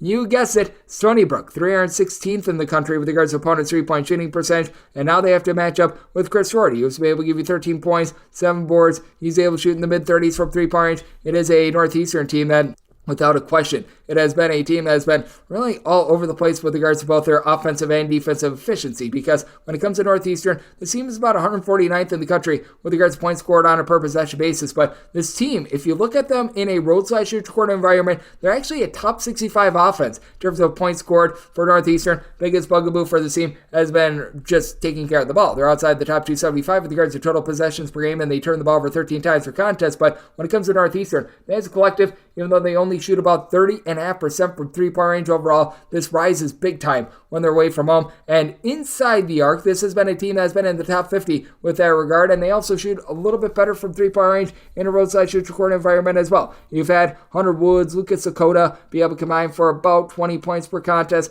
This team by committee has been able to do a solid job of being able to hit the glass, as well as it's a Northeastern team that should be able to do a relatively solid job of playing even up on the glass. As for Stony Brook, they are outside the top 200 with regards to their rebound rate. Northeastern, by the way, is actually now in the top 50 with regards to rebound rate, despite the fact that you've got Doherty as the only guy in the roster that gives you north of 5.1 rebounds per game. I do think that the inside is really going to be where Northeastern is going to be able to hold in this game. Tyler Stevenson more, given the Stony Brook team 15 points per contest. That's pretty rock solid. And for this Northeastern team, certainly has been rough for them with regards to their defense. Last time they gave up fewer than 72 points in a game, you have to go all the way back to January 13th. So each of their last 5, they've given up 72 plus. Meanwhile, you've got a Stony Brook team that they themselves have been giving up quite a few points. points. They've given up at least 71 in 4 of their last 5 games. So I do think that you are going to be able to get a pair of low-tempo teams that are going to be able to give you a little bit of production. So this is a spot where I'm going to be taking a look at this line with Northeastern, and I'm going to be willing to take a look at the points. That said, I do think that Stony Brook is going to have a little bit of a tough time just being able to convert, especially on the inside. I think that there's going to be a lot of one-and-dones, and both of these teams are well outside the top 250 with regards to total possessions per game. So a circumstance where I'm going to be willing to take the points with Northeastern. Did set my total 138.5, so also looking at the under. 755, 756 on the betting board. Santa Clara plays those to San Diego. San Diego, a 12.5 to a 13-point underdog. Totals between 156.5 and 157 with San Diego. I did set them as an underdog of 14 points. I'm going to be willing to lay it. The Santa Clara team has been doing a very nice job of being able to crank up their offense a little bit more. It is a Santa Clara team that is playing a little bit more slowly than a season ago, but for Santa Clara, you got a pair of guys in the backcourt, and Carlos Marshall, along with Adama Ball, who have been able to combine for north of 27 points per contest. It's a Santa Clara team that, for the season, from 3-point range, they've been able to shoot 36.7% from 3, and ironically, they're only shooting about 33.5% from 3 at home. That balloons to about 39.5% in a roadside shoot court environment. They go up against the San Diego team that has been able to shoot about 35.5% from distance themselves, but I do think that with the way that San Diego has just really not been able to get after it defensively, that this should be a very nice output for Santa Clara, which is why I'm going to be willing to lay it. This is a Santa Clara team that has been able to do a better job with regards to their defense at home rather than their offense. As for Santa Clara, they're allowing opponents to shoot just 31.9% from 3-point range at home, going up against the San Diego team that they're about 173rd in all of college basketball with regards to opponents' 3-point shooting percentage. And other than Steven Jamerson for San Diego, who's able to give you about 7 rebounds per game, this team is just completely outgunned on the glass. Santa Clara is a top 75 team in all of college basketball with regards to the rebound rate. You've got Christoph Tilley, a true 7-footer who's able to do a nice job giving you about 5 boards per contest. Johnny O'Neal, who comes in from the Patriot League of American, he's been able to do a nice job being able to chip in there some 3-point shooting, about 5 or so rebounds per contest. And for San Diego, they're just 215th in all of college basketball with regards to their rebound rate. Meanwhile, for Santa Clara, this has also been a team that, even though they've been playing a little bit faster and they have been having that result in about 13 turnovers per contest, you've been able to get some ancillary pieces like a Tyree Bryan to be able to step up. He's been able to give this team nearly 9 points per contest. He's shooting 44% from 3-point range. Meanwhile, for San Diego, they've been looking a lot to Wayne McKinney to be able to headline this team, giving you about 14.5 points per contest. It's a San Diego team that overall, they're shooting about 34.5% from 3, but they do turn the ball over about 15 times per contest, and this is a San Diego team that is in less than tremendous form with regards to their defense. That's about as politely as I can say it, as they gave up at least 80 points in all but one of their games in the WCC thus far. Meanwhile, you've got a Santa Clara team that they themselves have been really going into inferno mode with regards to their offense. Sans that game against St. Mary's, where they had just knocked off Gonzaga, they were feeling themselves a little bit. They have gotten to at least 76 points now in 6 out of their last 7 games. So I do think that Santa Clara going to be able to put up there a relatively nice number, but I also do think that they're going to do an okay job of holding down the San Diego team that they sort of live and die by the 3. It's a San Diego team that's well outside the top 125 with regards to points scored on a per possession basis, and for the San Diego team, they themselves have been out below the 70-point plateau in 2 out of their last 4 games. So circumstance where I did set my total 154, I'm looking at the under. I was Santa Clara, want to lay up to 13.5 with them. 757, 758 on the betting board. Campbell has the road face-off against UNC Wilmington, and Wilmington does find themselves as a favorite of 14 to 14.5 points. Total on this game is 136.5 with Wilmington. I did set them as a favorite of 15.5 points, so I'm going to be willing to lay the number. It is a Campbell team that has been really looking to slow things down. They are in the bottom 50 with regards to total possessions per game, but once again, just because you play slow doesn't mean that you necessarily play the world's greatest defense, as Campbell is right now 195th in the country with regards to points allowed on a per possession basis. Interestingly, they're actually giving up about 1.7 points per 100 possessions fewer when they're in a roadside shoot-score environment rather than when they are at home. But this is a Wilmington team that is in the top 10 nationally with regards to fewest turnovers on a per possession basis. Now for Wilmington, they have taken a little bit of a free fall with regards to their defense. They're about 231st in the country with regards to points allowed on a per possession basis, but they've got the best scorer out there on the floor. That would be Tarzarian White. He stands right around about 6'7". He's been able to supply this team with about 20.5 points, 6.5 boards. It's a Wilmington team that, from 3-point range as a collective, they are shooting about 35.5% from the outside. And for Campbell, you've got Anthony De La Rosa, who's been able to do a solid job with about 16 plus points, 7 plus boards, and Lorteas Verturinas, hopefully I said that correctly. He's been able to give the team about 10.5 points, shoots in the mid-30s from three-point range as well. For Campbell, to their credit, at home they allow opponents to shoot about 28.3% from three. That falls all the way to about 35.5% in a roadside shoot corner environment, with KJ Jenkins being able to give this Wilmington team right in the neighborhood about 11 points, shooting it well from three-point range with this Wilmington team. Certainly being able to do a solid job on the glass as well against a Campbell team that they just don't have a lot down low. And they lost Jay Powell in the transfer portal. They lost a lot of their size, as they're currently 276th in all of college basketball with regards to rebound rate. It's a UNC Wilmington team that's more around 217th, but Amari Kelly being on the full, even though that has hurt them a little bit, they've been able to get quite a bit of production out of someone like a Nick Farrar, is able to give you about 45.5% three-point shooting, few rebounds per game. You've had Shaquem Phillips be able to shoot about 36% from the outside. He's been able to supply the team with about 14 points per contest, and with White doing a nice job of being able to hit the glass, everyone else being able to do a nice job of being able to do so by committee. I do think that they're going to be able to lay it on a Campbell team that has been very much a little bit better with regards to their offense. They've gotten to at least 67 points in pretty much all but two of their games out here in the Coastal Conference. But that said, now they have to go up against a UNC Wilmington team that they have scored 77 plus points in each of their last 5 games. They've been a flamethrower on offense, and I do think that for UNC Wilmington, they're just going to outclass Campbell in this spot. I did set Campbell as an underdog of 15.5 points. I'm going to be willing to lay the number. I set my total 139.5. With UNC Wilmington, the defense has really fallen off, but this has been one of the most efficient mid-major offenses in all of college basketball. So looking at the over and willing to lay with Wilmington, 759, 760 on the betting board. Portland State plays us to Sacramento State. Sac State is an underdog of 5.5 points. Total on this game is 136, so 137.5. With Sacramento State, I did set them as an underdog of 5 points. This was an opener of 7, but even here at the 5.5, so a little bit of value on Sacramento State. I'm going to be willing to take those points. It is a Sacramento State team that is very much priding themselves on being able to hit the glass. This team is in the top 75 nationally with regards to rebound rate, even with a Colin Wayne not only giving you about 3.5 or so rebounds per game. This team has been able to do a solid job of being able to hit those boards. Meanwhile, we've got a Portland State team that all of a sudden has become one of those whole is greater than some of its parts sort of teams. Last year, they had Cam Parker doing a nice job of being the floor general and Mr. Do-It-All. This year, they've got nobody that's scoring north of 11 points per contest, nobody that's given out north of 3 assists per game, but just a really good, cohesive unit in general. KJ Allen has really been your main scorer, being able to supply the team now with about 11.5 points per contest. He's risen up a little bit with that regard. Meanwhile, you've been able to get someone in Ismail Habib, who's been able to give you about 2.9 assists, 7 points per contest for a Portland State team as a whole. They're only shooting about 33.5% from three-point range, but even though the defense still isn't necessarily stellar with this team, it's been a little bit better recently. In terms of points allowed on a per possession basis, they're clocking in about 178th in all of college basketball. They don't necessarily get too much of a bump when they're at home, though. They're only giving up about 4.5 points fewer per 100 possessions when they are at home rather than in a roadside shoot court environment. And then you take a look at what you're getting on the flip side with regards to the Sacramento State team. And this team, despite the fact that their rebound rate is so high, they have been giving up a lot of open looks from three-point range. As a result, the Sacramento State team, they are 317th in all of college basketball with regards to points allowed on a per possession basis, with the Sacramento State team allowing opponents to shoot 36% from three-point range. That is about 306th in all of college basketball. Meanwhile, for Portland State, this team has been allowing opponents to shoot 37.5% from three. That is 349th in all of college basketball. I do think that for Portland State, they should be able to get it done in this spot, but both of these teams are lacking from the perimeter, and with Sacramento State having a bit of advantage down low, I do think that that's going to keep them lively in this game, and I think that this game going to be close enough for late game fouling. I think that both of these teams hit plenty of outside shots. Semi-line at a 141 with regards to the total, looking at the over, and I'm going to be willing to take the points with Sacramento State. 761, 762 on the betting board. Cornell is on the road facing off against Harvard. This is a game with no numbers up because both of these teams played yesterday. That said, I did set Cornell as a 4.5 point favorite, and I'm going to be willing to take the over at a 160 or less, 161 or higher. Going to be taking a look at the under.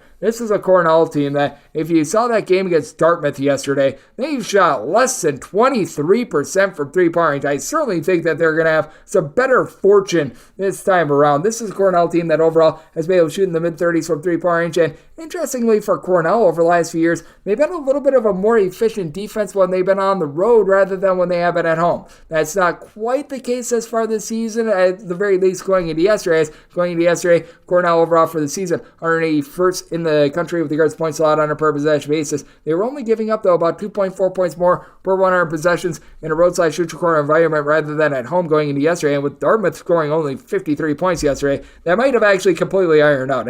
Cornell, they very nearly blew one of the biggest leads that you're going to find. They were up 19-0, so that was a little bit befuddling to say the least, but I certainly think that they're going to be able to pick it up a little bit more in this sort of ideal. You've got pretty much a depth of 9 different guys that give you at least 15 minutes per contest. You don't have anyone on the roster that gets you north of 12 points per game, but you do have a pair of guys in Guy Regland, Chris Mannion, who are both able to give you about 4.5 to 5 rebounds per game. It's a team that as a whole, they shoot north of 50% from the floor, and they're going to be going up against a bunch in Harvard that has been well outside the top 175 with regards to points allowed on a per possession basis, but now they're getting Malik Mack back to fold. Mack has been able to give you 18 points. He's been able to dole out 4+ assists per contest, shooting well from 3, and Justice Ajabar has been able to give you about 8 rebounds per game, and then on top of that, you've been able to have Chisholm Okpara come in, give you about a block and a half per contest, 16+ points per game. It is a Harvard team that, with regards to points allowed on a per possession basis, are only giving up about 3.5 points fewer per 100 possessions at home rather than in a roadside shoot corner environment. But that was also going into their game yesterday against Columbia, where neither team was able to get to 65 points in that game as well. You had a pair of just slogs for both of these teams. I do think that you're going to see an explosion with scoring, especially with Cornell being a top 40 team with regards to total possessions per game. So it's a circumstance where I'm going to be willing to lay up to 4 with Cornell, 5 or more taking the points with Harvard, and then 160 or less looking at the over, 161 or higher to the unders. 763, 764 on the betting board. It is UC San Diego on the road facing off against Long Beach State. Long Beach State, a home underdog of 1.5 to 2 points. Total on this game, it is 152.5 to 153.5, and with Long Beach State, I made them the 1.5 point favorite. I'm going to be taking a look at them outright on the money line. It's Traore squared, which is why I do like Long Beach State. You've got Abubakar Traore, who's able to give you 14+ points, 8+ boards, ships in there nearly 3.5 assists per contest. You know that with Long Beach State, you're going to be getting the lesser team from 3-point range, but this is a team that they do a nice job of being able to knife the ball inside, and I do think that they're going to be able to do a solid job on the glass in this spot. It is a UC San Diego team that doesn't have a single guy that really gives you north of 5.5 to 6 rebounds per game. Emmanuel Shaminga, the 7-footer from UC Irvine, has been able to do a relatively solid job, but this is a San Diego team that by committee, they're about 200th in the country with regards to rebound rate. Meanwhile, this is a Long Beach State team with Lucina Traore being able to give you about 10 points, 10 boards per contest. That should allow them to be able to dominate this game. They're more around 170th in the country with regards to rebound rate. They do a solid job of being able to guard the inside, and this is a Long Beach State team that they're pretty average with regards to their 3-point shooting defense. They're not great, they're not terrible. They have to match up with the Bryce Pope, who's been able to shoot about 36% from 3-point range, 18+ points per contest. It's a Long Beach State team that they allow opponents to shoot at home just 27.5% from 3-point range. That balloons all the way up to 37.5% in a roadside shoot corner environment. And then Tyler McGee on the flip side for UC San Diego. He was out to begin the season. He's able to give the team 12+ points per contest, but has been very much a feast or famine scorer. He either gives you like 20 or he gives you 5. Not a lot of in between there. And for San Diego, they do rank about 222nd in the country with regards to opponent's 3-point shooting percentage, with Marcus Chiones being able to give you about 17.5 points per contest. Has been banged up and he's always inconsistent with his 3-point shooting, but he's able to give you some good solid offense. And then you got Jaden Jones, who's been able to shoot more in the neighborhood of about 35.5% from 3. He's done a good job giving out 3+ assists for the last 5 games. I do think the Long Beach State going to be able to get it done against a San Diego team that, to their credit, they've won 4 straight games. They've given up 65 points or fewer in every one of them, but this is a Long Beach State team that has an uncanny ability of being able to just crank up the tempo. Well, they themselves have actually been much better on defense recently. 72 points or fewer surrender in regulation in each of their last 4 games, but I do think that you see a little bit more of an up-tempo game. I did set my total at a 155.5. I'm going to be taking a look at the over. I like Long Beach State outright on the money line. 765, 766 on the betting board. Yale is going to be playing against Penn. The Quakers of Penn and Yale are off the board because both of these teams played yesterday, but that said, I say Yale's a 10.5 point favorite with a total of 140.5. So 10 or less willing to lay with Yale, 11 or more take the points with Penn, and then 140 or less looking at the over, 141 or higher to the under. It's a Yale team then. He's only turned the ball over about 10 times per contest. Got a good win against a quality Princeton team. I have to wonder if that's going to be a little bit of a sort of hangover spot. And you've got a Penn team that was limited to just 61 points yesterday. And this is a Penn team that is a top 75 team in all of college basketball with regards to rebound rate. But this is also a Penn team that they're well outside the top 225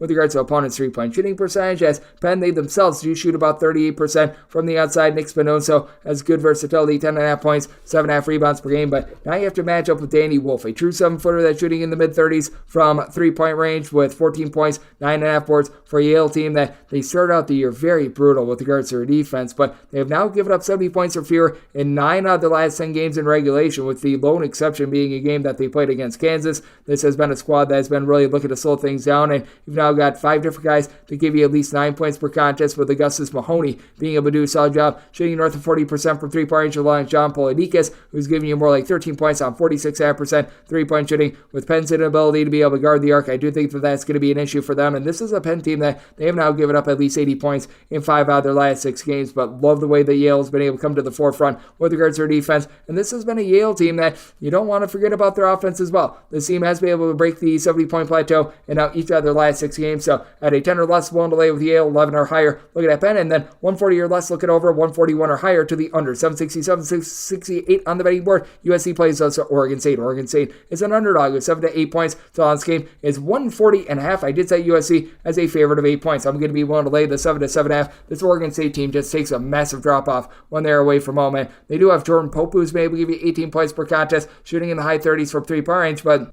you don't have a lot of size down low. This is a USC team that is still above average with regards to rebound rate, even though you don't really have anyone that gives you north of 5 rebounds per game. And getting Boogie Ellis back in the fold, someone that gives you north of 17 points per contest, shoots over 40% from 3, it's going to be doomsday for an Oregon State team that overall the defense isn't horrible in terms of points allowed on a per possession basis. They're 213th, but they are giving up nearly 22 points more per 100 possessions when they're away from home rather than when they are at home. Now, has this USC team quit? Probably. Bronny James, he's just not a guy that should be going into the NBA anytime soon, but that said, you've been able to have Kobe Johnson be able to give you about 11 points. He's the one guy that really hasn't quit for this team. He's been able to give you about 3.5 assists per contest, like what he's able to bring to the table for USC. They turn the ball for about 13.5 times per contest, but Oregon State doesn't really generate a lot of turnovers, and they themselves have been having a tough time taking care of the ball with about 13 turnovers per contest as well. This is an Oregon State team that has also been very inconsistent with their offense. This is a bunch that in their last 3 road games have scored 63 points or fewer in every one of them, going up against a USC team that's well outside the top 170 with regards to points allowed on a per possession basis. I just think that with Oregon State, unless if Dexter Akano, who's been able to give you 12 points per contest, goes into Inferno mode, might be a little bit rough for them. You've got a really bad offense in Oregon State on the road, a really bad defense in USC, but I do think that USC, despite the fact that the defense has been horrible, is able to rise up against an Oregon State team that just can't find the bottom of the bucket away from home. And Oregon State, in terms of possessions in regulation, outside the top 240 in all of college basketball, I think that they look to slow it down, so did so my total at a 136, diving in on the under of USC. Set them as a favorite of 8 points, so want to lay the 7 to 7.5 with them. 769, 770 on the betting board. Wake Forest plays us to Syracuse. Syracuse is an underdog of 8.5 to 9 points for the last game, 152.5. I did set my line at 8, so it's a circumstance where at the 9, I'm going to be willing to take the points with Syracuse. Syracuse is a top 100 team in all of college basketball with regards to opponents' three-point shooting percentage, and they've been able to generate some turnovers. This is a Syracuse team that has their liabilities with regards to their offense as well. You've got Judah Mintz, you've also got J.J. Sterling, who've been able to combine for about 31.5 points per contest, but the Syracuse team, they're only shooting about 32.5% from three-point range with a little bit over 12 turnovers per game, going up against a Wake Forest bunch that has been much better with regards to their defense when they've been at home rather than in a roadside-court environment. For Wake Forest, they overall for the season are 80th in the country in terms of points allowed on a per possession basis, but they're giving up 19.7 points more per 100 possessions when they leave home rather than when they are at home. And with regards to the Syracuse team, it is a team that sees quite a bit of drop-off with regards to their offense when they are away from home. Syracuse only about 240th in the country with regards to points scored on a per possession basis, scoring 13 points fewer per 100 possessions when they leave home, and they're outside the top 200 with regards to rebound rate, as you've got Malik Brown, Quentin Copeland being able to give you about 12 rebounds per game between the two of them. And for Wake Forest, the fear that you have with this team, they're a little bit top-heavy. They were able to get Damari Monsanto back in the fold. He's been back for about 3 games, but he's been in and out of the fold as well. He put up 6 points in the last game against Pittsburgh, so I don't think that you're going to be able to get a whole bunch out of him. You've got Hunter Salas, Kelvin Boopy Miller in the backcourt combining for about 34.5 points per contest, with Salas shooting about 38.5% from three-point range. And then I do like the fact that Efton Reed, Austin Carr have been able to combine for about 16 rebounds per game, with Carr being able to drive you to about 14 points per contest. And it is a Wake Forest team that overall they do shoot about 37.5% from three-point range. And this is a Wake Forest team that they themselves are much better with regards to their offense when they're at home rather than in a roadside shooting environment, shooting for about 13.2 points more per 100 possessions at home rather than when they are away from home. But Wake Forest, also a team that's right around about 166th in the country with regards to opponents' 3-point shooting percentage. Meanwhile, I do think that Syracuse and their 3-point shooting defense going to be able to keep them in there against a Wake Forest team that is looking to play a little bit more up-tempo. I did set my total at 154. I think that it's conceivable for this to be close enough for some late game fouling, and it is a Syracuse team that has been having some falters with their defense. They should give up some second and third chances to Wake Forest. So here at the 8.5 to 9, going to be taking a look at the points with Syracuse and looking at this total over 771, 772 on the betting board. It is Middle Tennessee that they're facing out against Western Kentucky. Western Kentucky does find themselves as 6-point favorites, seeing a 6.5 out there as well. Total on this game is between 144 and 145, and when it comes to this Middle Tennessee team, I did have to set them as a 9.5-point underdog. I'm going to be willing to lay with Western Kentucky. This isn't the world's worst Middle Tennessee defense, but the offense, they're outside the top 3 with regards to points scored on a per possession basis. They're not generating steals the way that they did last season as well. It's been Elias King who's had to do a little bit of everything for the team as he's been able to supply the team with double figures, and he's one of the lone guys that's able to hit a 3 for the team as Middle Tennessee overall. 28.6% from 3-point range. That is a bottom 40 mark in all of college basketball for Middle Tennessee as well. Despite the fact that they play at one of the slower paces in all of college basketball, they turn the ball over 14.7 times per game. If you look at Middle Tennessee with regards to their defense as well, that bad offense has been bogging them down as well. They're about 117th in the country with regards to points allowed on a per possession basis, giving up more than 12 points more per 100 possessions when they leave home, going up against a Western Kentucky team that has been one of your better teams at being able to guard, as this team is in the top 80 with regards to points allowed on a per possession basis.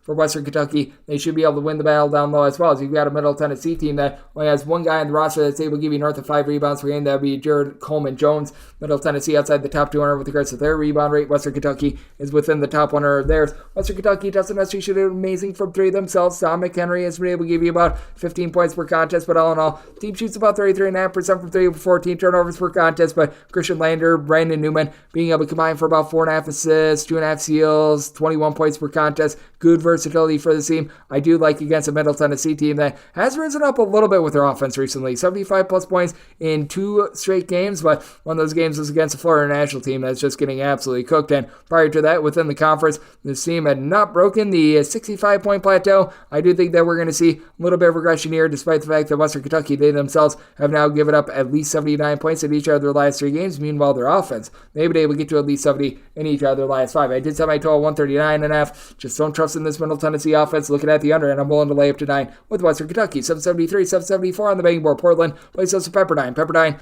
is a favorite of 1.5, and your total on this game, you're going to be getting it anywhere between 152.5 to 153, and with Pepperdine, it is set them as an underdog of 2 points. I'm going to be looking at Portland outright on the money line. It is a Pepperdine team that has one straight-up road win in their last 30 road games, so that has been not so terrific for this Pepperdine team. Now, the good news is they get Javon Porter back in the fold. That is the brother of Michael Porter, and he's been able to do a nice job offering some nice versatility in 11 games back, 14 points, 6 boards, shoots about 32% from 3-point range, but Pepperdine is in the bottom 50 with regards to total possessions per game, and their defense, they have been getting absolutely gassed. Now, Michael Ajay has been able to team up with Houston Mallett to be able to combine for about 32.5 points per contest. You've got Ajay shooting 48% from 3-point range. Mallett is able to shoot about 39% from the outside, but this is still a Pepperdine team that they just can't guard the arc to save their lives here. And 53rd in the country with regards to opponents' 3-point shooting percentage, which goes to 47.9% away from home, while Portland is about 325th with this regard. But Tyler Robertson is able to give you 15 points, 5 boards. He's able to throw in there right around about 4 assists per contest as well. This is a Pepperdine team that, if you look at their points scored on a per possession basis, it's not bad. They're 123rd in the country, but that falls by about 13.5 points in a roadside neutral court environment. Meanwhile, you've got a Portland team that they really don't see too much of a bump with regards to their offense at home, but in terms of their defense, they do give up about 15 points fewer per 100 possessions when they're at home. And you've got Yatu Yamanachi Williams, someone who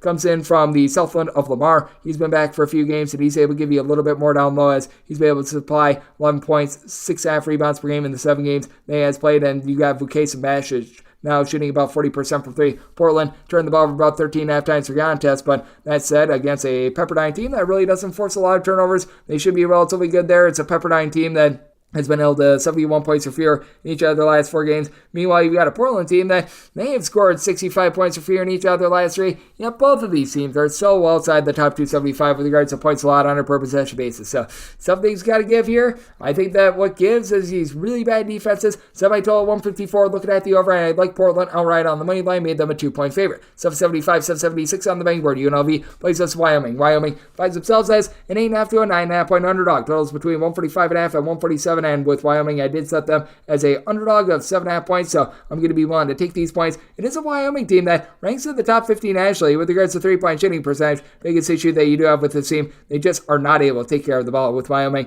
they've been turning the ball over north of 14 times per contest. If you look on a per possession basis, they're a bottom 30 team with regards to ball security, going up against the UNLV team that has only turned the ball over 10.5 times per contest. Big reason why the freshman point guard in Dedrin Thomas was able to give you about 12 points, 6.3 assists per contest, while shooting about 35% from 3-point range. Has been inconsistent for UNLV when they have been at home, but this has been a team that has been able to do a relatively solid job of being able to get the Boone brothers going. Both of these guys giving you north of 5 rebounds per game, though, for UNLV. They're also well outside the top 225 with regards to rebound rate, and they've been one of the most inconsistent teams in all of college basketball. They knock off Creighton by double figures at home, and they lose to Air Force by 32 points at home, so that has been interesting, to say the least. This is a Wyoming team that, with regards to their rebound rate, they're about 155th in the country, so they're honestly not doing too bad of a job there. You've got Luis Rodriguez on the flip side for UNLV, giving you about 2 steals, 7 boards, 12 points per contest for a UNLV team that they're okay at generating turnovers. They're not great at generating turnovers. And then for Wyoming, you've got a pair of guys, a Coolcott, Sam Griffin, combined shoot about 42.5% from 3-point range. They've been able to combine for about 33.5 points per contest. And very interesting split with Wyoming being at elevation. They're actually giving up fewer points per possession when they leave home rather than when they are at home. Well, that's ironed out a little bit, but they're only giving up about 0.8 points more per 100 possessions away from home rather than when they are at home. Now, they're 299th in the country in terms of points allowed on a per possession basis, but still, this has been a bunch that has been able to do a little bit of a better job when they've hit the road. UNLV giving up more points per possession at home rather than on the road, so I do think that you get both of these teams. Did a few shots, no, both of these teams outside the top 250 with regards to total possessions per game. It is a Wyoming team that I think is going to start to cool down from 3-point range, and this is a UNLV team that they have now given up fewer than 70 points in 3 out of their last 5 games, so I did set my total 143.5 diving under, and at 8 or more taking the points with Wyoming. 777, 778 on the betting board. Montana State plays us to Idaho. Idaho does find themselves as an 8.5 to a 9-point underdog with your total between 142 to 142.5. With Idaho, I did set them as an underdog of 8 points, so I'm going to be willing to take the 8.5/9. It is a Montana State team that is about 240th in the country with regards to points allowed on a per possession basis, while Idaho closer to about 300th. This is an Idaho team that they play relatively slow, they play relatively under control, and they've got Quinn Denker, who's able to give you about 12.5 points per game. It is an Idaho team that, while they protect the ball, they don't necessarily create a lot of shots. They're shooting about 33.5% from 3-point range, and this Idaho team is well outside the top 200 with regards to rebound rate. This is Montana team that has their struggles with regards to rebounding, but they do have Robert Ford doing it all. Robert Ford, at only about 6 feet tall, 3 rebounds, 15.5 points, 3 assists, 3 steals on 43% 3-point shooting. Now, they don't have a lot around them, as you've got Brandon Goraki, who's able to give you 15 points, 4.5 rebounds per game. Nobody outside these two guys give you north of 3.6 rebounds per game. It's Montana State team that turns the ball over about 12 times per contest, but we have seen this Idaho team be much more respectable recently. They have been able to hold in there, losing by single digits in now 3 out of their last 5 games, as they're currently riding a relatively atrocious 8-game losing streak. That said, this is a Montana team that it's not like they're doing anything amazing with regards to their defense. They have given up 70-plus points in 3 out of their last 5 games. You got an Idaho team that has been able to get a little bit more facilitation, as well as you got Eddie Turner on the flip side for this Montana State team, giving you about 3.5 assists per contest, but I do like the fact that you've had D'Angelo Minnis, when he's been out there, being able to give you 36.5% for 3-point shooting, 9.5 points per contest. I do think that that'll keep Idaho in this game. It is a spot where I did set my total at a 142. Here at the 142.5, I'm going to be taking a look at the under. I just don't think you get enough possessions to go over, and for Montana, can I make them an 8-point favorite? So taking the points with Idaho and going with the under. 779, 780 on the betting board. Louisiana plays us to South Alabama. South Alabama is an underdog of 8.5 to 9.5 points. So this game between 152 and 152.5. I set Louisiana as a 9.5 point favorite, so here at the 8.5 to 9, going to be one to lay the number. It's a Louisiana team that is in the top 25 nationally with regards to opponents' 3-point shooting percentage. The big thing for them being able to win the battle on the glass, but this South Alabama team has been absolutely awful with regards to rebounding. In terms of rebound rate, they are 323rd in all of college basketball, so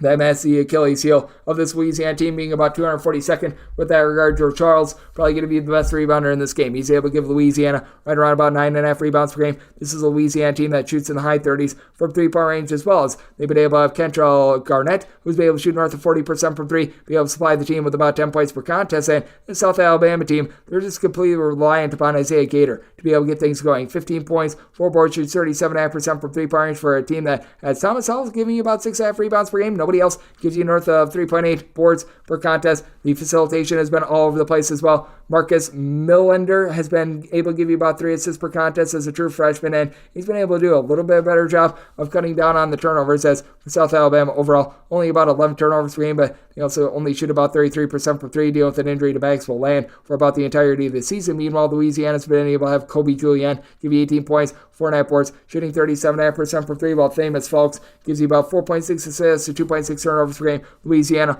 only turned the ball about 12 times per contest, has been relatively solid. Now, while Louisiana does a really good job of being able to guard the arc, they are giving it up a little bit more from the inside. They're well outside the top 200 with regards to opponents' two-point shooting percentage, but this is also a South Alabama team that's well outside the top 200 with regards to opponents' three-point shooting percentage as well. And I do think that for Louisiana, even though they've got their issues on the interior, they should be able to get it done against a South Alabama team that does not do a good job on the glass. So I'm going to be willing to lay up to 9 Louisiana, set my total at a 153.5. So looking at Louisiana and looking at this 152 over. 781, 782 on the betting board. Oral Roberts plays host to Denver. Denver finds themselves as an underdog of 4 to 4.5 points. Draw this game is anywhere between 159 and 161.5. This is a total that's dropping as I do this, and I set my total at a 160.5. So with these totals dropping, I'm going to be taking a look at the over. You've got Tommy Bruner, top scorer in all of college basketball, being able to supply the team with about 25.5 points per contest. And for Denver, they're in the top 35 nationally with regards to points scored on a per possession basis. This team is shooting in the high 30s from three-point range, and they also have a top 10 mark in all of college basketball with regards to fewest turnovers on a per possession basis. And Denver is also outside the top 275 with regards to points allowed on a per possession basis, and they're 352nd with regards to opponents' three-point shooting percentage. I did set Oral Roberts as a favorite of 4.5 points, so here at the 4, I'm going to be willing to lay it. It is an Oral Roberts team that they themselves, in terms of rebound rate, a bottom 30 team in all of college basketball. This is also an Oral Roberts team, though, that has Isaac McBride being able to give you 20-plus points per contest. And for Oral Roberts, they are about 265th in the country with regards to opponents' three-point shooting percentage, but I do think that they're going to be able to do a solid job being able to get some offense going in a game where both of these teams are not necessarily super-duper up-tempo. Denver is willing to play with a little bit of pace. You got an Oral Roberts team that is now outside the top 200 with regards to total possessions per game. That said, you've been able to have quite a few guys like a Jalen Bedford be able to chip in there, be able to give you about 6.5 rebounds per game along Kareem Thompson. Thompson has been able to give you a double-figure amount of points per game, but it is a circumstance where I do think that for Denver, they're going to be just a little bit outgunned in this game, even with Tukita Nemo being able to give you about 15 points, 4 boards. You've been able to have Jackson Brenchley be able to chip in there a few assists per game as well, but with Denver, you don't necessarily have a lot of depth, and you certainly don't have any defense with them whatsoever. So total that I set at a 160.5, at a 160 or less, looking at the over, and 1 to lay up to 4 with Oral Roberts. 783, 784 on the betting, where Weber State hits road face off against Northern Colorado. Northern Colorado, a 2.5 to a 3-point favorite. Your total on this game between 149 and 150, and for Northern Colorado, I made them the 2-point underdog. Looking at Weber State, for Northern Colorado, they're going to have a guy that is going to be actually matched in this game, where typically they've got the best player out there on the floor. That'd be St. Thomas, and St. Thomas has been absolutely incredible for this team. He's been able to supply the team with 8+ rebounds, 20 points, nearly 3.5 assists per game, and now he's been able to get a little bit more facilitation out of Jaron Riley, who's come in and has been tremendous for this team down the stretch, giving you about 5.5 assists per contest, shooting 37.5% from three-point range, 3+ assists in each of the team's last 5 games. But Dylan Jones is able to match at 5 assists, 10 boards, 19.5 points for a Weber State team that does rank in the top 140 with regards to points allowed on a per possession basis, whereas Northern Colorado, they're outside the top 300 with regards to opponents' three-point shooting percentage. This is a Weber State team that shoots about 34.5% from 3 with Blake Threat, along with Steven Verplanken, combined shoot about 37.5% from 3, combined about 23.5 points between these two guys. Threat has been able to give you 2.5 assists per contest. It is a Weber State team that is also more of a top 175 team with regards to their rebound rate, and this is a Northern Colorado team that they've got Riley Abercrombie, no relation of Fitch. He's been able to give the team right around about 8 points at 6'9". He's able to pop it from 3-point range, but really doesn't give you a lot with regards to rebounding. And if you look at the Northern Colorado rebound rate, that's currently clocking in right around 200th in all of college basketball. And for this Weber State team, they've been able to do a solid job of being able to travel with regards to their defense. In terms of points allowed on a per possession basis, this team is officially clocking in more around 166, but I do think that they're going to be able to do a solid job holding up in this spot, only giving up about 4.5 points more per 100 possessions in a roadside-neutral court environment rather than when they are at home. This is a Weber State team as well. It's playing at one of the slowest paces in all of college basketball, going up against a Northern Colorado team that certainly has been giving up their points recently. They have given up now at least 75 points in all but 2 of their games since the beginning of the month of January, and for that matter, they have given up at least 75 points in all but 2 out of their last 13 games. So I do think that Weber State going to be able to get theirs, but Weber State, I do think, controls the game, and that allows them to be able to win it outright. I like Weber State on the money line, set them as a 2-point favorite, set my total 146. I think Weber State slows this game down, so looking under and looking at Weber State on the money line, 785, 786 on the main board. Cal Baptist plays us to Seattle. Seattle, an underdog of 2.5 points, totals between 133.5 and 134.5. I did set Seattle as a 1.5 point underdog. So here at the 2.5, I'm going to be willing to take those points. It's a Seattle team that has been in the top 50 nationally with regards to points allowed on a per possession basis. And this is a Seattle team that is just much more complete than they have been in past years. Last year, they had Cam Tyson being a tremendous do-it-all scorer, was able to give you 20 points, but he had to pretty much just hit the boards. He had to do a lot of facilitation. Now there's guys to be able to take the load off of him. Brendan Chatfield, Kobe Williamson have been able to combine for about 20 points, 12 boards. And when it comes to the three-point shooting of this team, you've got now John Christofelius, who comes over from Creighton. He was out of the fold to begin the season due to being a transfer, but is able to shoot about 36.5% from 3, 13.5 points per contest for him. A Seattle team that they play a little bit more up-tempo going up against Cal Baptist team that is outside the top 250 with regards to total possessions per game, and where Cal Baptist is really going to want to control this game is down low. You've got Ivan Odriogo along with Hunter Goodrick, who've been able to combine for about 18 rebounds per game. Odriogo has been able to give you about 10.5 points per contest with nearly a block per contest, but this is a Cal Baptist team that they only shoot about 32.5% from 3 and 67.5% at the free throw line. It is a Cal Baptist team that, with regards to rebound rate, they are currently clocking in right around about 40th in all of college basketball. And these two teams played previously. Neither team got to 60 points in the game. Seattle has been able to emerge a little bit more with their offense recently, and they've been giving it up a little bit more defensively. As for Seattle, they've been able to exceed the 75-point plateau in now 6 out of their last 7 games ever since that game where it was Seattle winning at home by a count of 48-46. Just took college basketball back to the dark ages. Both of these teams had a relatively rough go of it, but Cal Baptist had a little bit of a tougher time holding onto the ball. You've got Dominique Daniels for Cal Baptist. He overall for the season has been able to give you 19 points per contest, but other than Blondo Chiquenio, who's able to give you about 10 points per contest, not a lot of other options. Brantley Stevenson is able to shoot about 40% from 3. He gives you about 9.5 points per contest, but he can be very hit or miss. So as a result, I do think that it's going to result in another low-scoring slog. This has been a Cal Baptist team that has been the opposite of Seattle recently. With regards to Cal Baptist, this team, they have now given up 63 points or fewer in 3 of their last 5 games. So I will say they've been able to get to at least 68 points in 4 of their last 5 games, but it just feels like these two teams match up very well with one another, and with Seattle being able to generate more turnovers, I do think that they hold in this game. Set my line at a 1.5, so here at the 2+, going to be taking the points with Seattle. Set my total 133.5, so also looking at the under.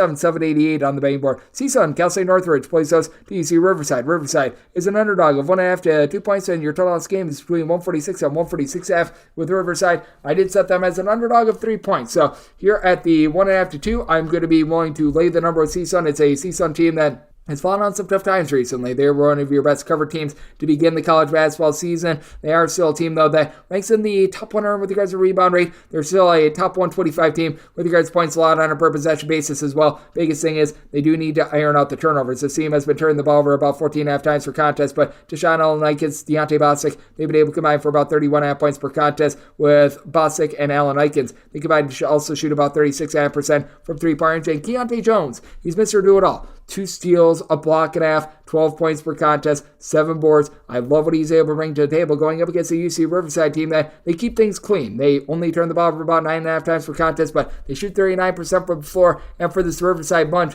you don't have a single guy that gives you north of 4.6 rebounds per game. Kyle Owens is that man that does give you the aforementioned 4.6 rebounds per game. So this is a CSUN team that has a big size advantage down low. Despite that, the last time these two teams played, UC Riverside was able to punk CSUN by a count of 82-63. If you look back at that game, it was a case where UC Riverside went 17 out of 32 from three-point range, and Isaiah Moses was feeling like Moses. He went 8 of 11 from three-point range overall for the season, shoots about 36.5% from distance with 13 points, 4.5 assists per contest. I do think that things are going to iron out quite a bit more in this ordeal. It is a Riverside team that has been able to get a little bit more recently as well out of Vladimir Salle, who's been able to give you only about 2.5 rebounds per game thus far this season. But in that game against CSUN, I actually had a nice double-double. Simpson has done absolutely nothing, and I do think that for CSUN, they're going to be able to do a better job of being able to control the glass, and I do think that this is going to be a game that in which Riverside, a team that's outside the top 250, slows down a little bit in terms of total possessions per game. Last time these two teams played, about 145 points were on the board, set my total at a 143. So here at the 146, looking at the under, and I'm willing to lay the number of CSUN. 789, 790 on the betting board. It is Iowa State on the road facing off against Baylor. Baylor is a 3 to a 4.5 point favorite. Total on this game between 142 to 143. I did set my total at a 140. I'm going to be taking a look at the under. Iowa State, top 5 team in all of college basketball. The guards points a lot on a per possession basis, and this is a Baylor team that they're just a significantly different defense when they're at home rather than in a roadside shoot record environment, which is why I did make them the favorite, but can only make them a 2-point favorite. I'm going to be taking a look at the points with Iowa State. When it comes to this Baylor bunch, in terms of points allowed on a per possession basis overall for the season, they're about 121st in the country, but they are allowing 17.8 points fewer per 100 possessions at home rather than in a roadside shoot corner environment. And for Iowa State, they do see quite a bit of drop-off with regards to their defense in terms of points allowed on a per possession basis. They're giving up darn near 28 points more per 100 possessions when they leave home, but this is still a bunch that does rank in the top 10 nationally with regards to turnovers forced on a per possession basis. And for Baylor, in conference, they've only been shooting darn near about 31% from three-point range. After out of conference, they were shooting north of 44% from the outside. I do think that we're going to see a rise with this. We've had Jacoby Walter, Ray J. Dennis, both shooting 36% from three with a combined 28 points. Dennis is able to give you 6.7 assists per contest, in Baylor still not getting loose with the ball, only about 11.5 turnovers per game. I do think that rises a little bit, though, against an Iowa State team that is Damon Lipsby, who might be the most complete player out there on the floor. 14 points, 5.5 assists, 5 boards, 3 steals on 37.5% three-point shooting for an Iowa State team that they are shooting about 35.5% from three-point range. Now, while the Iowa State defense certainly does take a little bit of a tumble when they are away from home, the Iowa State offense, it does a little bit as well. This is an Iowa State team that we always talk about the defense with this team, but in terms of points scored on a per possession basis, this is also a team that ranks in the top 75 nationally as well, so that has been rather impressive, but they're just not the same team with regards to being able to shoot it from three-point range when they are away from home, scoring about 17.1 points fewer per 100 possessions when they are away from home. But Milan Mimosilovic being able to shoot 41% from three is big. This is an Iowa State team that they are a relatively average team in all of college basketball with regards to three-point shooting percentage, defense, and Yves Messi should be able to help Baylor do a solid job on the glass, giving you about 6 boards per contest, but been very impressed by the way that Iowa State has been playing on the road. It's an Iowa State team that has given up 72 points or fewer in all but 4 of their games this far this season. Meanwhile, it's a Baylor team that in regulation, because he had that harebrained overtime game against CCU, they have given up 75 points or fewer in really all but 2 of their last 10 games at home. I do think that they're going to be able to hold up here. Did set my total at 140. Looking at the under, anything north of 2, taking the points with Iowa State. 791, 792 on the betting board. Louisville plays us to Florida State. Florida State is a favorite on the road of between 5 to 6 points. Total on this game is between 149.5 to 150. So Florida State is a 5.5 point road favorite. Personally, I would rather lay 5 rather than take 6. Right now, I'm mostly seeing 6 on the board. That was the opener on this game, so we shall wait and see, but hoping that we can get a few 5s to present themselves so that way I'm able to lay it with Florida State, because this is a Louisville team that, while they've been playing a little bit more respectably with regards to their overall game, they are still coached by a guy, Mr. Kenny Payne, that has not been really making the world's greatest adjustments. You've been able to get Trey White going a little bit more when he's been out there on the floor, as he's been able to give the team and then averaged about 12.5 points per contest, but he's been dealing with injuries over the last few games, was able to return for the last few games, so he should be good to go, especially after he had 29 points, 14 rebounds in the last game. And then you got Mikey James shooting 37.5% from 3 for a team that overall, they only shoot about 31% from the outside. Brandon only Hatfield has been able to give you about 8.5 rebounds per game, but this is a Florida State team that, despite the fact that they're not amazing on the glass, typically they're much better with regards to rebound rate. Currently, thus far this season, Florida State is about 248th in the country with regards to rebound rate. Not going to be exposed too much because other than Huntley Hatfield, this team is relatively rough on the glass. Louisville only about 172nd in the country with regards to their rebound rate. This is a Florida State team that just hasn't gotten a ton with regards to outside shooting out of Primo Spears. He's giving you 12 points, but he's only shooting about 32% from three-point range, but Jaden Watkins, Londarian Green Jr., these two guys have been able to headline the offense, giving you about 3.5 steals, chipping in there about 26 points per contest. And Green, Salle shooting about 39.5% from three-point range. And Florida State, the way that they have been operating on defense is that they do want to be able to force a lot of turnovers and a lot of steals. And they get to go up against a Louisville team that has been having a very difficult time being able to guard the arc. They're well outside the top 200 with regards to opponent's three-point shooting percentage. And with Louisville having a tough time being able to retain the ball, and Florida State being 29th in all of college basketball with regards to turnovers forced on a per possession basis, I do think that it leads to some prosperity for Florida State and being able to turn defense into offense. This is a total that I did set at a 149.5. Here at the 150, that would be my buy point on the under. Louisville very inconsistent with their offense. And for Florida State, one to lay up to 5 with them, 6 or more taking the points with Louisville. 793, 794 on the betting board. UMKC plays us to St. Thomas. St. Thomas just find themselves as a favorite on the road of 2 points. Out on this game is 134.5 with St. Thomas. I did set them as a favorite of 3 points, so I'm going to be willing to lay the number with St. Thomas.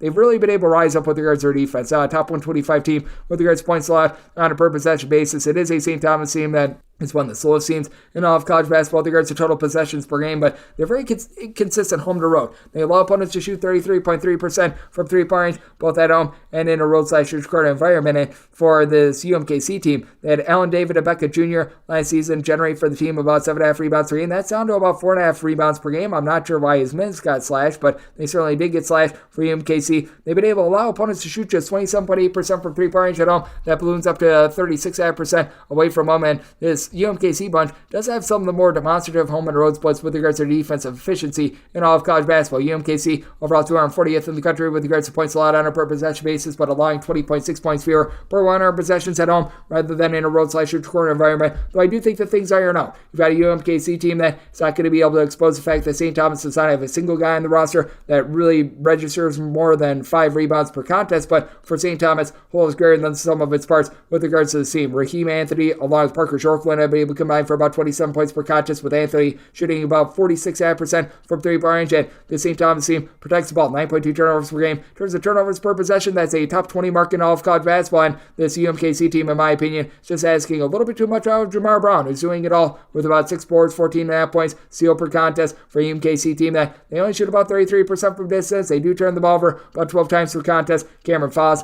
has now been able to give you about 43% three-point shooting with 11 points per contest. He's been able to rise up quite a bit, but with his team not really having anything to speak of down low, and still dealing with the Anderson Kopp injury, who was really their do-it-all player before going down with injury. I do think that St. Thomas, a team that in regulation has now given up fewer than 70 points in 3 of their last 4 games, going to be a hold-up against a UMKC team that has been significantly better with their defense at home rather than on the road. But with this Tommy team, set them as a 3-point favorite. I'm going to be willing to lay the number and set my total at 133, so also looking under 795, 796 on the betting board. Southern Utah plays us DT Rio Grande Valley. With Grand Valley, they find themselves as underdogs of 10.5 points. Draw this game is between 158 and 158.5 with Grand Valley. I did set them as an underdog of 7.5 points. So this is a spot where I'm going to be willing to take the 8+ here with UT Rio Grande Valley. They open up at 8.5. Now they're at 10.5 with UT Rio Grande Valley. They have to deal with quite a few injuries, which is probably a big reason why we are seeing the line movement on this game. And I did account for all of those that I could think of, because for UT Rio Grande Valley, the biggest injury that they've got with the team is the fact that Hakeem Abdul-Hakim has been out of the fold. He's been able to give you about 14 points, 3.5 assists, shooting 39.5% from three-point range. So Abdul-Hakim being out of the fold,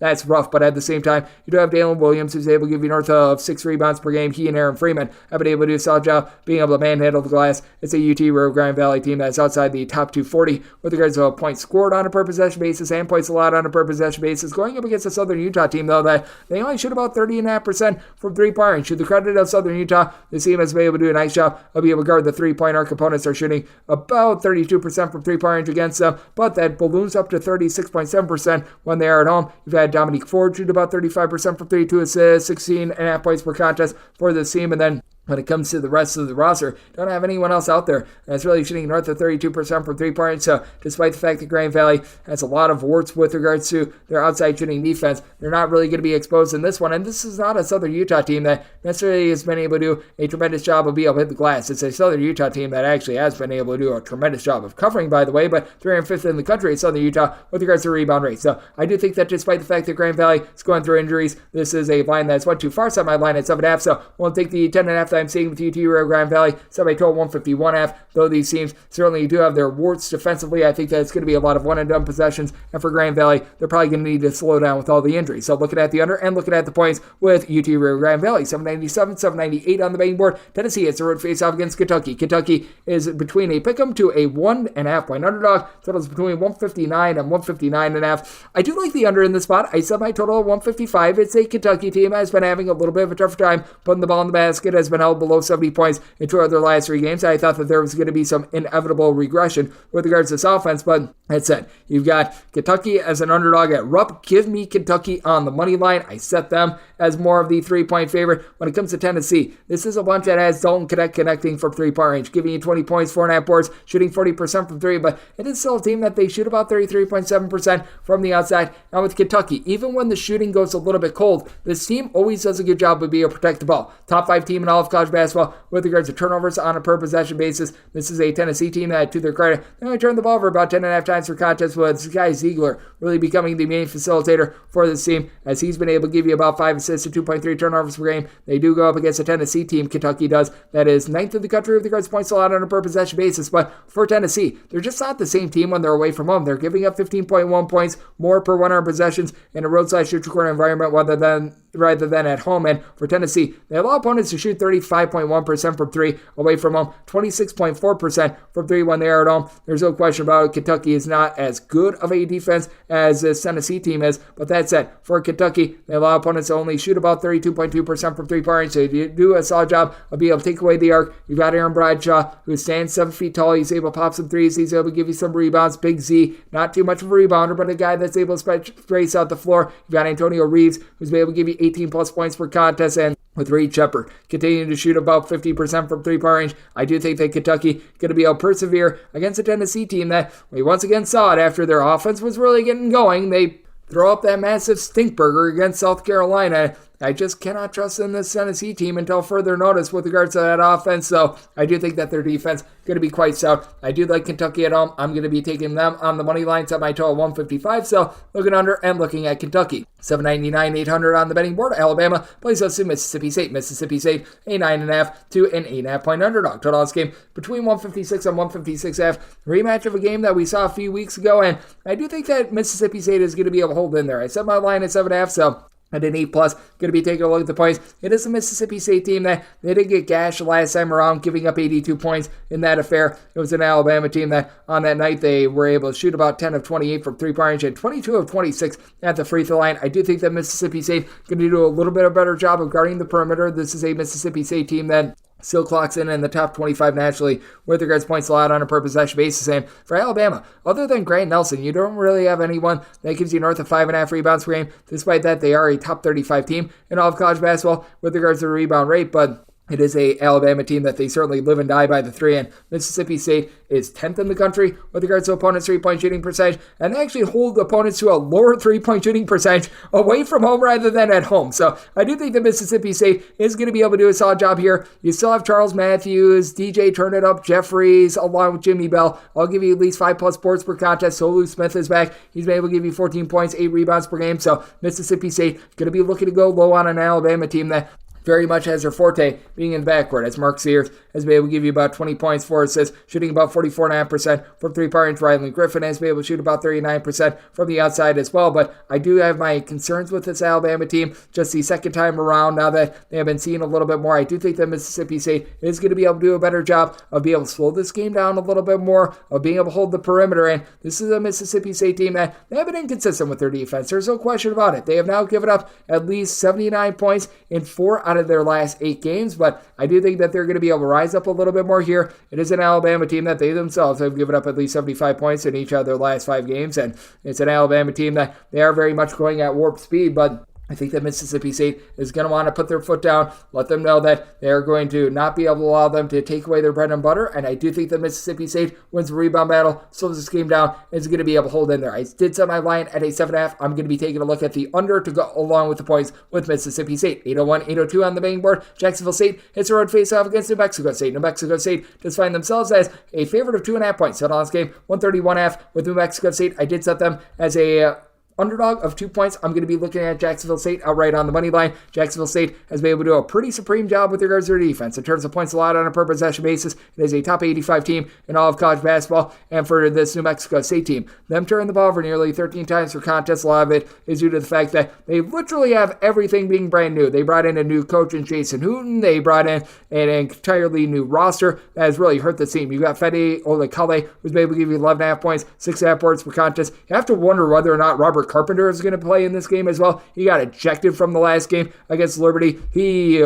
punched someone in the face, and I believe that it is announced that he is officially suspended. I thought that was certainly going to be the case. That's not good, to say the least, and that's our number 2 scorer, and that really does leave this New Mexico State team a little bit shorthanded. They don't have a lot on the glass as well, this New Mexico State team, outside the top 200 with regards to their rebound rate, and they go up against a team in Jacksonville State that it's not like they're necessarily beastly on the glass or anything like that, but they do have Kai Tandy, who's able to give you 18 points per contest. He's the best pure scorer that's going to be in this game. When it comes to Jacksonville State with regards to their rebound rate, they've got Marcellus Erlington, who's been able to give you about 4.5 rebounds per game. Juwan Purdue is able to chip in there about 5 boards per contest as well. So I do think that these guys are going to be able to do a relatively solid job on the glass. Jacksonville State, as a matter of fact, even though they don't necessarily have that supreme rebounder, they're about 50th in the country with regards to rebound rate. They're not a team that necessarily shoots the ball from 3-point range, but New Mexico State's top scorer, Jalen Jackson-Posey, dealing with a little bit of an injury. That's a nice break for a Jacksonville State team that, in regulation, because they've been playing a few games that have been going to overtime, they have been a team that has been held down with regards to their offense. 71 points or fewer scored in 4 of their last 5 games, but for this Mexico State team, they themselves have had their issues with regards to just being able to put points up on the board, 67 or fewer in regulation each of their last 3 games. I think that this turns into a slog. Set my total out of 130, so dive it under and looking at Jacksonville State on the money line. 803, 804 on the betting board. It's Eastern Washington on the road facing off against Montana. Montana is a favorite of 2 to 3 points. Total on this game between 150.5 and 151.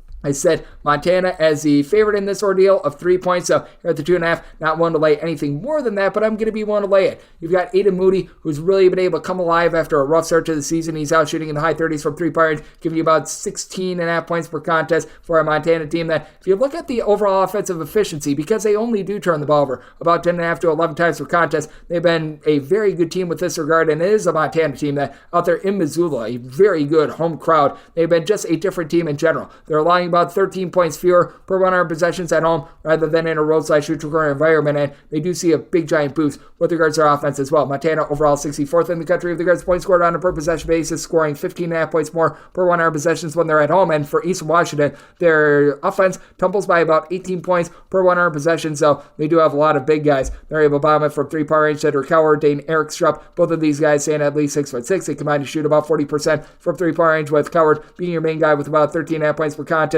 And then you've got Lawan Watts, who's been able to give you about 5.5 rebounds per game. They go up against a Montana team that as a Lalu, be able to give you about 7.5 rebounds per game. Deshaun Thomas chips in there also about 5.5 rebounds per game, but this is a Montana team that about 150th with regards to rebound rate. They don't give you a lot of second chance opportunities, while they themselves don't necessarily generate a lot of second chances. This is an Eastern Washington team that they certainly give up the arc. They're well outside the top 275 with regards to opponent's 3-point shooting percentage, but they're about 163rd as well with regards to their rebound rate. It's an Eastern Washington team that shoots 37+% from 3-point range, and they actually shoot it a little bit better in a roadside neutral corner environment rather than at home. They just can't knife the ball down low. It is an Eastern Washington team that has improved a little bit with their defense as well. 70 points or fewer surrendered in 3 of their last 4 games, but it's a Montana team that, despite the fact that they're well outside the top 200 with regards to their total possessions per game, this has been a team that has been able to get to at least 75 points in all but 2 out of their last 7 games. So it is a total that I did set at a 151. I feel like Eastern Washington, the fact that they were unable to get to 70 in their last game against Montana State was just a little bit of a blip on the radar. I do think that this was going to be close enough for Lake King Felling as well, so we'll at the over and we'll lay up to 2.5 with Montana. 805, 806 on the betting board. Liberty hits a road face-off against UTEP. UTEP finds themselves as an underdog at home of between 4 and 5 points, so on this game between 135.5 and 136.5.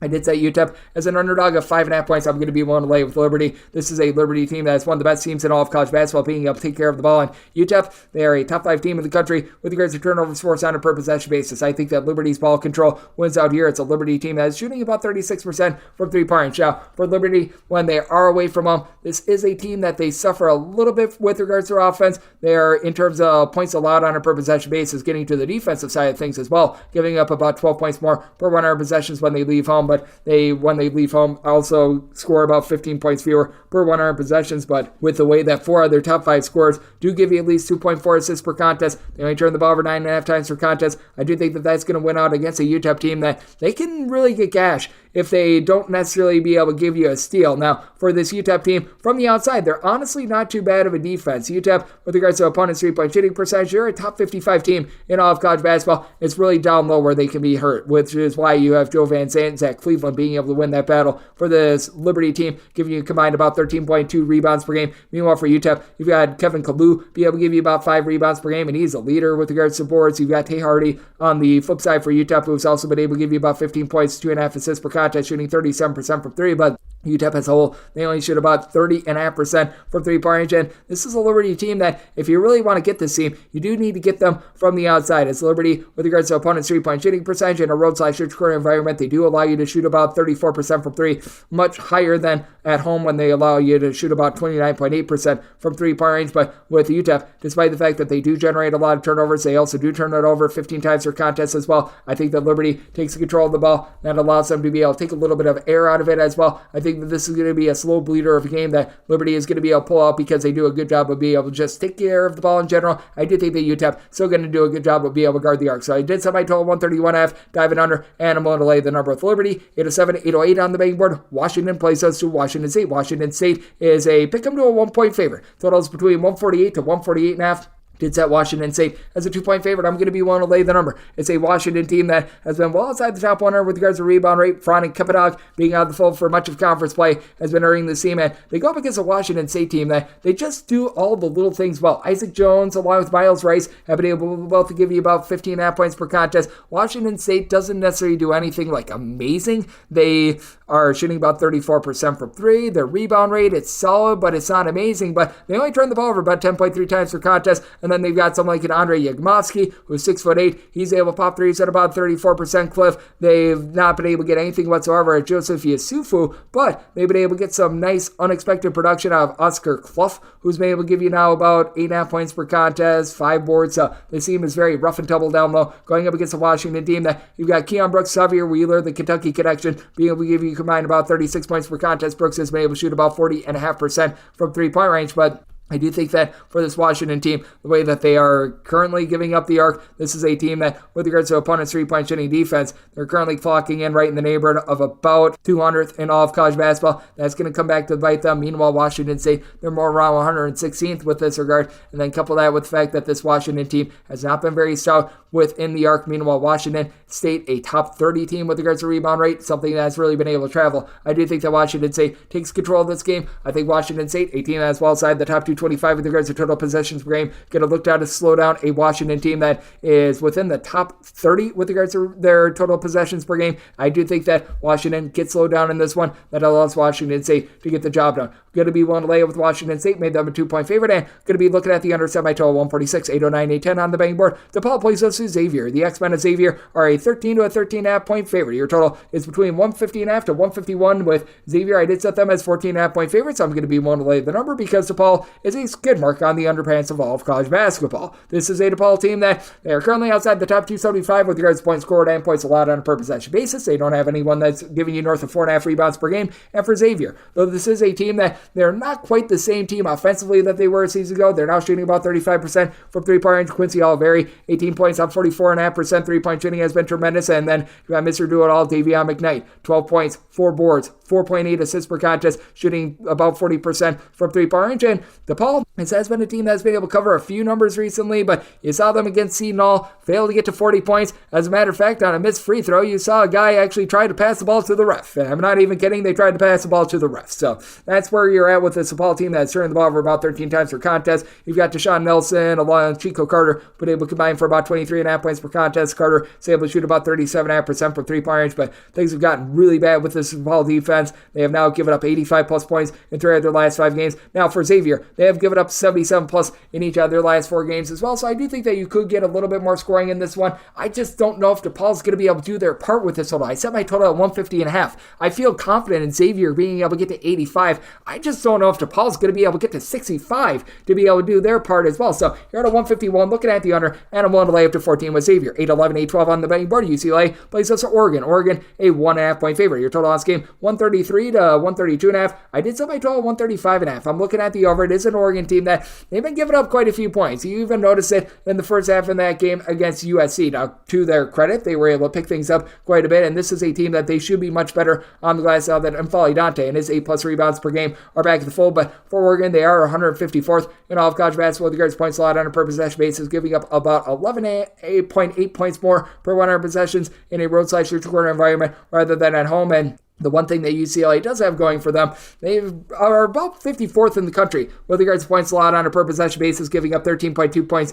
fewer per 100 possessions when they are at home. And for UCLA, they're starting to find a little bit more offense out of the Utah transfer and Lisa Stefanovic. He's been able to give you double figures, shooting in the low 30s from three-point range for a UCLA team that is still outside the top 250 with regards to points scored on a per possession basis. But you've been able to have Sebastian Mack do a solid job, give the team 13 points, 4 boards, doesn't shoot it well from 3, but is able to drive the ball to the rim. And Adam Bona has been able to give you about 6 boards per contest. But I do think that Oregon is going to be able to take it to this UCLA team with Jermaine Cuisinart along with Jackson Shellsat being able to come in for about 27.5 points. Both of these guys give you about 2.7 assists per contest. And for this Oregon team, they do shoot about 37.5% from 3, and they're very efficient with it as well. They're only turning the ball over about 10.5 times per contest. Now with Oregon, they're 271st in the country with regards to opponents' 3-point shooting percentage, allowing opponents to shoot 40% from 3-point range away from them. That's a forte that UCLA is going to have in this game. UCLA, with regards to opponents' 3-point shooting percentage, it's only about 31.6% from 3 at home, but I'm going to be willing to take a look at the over. It's a nip and tuck game in my opinion, and I did set my line at a 1.5 with Oregon laying it. We saw an opener of 2 in this game. We're seeing a few 2s. At 2 or more, going to be willing to take the points with UCLA. If we can get down to 1/pick 'em, going to be looking at Oregon, as I did set Oregon as a 1.5 point favorite to go along with that over. 8-13, 8-14 on the betting board. San Francisco plays us the Pacific. Pacific finds themselves as 22 to 23 point underdogs. So on this game is 144 to 144.5. Set San Francisco as a 24-point favorite. I'm going to be willing to lay this number. It is a San Francisco team that is in the top 10 nationally with regards to points allowed on a per possession basis, going up against a Pacific team that is outside the top 275 with regards to both points scored and points allowed on a per possession basis. For San Francisco, this is also a top 40 team with regards to rebound rate. This is despite the fact that they've only got one guy that gives you north of 4 rebounds per game. That'd be Jonathan Bobo, who's right now averaging a double-double, 13 points, 7+ rebounds per game. Then you've got a lot of versatility like Marcus Williams, who's able to give you 13.5 points, pops it relatively well from 3-point range. Malik Thomas, the USC transfer, has been able to do a nice job supplying about a 36% 3-point shooting percentage, giving you 11.5 points per contest. And then Mongolian Mike just does it all. He gives you like 3 assists, 9 points, a few boards. I absolutely love his game. And then for Pacific, there's just nobody on the glass to be able to help you out. They don't have a single guy that gives you north of 5.5 rebounds per game. Nicholas Blake, who comes over from UNLV, he's been able to give you about 11 points per contest. And then Justin Martindale has been about a 10.5 point per game scorer. But when you don't have anyone that's really shooting north of 35% from 3-point range as a team, Pacific only shooting about 30.5% from distance. They shoot less than 70% at the free throw line, and this is a Pacific team that they just haven't been the same team on the road as well. I mean, for Pacific, it's not been good for them at home, but on the road it's really not good, as they're scoring 10 points fewer per 100 possessions when they're away from home rather than when they are at home, and they're 344th in all of college basketball in terms of points scored on a per possession basis. I think that San Francisco is just going to completely flatten this team. It's a San Francisco team that is playing a little bit more mid-tempo recently, and we have seen them be able to crank up their offense, 72+ points in 4 of their last 5 games. But that said, I just don't think that Pacific does their part with this. So I'll set my total 138, diving in on the under. And San Francisco, last time they played against Pacific, they were taking overtime on the road. I don't think that they're going to forget that. I think that they're going to want to boost up their net rating. So I'm going to be willing to lay the number, set my number at a 24 to go along with this total under 8-15, 8-16 on the betting board. Gonzaga, they play us the St. Mary's. St. Mary's finds themselves as a 4 to a 4.5 point underdog, and your total on this game are between 138.5 and 139. I'd set St. Mary's as a 1.5 point favorite. I'm going to be looking at them outright on the money line. I recognize that it's really hard to win at the Kendall line for this Gonzaga team. To their credit, they're playing much better right now than they were at the beginning part of the season. The offense, it has been significantly improved, 77 plus points each of their last 5 games. Ryan Nembhard has been able to cut down on the turnovers, but the team still shoots about 33.5% from 3, one of the best teams in all of college basketball with regards to their 2-point shooting percentage. But how about the St. Mary's team and what they are doing on defense? Top 5 team in all of college basketball with regards to points allowed on a per possession basis. Now, they do give up about 10 points more per 100 possessions when they're away from home, and they do have to deal with both Graham Ike along with Anton Watson, combined for 30 points, 14.5 boards. Both are shooting north of 40% from 3-point range, but that's why you've got Mitchell Saxon down low, who's able to give you about 7.5 rebounds per game. And Joshua Jefferson has been very understated, but he's been big for the team. A little bit over a seal, 2.5 assists, 6.5 boards, 10 points per game. He is sneaky, I guess you could call it, versatile for the team. Now, for St. Mary's, they're only shooting for the season about 32.5% from 3. In conference, that's been north of 35% from the outside, with Ada Mahaney being able to give you 14 points per game. This is a Gonzaga team that as well, they're quite a bit improved on defense. They're now a top 35 team with regards to points allowed on a per possession basis, and just throughout WCC play, they've been able to hold pretty much everyone except for Santa Clara to fewer than 74 points. So I do think that this is going to be a little bit more of a lower scoring slog, but we saw San Francisco give Gonzaga a big scare in the kennel. This is a St. Mary's team that, though the offense, it certainly has not been tremendous all season long, they have now been able to get past the 70-point plateau in each of their last 7 games, and they've been able to do so in pretty much 7 out of their last 8 games. I do think that St. Mary's has just enough offense to be able to get by, and what I think is going to be a little bit more of a controlled game. I did set my total at 137.5. I'm looking at the under, and I'm looking at St. Mary's outright on the money line. 8-17, 8-18 on the betting board. UC Irvine plays us Hawaii. Hawaii is an underdog of between 7.5 to 8.5 points. So on this game, 134. I did set Hawaii as an underdog of 9 points. I'm going to be willing to lay UC Irvine right now, a top 30 team with regards to points allowed on a per possession basis, going up against a Hawaii team that is more around 125th in the country in terms of points allowed on a per possession basis. Very strangely, Hawaii's actually been playing a little bit better with regards to their offense away from home rather than at home. They're averaging about a full point more per 100 possessions in a road/score environment rather than at home, but this has been a Hawaii defense that has not been itself recently. 73 plus points rendered in 3 out of their last 5 games, including 73 to Cal Poly, which that's not tremendous to say the least. And then you take a look at this UC Irvine team. They're just laying waste to everyone right now. They have given up 72 points or fewer in every one out of their last 10 games. This is an Irvine team that they shoot about 36.5% from 3-point range, which each of their top 3 scorers shooting at least 39.5% from distance. Justin Hohen, along with Andre 3000 Henry, Darren Sarin, they've been able to combine for about 34.5 points per contest. And then Pierre Cockrell, 6 assists to about 2.3 turnovers per game. It's a very efficient UC Irvine team going up against a Hawaii team that they don't force a lot of turnovers to begin with. Hawaii relatively okay with regards to their rebound rate. Justin McCoy, Bernardo da Silva combining for about 12.5 rebounds per game, 10.5 points per game apiece. But Hawaii last year was a pretty solid 3-point shooting team. They're now shooting about 31.7% from 3-point range. That's become quite a bit of an issue for this team. Hawaii, they're okay at being able to guard the arc. They're about 125th in all of college basketball to guard opponents' 3-point shooting percentage, but for UC Irvine, they're guarding inside the arc. They're guarding outside the arc. This team is just absolutely mauling teams on defense. Meanwhile, you do have an Hawaii team that, again, they have not seen too much of a fall off with regards to their play away from the island. They're only giving up about 3.5 points more per 100 possessions away from home rather than when they are at home. So I think that this is a low-scoring slog. Semi-total at 131. I'm looking at the under, but last time UC Irvine took on Hawaii, that was out there in the island. UC Irvine was able to dominate 60-50. I just don't see why we get a bunch more points in this game. Looking at the under, and I'm going to be willing to lay it with UC Irvine. 8-19, 8-20 on the betting board. Fresno State plays us Colorado State. Colorado State is a 6.5 point favorite. Your total is 139 with Colorado State. I set them as a 7.5 point favorite. I'm going to be willing to lay the number with Colorado State. This team has been able to be a top 25 team with regards to points scored on a per possession basis, and Isaiah Stevens should take it to a Fresno State team that they just haven't been good at being able to take care of the ball. Bottom 30 team in all of college basketball with regards to turnovers on a per possession basis.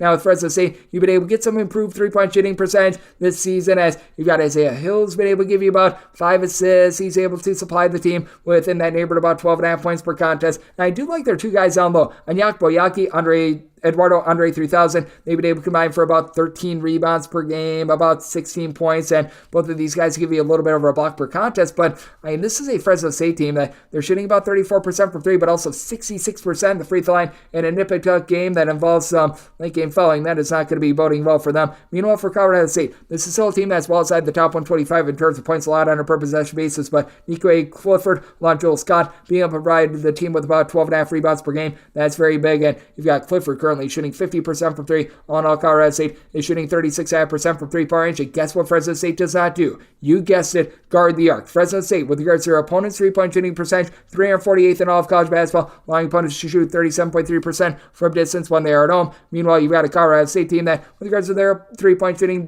percentage defense, is actually really good on the road at 31.9%. That falls to 37.5% at home. I think the Colorado State goes on the road. I know it's a little bit of a strange environment, but I think that they get it done, and I think that they just fully take advantage of this Fresno State bad defense. Set my total 141.5, looking over, and I'm willing to lay with Colorado State. This is the last game on the normal Las Vegas betting board before we hit a break and the extra games. 821, 822, Cal State Bakersfield, me being for the Roadrunners. They play us UC Santa Barbara. Santa Barbara is a 2.5 point favorite. Total on this game, 137. I said Santa Barbara is a 4 point favorite. I'm going to be willing to lay the number. I recognize that Santa Barbara has been one of the bigger disappointments in all of college basketball, but they're actually giving up 6 points fewer per 100 possessions in a roadside shoot corner environment rather than at home. And for Santa Barbara, they're allowing opponents to shoot 26.2% from 3-point range on the road. That's a top 15 mark in all of college basketball. Going up against a Bakersfield team that is outside the top 230 with regards to points allowed on a per possession basis, even though that's supposed to be their forte. You do have Caleb Higgins, who's been able to give you 16 plus points per contest, but he's the only guy on the roster that gives you double figures.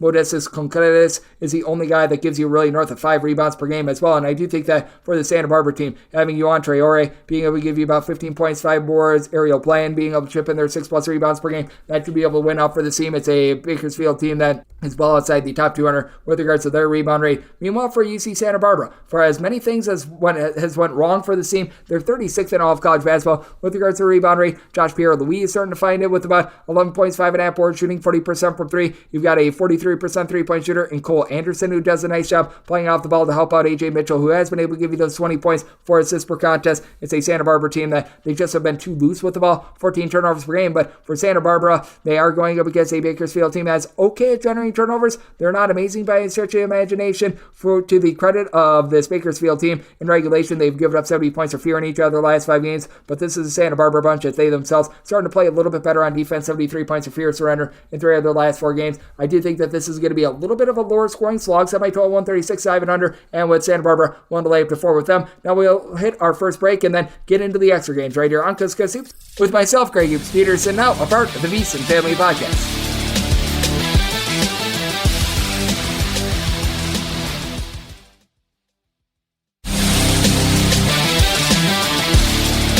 We're back here in lovely Las Vegas for Coast to Coast Hoops with myself, Greg Hoops Peterson, now part of the VSiN Family Podcast.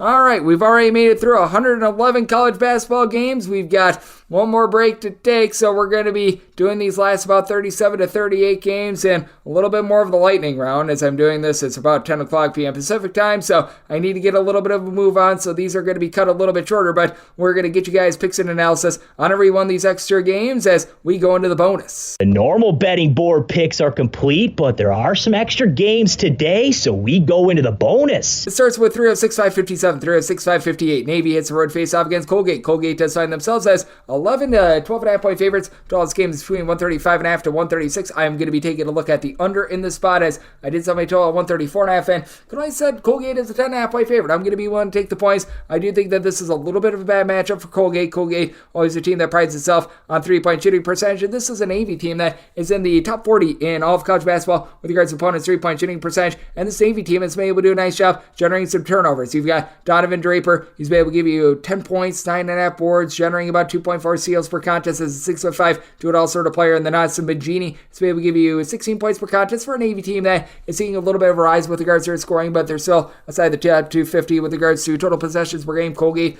been well outside the top 250 with regards to total possessions per game as well, though Braden Smith, good go-to scorer. 13 points, 5.5 boards, 5.5 assists, 2 steals on 35.5% three-point shooting. And for Colgate, they're down from their normal offensive efficiency. They are still shooting about 36.5% from three-point range, and this is a Navy team that they themselves, they're shooting less than 32% from the outside. So I do think that both of these teams going to have their issues being able to knock down some threes. It is a Navy team I do think is going to be able to do a good job of being able to guard the arc, but Colgate, they themselves are 42nd in the country with regards to opponents' three-point shooting percentage. So as a result, I do think that you're going to get a low-scoring slog, even though you do have Keegan records on the side of Colgate being able to give you about 5.5 rebounds per game, actually closer to 6.5 rebounds per game. I do think that Navy going to be able to hold in there. Navy, with regards to their rebound rate, they're about 280th in all of college basketball. Meanwhile, this is a Colgate team that, while they are better, they're 92nd in all of college basketball. It's not like they've got necessarily tremendous size. It's not like they get a lot of second chances. So I think that there's going to be a lot of one-and-done possessions. So I total 134.5, diving under. We'll take 11 plus here with Navy. 306.559, 306.560. From the Prudential Center, neutral court environment,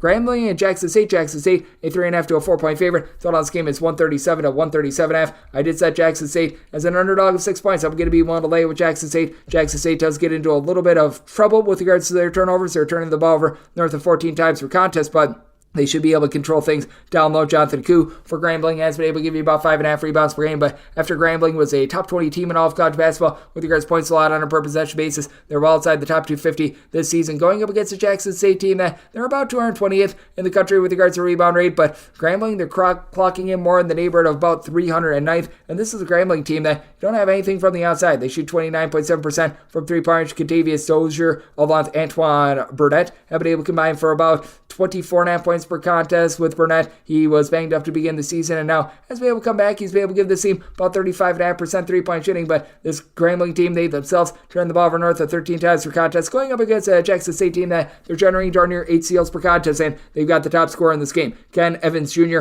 19 points, about a steal and a half, 3 boards per contest. He and also Mr. O'Neal comes in from Alabama State, and Jordan O'Neal, they combine to shoot about 41.5% from 3. O'Neal gives you about 12.5 points per contest. Then you've got Z Cook, who's able to give you about 7.5 boards per game, and then you throw in there someone in Chase Adams, who's able to give you 4.5 assists and 2 turnovers per game. Jackson State just has everything covered in this game against a Grambling team that, to their credit, they've been doing a better job defensively recently, giving up fewer than 70 points in 4 of their last 5 games, but it's been against some of the worst competition in all of college basketball. Meanwhile, this is a Jackson State team that they've been able to do a solid job hyping up their offense, 70-plus points scored in 3 out of their last 5 games. I do think that Jackson State going to be able to thrash a Grambling team that's been one of the worst defenses in all of college basketball, but has been masqueraded by the fact that they've been playing some bad competition recently. So set by total 138, look it over, and willing to lay it with Jackson State. 306.561, 306.562. Boston U plays us a Lehigh. Lehigh is in a pick'em game. Total this game is between 136 and 137. Lehigh has actually been able to do a relatively solid job of maintaining without their top scorer in Keith Higgins, but I do think that the rubber is going to be meeting the road eventually, and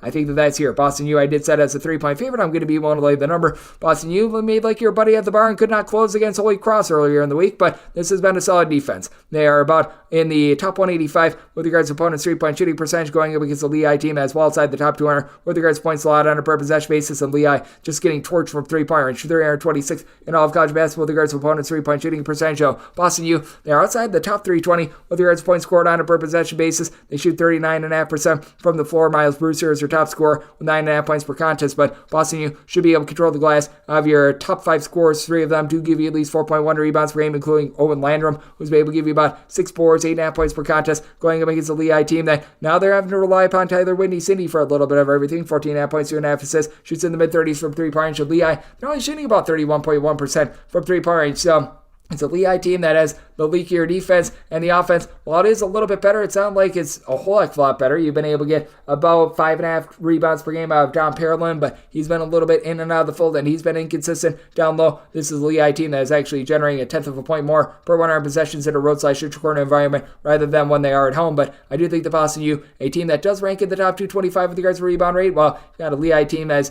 nearly 300th in the country with this regard, is going to get a little bit flattened. So this is a circumstance where I'm going to be willing to take Boston U on this pick'em line, and I did set my total at 141. This has been a Lehigh team that has had a tough time with their defense all throughout the season, and this is a Lehigh team that they have been able to get to in their own right, at least 69 points in 4 of their last 5 games. Meanwhile, you've got a Boston U team that they've been held down recently with regards to their offense, but have given up at least 69 points in 3 of their last 5 games. So looking at the over and taking Boston U on this pick'em line. 306.563, 306.564. Vermont plays us to Binghamton. Binghamton finds themselves as 15 to 16 13-point underdogs. Total on this game is 135. I set Vermont as a 13.5-point favorite. I'm going to be willing to take the points with Binghamton. Binghamton is actually going to have the most versatile player out of the floor, and that would be Samir Torrance. He transferred from Syracuse. He's been able to give you about 6 boards, 5 assists, 9.5 points per game. And then you've got Timo Chenery, who's been able to give you 13.5 points. He's been able to shoot it relatively well from 3-point range. Going up against a Vermont team that is outside the top 200 with regards to opponents' 3-point shooting percentage, but Vermont, even though they are outside the top 325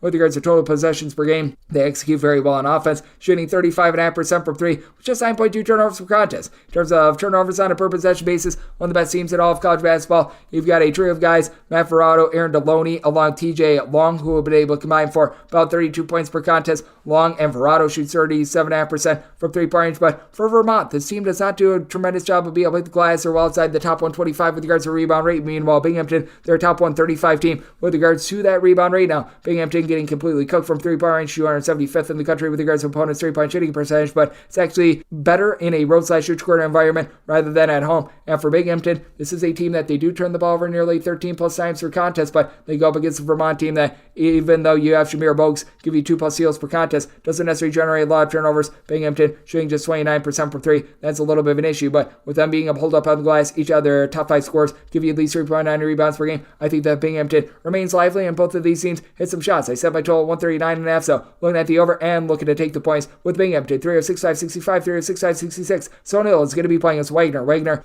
is a 3.5-point favorite. Total on this game, going to be getting it anywhere between 127.5 to 128. I did set Wagner as a favorite of 4.5 points. I'm going to be willing to lay the number with Wagner. They do an amazing job of not turning the ball over. They only shoot like 40% from the floor, and Melvin Council is your lone double-figure scorer, but they only turn the ball over 9 times per contest. So a little bit of credit where credit is due there. With regards to this Wagner team, they are still just 306th in the country with regards to points scored on a per possession basis, but they're going up against the Sonil team that's absolutely brutal. You don't have a single guy that gives you north of 5.5 rebounds per game. They're outside the top 250 with regards to opponents' 3-point shooting percentage, rebound rate, offensive efficiency, which is points scored on a per possession basis, and points allowed on a per possession basis. It's a Sonil team that at this point is just looking for answers. Tony Felder, he comes in for VMI to be able to give you a double-figure amount of points, right around about 3 assists per contest. So that's been helping to help the team a little bit, but I do think that for Wagner, Melvin Council being able to give you those 13 points is going to be very big, actually closer to 14.5 points with what he's been able to do over the last 2 weeks. Meanwhile, it is a Wagner team that still does shoot about 34% from 3-point range. It's not amazing by any stretch of the imagination, but they also cut you off from 3-point range. You're 32nd in the country with regards to opponents' 3-point shooting percentage. This is a Sonil team that they don't have anything down low. Paulo Divi's, he's been a little bit of a disappointment down low. You've got a Sonil team that is currently clocking in with giving up about 26% 3-point shooting at home, 37.5% away from home. So I do think that this is going to be a low-scoring slog. I don't think either team is going to be able to get points up on the board, but that said, Wagner has a little bit of better rebounding in this game. I do think that that's going to win out in what is going to be a sloppy game. Subway total 126.5. Both of these teams are playing relatively slowly in conference, especially Wagner overall for the season outside the top 250 with regards to total possessions per game. So looking at the under, I'm willing to lay up to 4 with Wagner. 306.567, 306.568. Lemoyne hits a road face-off against Sacred Heart. Sacred Heart is a 4-point favorite, and your total on this game, it is between 149.5 to 150. I set Sacred Heart as a 7.5-point favorite. I'm going to be willing to lay the number. It was a little bit rough without Tanner Thomas in the fold for Sacred Heart, but they've been able to find their seed legs with Nico Galletti giving you 13.5 points, nearly 2 steals. Not a great 3-point shooter, but overall, Sacred Heart is able to shoot about 35.5% from 3-point range, and Lemoyne has some very demonstrative home and road splits. They're scoring more than 12 points fewer per 100 possessions away from home than they are at home. They're giving up more than 10 points more per 100 possessions in a roadside neutral corner environment rather than at home. And for Lemoyne, this team is 274th in all of college basketball with regards to opponents' 3-point shooting percentage. Meanwhile, for Sacred Heart, the team has been having a tough time guarding the arc away from home. At home, opponents are shooting just 30.7% from 3-point range against them. This is also a Lemoyne team that is nearly 300th in the country with regards to rebound rate. You've had Cam Cleary be able to give you 15.5 points, 5.8 boards per contest on 41.5% 3-point shooting. And for Lemoyne, out of your top 5 scorers, every one of them do shoot at least 35% from 3-point range. You've been able to get about 10.5 points, 4.5 boards out of Safier Owens, but he has been out of the fold since the last time they played against Sacred Heart. That was a loss at home by a count of 80-73 in that game. Sacred Heart shot 11-26 from 3. Lemoyne, they allowed Sacred Heart to go to the free throw line quite a bit, went 21-24 at the charity stripe. Did Sacred Heart, despite losing the rebound battle, they were able to win the game, as this is a Lemoyne team that they have been able to do a solid job taking care of the ball, 11 turnovers per game, but I do think that in this spot, Sacred Heart is going to be able to do a solid job job of being able to hit some shots, maybe not quite as many as they did the last time around, but you've got Aiden Carpenter. You've also got Raheem Solomon, who both come in from the Metro Atlantic. Solomon gives you about 6 points per contest. Carpenter, 9.5 points per game, shooting about 35.5% from three-point range. And with Alex Sobel, give you 7.5 rebounds per game. That should allow Secret to be able to win from within. And this is a Lemoyne team that they themselves have given up at least 74 plus points in 4 of their last 5 games. Meanwhile, it's a Sacred Heart team that ever since that game against Lemoyne, they've been able to crank it up a little bit more with their defense. They've given up 72 points or fewer in 2 out of their last 4 games. So I do think that Sacred Heart going to be able to keep this Lemoyne team off the board a little bit more. I think that things calm down after the first time around. I set my total 147.5, diving in on the under. Now with Sacred Heart, I'm going to be willing to lay up to 7 points with them. 3 of 6, 569, 3 of 6, 570. Winthrop hits the road face-off against UNC Asheville. Asheville does find themselves as 1.5 to 2 point favorites. Total on this game between 149.5 to 150. I said Asheville as a 3-point favorite. I'm going to be willing to lay the number. Winthrop, a top 50 team in all of college basketball with regards to opponents' 3-point shooting percentage, but now they have to go up against an Asheville team that has so many ways to be able to beat you, because you've got a top scorer in Drew Pember that stands right around 6'11", gives you 20.5 points, more than a block and a half, 7.5 boards per contest, while Caleb Burgess gives you 5 assists to about 2.6 turnovers per game. It is a Winthrop team that they have been turning the ball over about 13.5 times per contest themselves. Asheville, not necessarily amazing at being able to generate turnovers, and they're not quite on the same level as Winthrop with regards to being able to take away the 3-point arc, but this team has been able to guard the arc very well as well. This Asheville team is allowing you to shoot about 31.3% from 3-point range. That ranks 50th in all of college basketball, even though you've got Colton Tulford, unlike KJ Doucette, being able to combine for about 9 boards, 27 points per contest. This is a Asheville team that should be able to win the battle on the boards. It's an Asheville team that has now Nicholas Millen being able to give you about 5.5 or so rebounds per game. You've got good versatility with this Asheville team, including Fletcher Abey being able to give you about 10 points per contest. He's been able to shoot nearly 40% from 3-point range. And with this Winthrop team, even though they've got a little bit of size in terms of rebound rate, this is a team that's clocking in just 209th at all of college basketball with regards to rebound rate, relatively on par with Asheville. It's about 235th, and I do think that Asheville going to be able to do a solid job of being able to guard the arc, and it's an Asheville team that has been much improved with their defense, giving up fewer than 70 points in 3 of their last 5 games. Last time these two teams hooked up, it was an 82-77 win for Asheville in a game where Winthrop actually shot 10 of 22 from 3-point range and played even up with regards to the glass. And in terms of turnovers, I think that this is going to be a little bit nip and tuck as well, but I think that Asheville on their home floor gets the job done. Willing to lay up to 2.5 with Asheville. Did set my total at a 149. I think that things are going to be calmed down. Both of these teams shot well north of 40% from 3-point range the first time around, so looking at the under, and I'm going to be willing to lay it with Asheville. 3 of 6, 571, 3 of 6, 572. Longwood is going to be on the road facing off against Charleston Southern. Charleston Southern, a 4.5 to a 5-point underdog. Total on this game is 138. I did set my total at a 135.5. I'm looking at the under, and with Longwood, I'm going to be willing to lay the number. I made them a 7.5 point favorite. Longwood is a top 40 team in all of college basketball with regards to points allowed on a per possession basis, and a top 30 team with regards to rebound rate, going up against a Charleston Southern team that is nearly 300th in the country with regards to their rebound rate, despite the fact that Tajay Kelly has been able to give you 8 plus rebounds per game. Only other guy giving you north of 4 boards per contest, Reginald Duard, who gives you about 5.5 boards, 4.5 points per contest for a Charleston Southern team that is shooting about 34.5% from 3-point range, but interestingly, Charleston Southern has been an okay 3-point shooting defense when they've been away from home. At home, this really does fall off. They're allowing opponents to shoot 36.2% from 3-point range. At home, they've been able to get quite a bit out of R.J. Johnson, who's been able to shoot 42% from 3, chipping in there about 16.5 points per contest, but for Longwood, they do have an ace point guard in Waylon Apper, who really doesn't shoot it well from 3, but he's able to give you about 4.5 assists, 1.5 steals, 13.5 rebounds per game, and this is a bunch in Longwood that has their top 4 scorers, 3 of them contributing at least 5.9 rebounds per game. Jonathan Massey, Michael Christmas, and Long Simon Zapala, they've all been able to give you between 11 and 11.5 points per contest as well. With Christmas, well, it has been Christmas for him, shooting 38% from 3-point range. Longwood overall, they only shoot about 67% of the free throw line, 31.5% from 3-point range, so this has been one of the lesser, I guess you could call it, efficient offenses in all of college basketball. Longwood well outside the top 225 with regards to points scored on a per possession basis, but this is a Charleston Southern team that still leaving something to be desired on offense as well, 309th in the country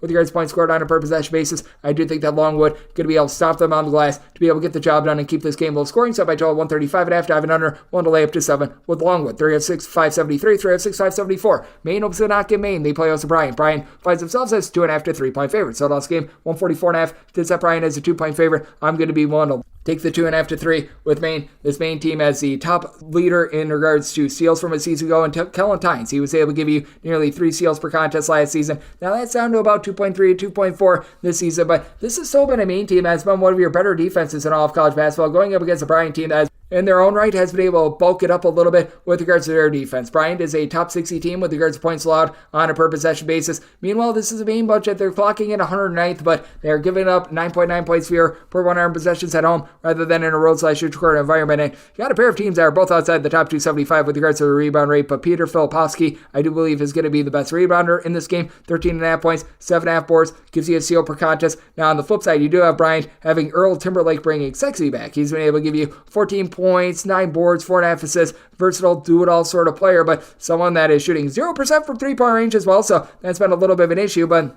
for Maine, it's all about trying to be able to take care of the ball and being able to get this game at their speed. They're a team that's outside the top 250 with regards to possessions per game. Bryant, one of the top teams in the country with regards to total possessions per game. It's a Maine team that they turn the ball over 11.5 times per contest. AJ Lopez is able to give you about 9.5 points per contest. Has been dealing with injury, but Kellen Tynes, 13.5 points, about 2.3 steals per contest. Meanwhile, this is a Bryant team that they do turn the ball over about 11.5 times per contest themselves, so they do a nice job being able to take care of the ball. This has been a team that has been able to get quite a bit more recently out of Daniel Rivera as well, 12.7 boards. He's been able to do a solid job coming in as a little bit of a 91 transfer, and then Sharif Spolak being able to give you 19.5 points per contest has been good for the team as well, but this is a Maine team that they do a nice job of being able to turn their defense into offense. It is a Bryant team that certainly has been able to step it up a little bit with regards to their defense, giving up fewer than 70 points in 2 out of their last 3 games. This is a Maine team that has been able to give you 70 plus points in 2 out of their last 3 games as well. I think that this is going to be nip and tuck. I do think that this is going to come down to late game fouling, but in the end, I do think that things get a little bit sped up. I think that that allows Bryant to be able to go on the road and get the win, but I do think that it's going to be very close,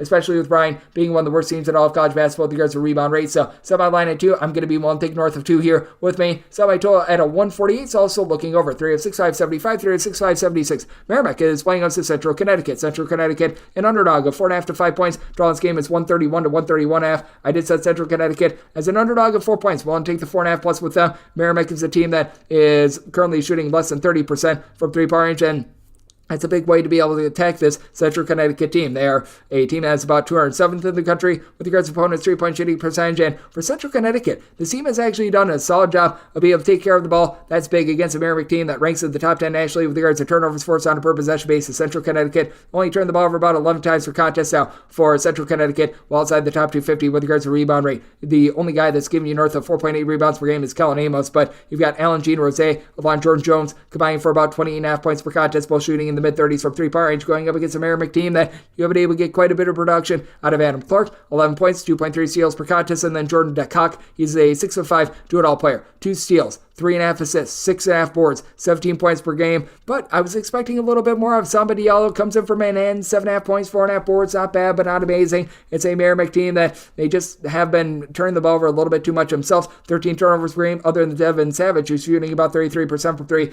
Nobody else on the roster really shoots north of 30% from 3. That sees meaningful minutes. I do think that allows Central Connecticut to be able to hold in this game. It's a Central Connecticut team riding a 4-game win streak with them, having given up 68 points of fear in each of their last 4 games. Merrimack, their defense, it has its fastball once again, but the last time they played against Central Connecticut, they gave up 75 points there. Only team within the conference that they've given up north of 71 points to. I do think that Central Connecticut is going to be able to once again be able to get some points up on the board, maybe not 70 plus, but enough to be able to hold in there. Semi-total 132. Looking at the over, we'll take the points here, but Central Connecticut made them a 4-point dog. 3 of 6, 577, 3 of 6, 578. Alabama State plays us with Bethune-Cookman. Cookman is an underdog of 5.5 to 6 points, 139.5 to 140 is your total, and with Alabama State, did set them as a 4.5 point favorite. Going to be willing to take the 5 to 5.5 here with Bethune-Cookman, a Cookman team that is in the top 10 nationally with regards to turnovers forced on a per possession basis, with Devine McIntyre having one of the more outlandish sort of stat lines you're ever going to find. 3.2 points and nearly 3 steals per contest out of him, and then you've got a big 3 with regards to this Bethune-Cookman team, as they've got Zion Harmon, who's been a little bit in and out of the fold recently, along with Jaden Headley, along with Deshaun Dyson, who have all been able to combine for in that neighborhood about 45 points per contest. It's been Heedy, who's been the only guy that's been able to shoot a ball from 3-point range at about 34.5% from distance, and for Harmon, he was able to hit the floor for the last time out for the team, and that's big. He's their main facilitator, 4.4 assists per contest. Now, while Cookman is able to generate turnovers, they do turn the ball over about 15 times per contest themselves, and for Alabama State, they do take care of the ball with about 11.5 turnovers per game. Problem is, with regards to their overall field goal shooting percentage, it's in the bottom 20 in all of college basketball, 38.6%, though. the father-son duo of Tony and TJ Madlock that is going to be able to take hold. TJ is the player that's actually out there in the game. Tony is the coach of the team. 16 points, 5 boards, 2 assists, 2 steals for Mr. Madlock. It's a team that only shoots about 30% from three-point range, but to the credit of Alabama State, they might be the best defense out there in the SWAC in terms of points allowed on a per possession basis. They have been clocking in inside of the top 250. Meanwhile, 342nd in all of college basketball with regards to points scored on a per possession basis. And ironically enough for Alabama State, in terms of points scored per possession when they're at home, they are by far the worst team in all of college basketball. Even worse than Mississippi Valley State. They're scoring 5.2 points fewer per 100 possessions than any other team in all of college basketball at home. I do think that this should rebound just a little bit in this spot, but it certainly has been strange to take a look at, to say the least, going up against a Bethune-Cookman team outside the top 300 with regards to points allowed on a per possession basis. But it's a Cookman team that's probably going to lose a battle down low. You've got Obong Okan for this Alabama State team giving you about 6.2 rebounds per game. Elijah Hulasiwi has been able to give you about 5.2 rebounds per game for this Bethune-Cookman team as well. This is an Alabama State team, though, that with regards to rebound rate, about 264th in all of college basketball. A little bit of an edge there, but I do think that Alabama State, they're going to have a tough time taking care of the ball against this Bethune-Cookman team. I think the defense turns into offense. Bethune-Cookman has allowed at least 70 points at each of their last 3 games. Meanwhile, they've been able to get to at least 70 points in now 4 out of their last 5 games. And for Alabama State, they themselves have been able to crank up their offense a little bit more, 72 plus in 2 out of their last 3 games. So did set my total at 142.5. Looking at the over at 5 plus, want to take the points with Bethune-Cookman. 306-579, 306-580. Alcorn State plays us to Southern. Southern is in a pick'em game. Total on this game is 145 to 145.5. I did set Southern as the favorite of 2 points. I'm going to be willing to take them on this pick'em line. Alcorn State has been better recently with regards to their defense, but is outside the top 310 with regards to points allowed on a per possession basis. They're about 270th with regards to points scored on a per possession basis, but you've got the better offense on the side of Southern, a Southern team that they've got nothing down low. They're outside the top 275 with regards to their rebound rate, but this is a Southern team that, especially on the road, they've actually been halfway decent with regards to their offense in terms of points scored on a per possession basis. This is a Southern team that's able to do a nice job turning defense into offense, or a top 75 team with regards to turnovers forced on a per possession basis. And then for Southern, Tayron Joseph, he's been able to give you about 20.5 points per contest. You've got Tijani Diomasi as well, who's been able to give you about 5 assists per contest. He's the best facilitator in this game. Byron Joshua, meanwhile, he's been able to give you about 4 assists per contest for this Alcorn State team. To the credit of Alcorn State, they've given up 72 points or fewer in 4 of their last 5 games, but this is also an Alcorn State team that they've been able to get to at least 70 in each of their last 3 games. Meanwhile, you've got a Southern bunch that they scored at least 74 in 4 of their last 5 games. This is a Southern team that from 3-point range are only hitting at about 30.5% from 3-point range, but they do benefit from playing against an Alcorn State team that has been very leaky with regards to their 3-point shooting defense. Alcorn State, 354th in the country with regards to opponents' 3-point shooting percentage. With regards to being on the road, clocking in at about 35.8%, they are still a bit better with this regard. So it is a circumstance where I'm going to be looking at Southern outright on the money line. I do think that they do a little bit of a better job defensively in a game where I do think that both of these teams are going to be able to get well past the 72-point plateau. Set my total 150, looking at the over, and taking Southern on this pick'em line. 306-581, 306-582. Radford hits a road face-off against USC Upstate, and Upstate does find themselves between a pick'em to a 1-point underdog. And your total on this game, you're going to be finding it anywhere between a 135.5 to a 136 end with Radford. I did set them as a 3-point favorite, so I'm going to be looking to take them on this rather than pick them line. It is a Radford team that has been able to do a better job with regards to their defense, with having each of their top 3 scorers be able to generate at least a turnover per game, as you've been able to have Brian Antoine be able to shoot north of 40% from 3-point range as well, going up against a USC Upstate team that is well outside the top 275 with regards to points allowed on a per possession basis. They do give up the arc quite a bit as well, which is going to be a bit of an issue when you do go up against a Radford team that has been able to shoot in the mid-30s from 3-point range. Chandler Turner has been able to give you about 5.5 rebounds per game to help out Justin Archer, who's the best rebounder in this game with about 8 rebounds per game. Amir Langlis on the flip side for USC Upstate, he's been able to give you about 7 to 7.5 rebounds per game as well. But this is a USC Upstate team that, if they don't have Trey Bordeaux going, who's able to give you 14 plus points per contest, it really does lead to doomsday for this team. And it is a Radford team that, while they are outside the top 175 with regards to points allowed on a per possession basis, over the last 2 seasons they've actually given up fewer points per possession in a roadside shoot record environment rather than at home. And it is a Radford team that has been able to do a much better job defensively recently, as they have now given up fewer than 65 points in 3 out of their last 4 games. Meanwhile, it's a USC Upstate team that they have been getting just completely clocked. They have given up at least 75 points in each of their last 3 games. Offense just has not been able to fire on all cylinders as well. This is a USC Upstate team that, within the conference in regulation, because their game against Winthrop went to overtime, they've scored 73 points or fewer in every one of these games. And last time they scored north of 73 points in regulation against a D1 opponent, that was against Kennesaw State, a top 10 team with regards to possessions per game in early December. So I do think that Radford going to be able to slow this game down. Set by total 133, diving in on the under and taking Radford on this pick'em line slash as a 1-point favorite. 306, 583, 306, 584. Houston Christian, it's a road face-off against Nichols, and Nichols just find themselves as a 9.5 to a 10-point favorite. And your total on this game between 145 to 146. This is a Houston Christian team that is in the top 25 with regards to possessions per game. This is also a Houston Christian team that is in the bottom 30 with regards to points scored on a per possession basis. So something's got to give. Set by total 148.5. I'm going to be taking a look at the over because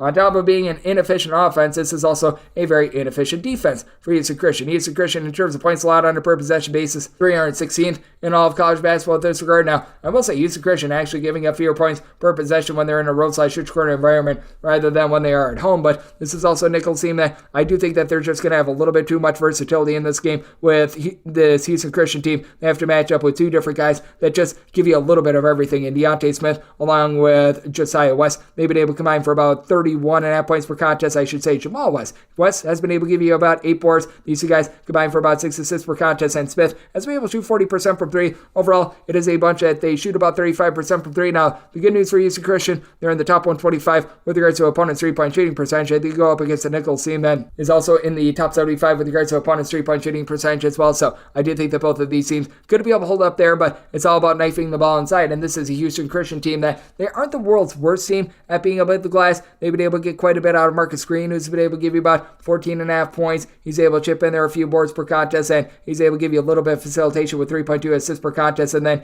you've been able to have a pair of guys combined for in that neighborhood about 16 rebounds per game. And Michael Arabaje, along with Bonke Mareng, these guys have been able to do a solid job being able to supply about 16 rebounds per game. But this is a Houston Christian team that they just give up way too much on the inside. They've allowed 77 plus points in each of their last 4 games. Meanwhile, this is a Nichols team that they have gotten to at least 76 points in 4 out of their last 5 games. I do think that you're in for a relatively high-scoring affair, one that Nichols, I do think, is going to be able to take control of. I set them as a 10.5 point favorite, 1 to lay up to 10 with them. Set by total at a 148.5, so also looking over. 306, 585, 306, 586. Bucknell is the road to face off against American. American finds themselves as 4 to 5 point favorites. Your total is between 133.5 and 134. I set Bucknell as a 7.5 point underdog. I'm going to be willing to lay the number. It's an American team that is well outside the top 300 with regards to points allowed on a per possession basis, but this American team, unlike a season ago where they were turning the ball over 14 plus times per contest, they are now turning the ball over only about 11 times per game. Big reason why Elijah Stevens has been much more efficient. 5 assists, 12.5 points per contest. You've got Mark Rogers at 6'8", shooting 37% from 3 with about 15.5 points per contest. American as a whole, they are shooting about 36% from 3-point range. They are by far the more efficient offense in this one, even though you've got a pair of guys in Jack Forrest coupled with Noah Williamson. For Bucknell, have been able to generate double figures, and for Forrest, he's been able to shoot in the mid-30s from 3-point range. That said, this is a Bucknell team that's 254th in all of college basketball with regards to points scored on a per possession basis. Meanwhile, this American team, they've been able to climb up to the top 95 with regards to points scored on a per possession basis. It is an American team that they're certainly going to give you some wide open looks as well, and they're going to give you some second and third chances as well. American with regards to opponents' 3-point shooting percentage, 341st in all of college basketball, but at home, that reduces to about 33.5% from 3-point range, and this is a Bucknell team that they only allow opponents to shoot about 32.1% from 3-point range away from them, more like 36.5% at home. So very interesting and tricky circumstance here. It is a total that I did set at 135.5. I do think that both of these teams could be able to hit a few shots. So looking at the over, and I'm willing to lay with the American. 306, 587, 306, 588. Norfolk State plays us at Delaware State. Delaware State a 9 to a 9.5 point underdog. Total on this game between 134 and 135. I'm Delaware State. I did set them as an 8-point dog. I'm going to be willing to take the points. Norfolk State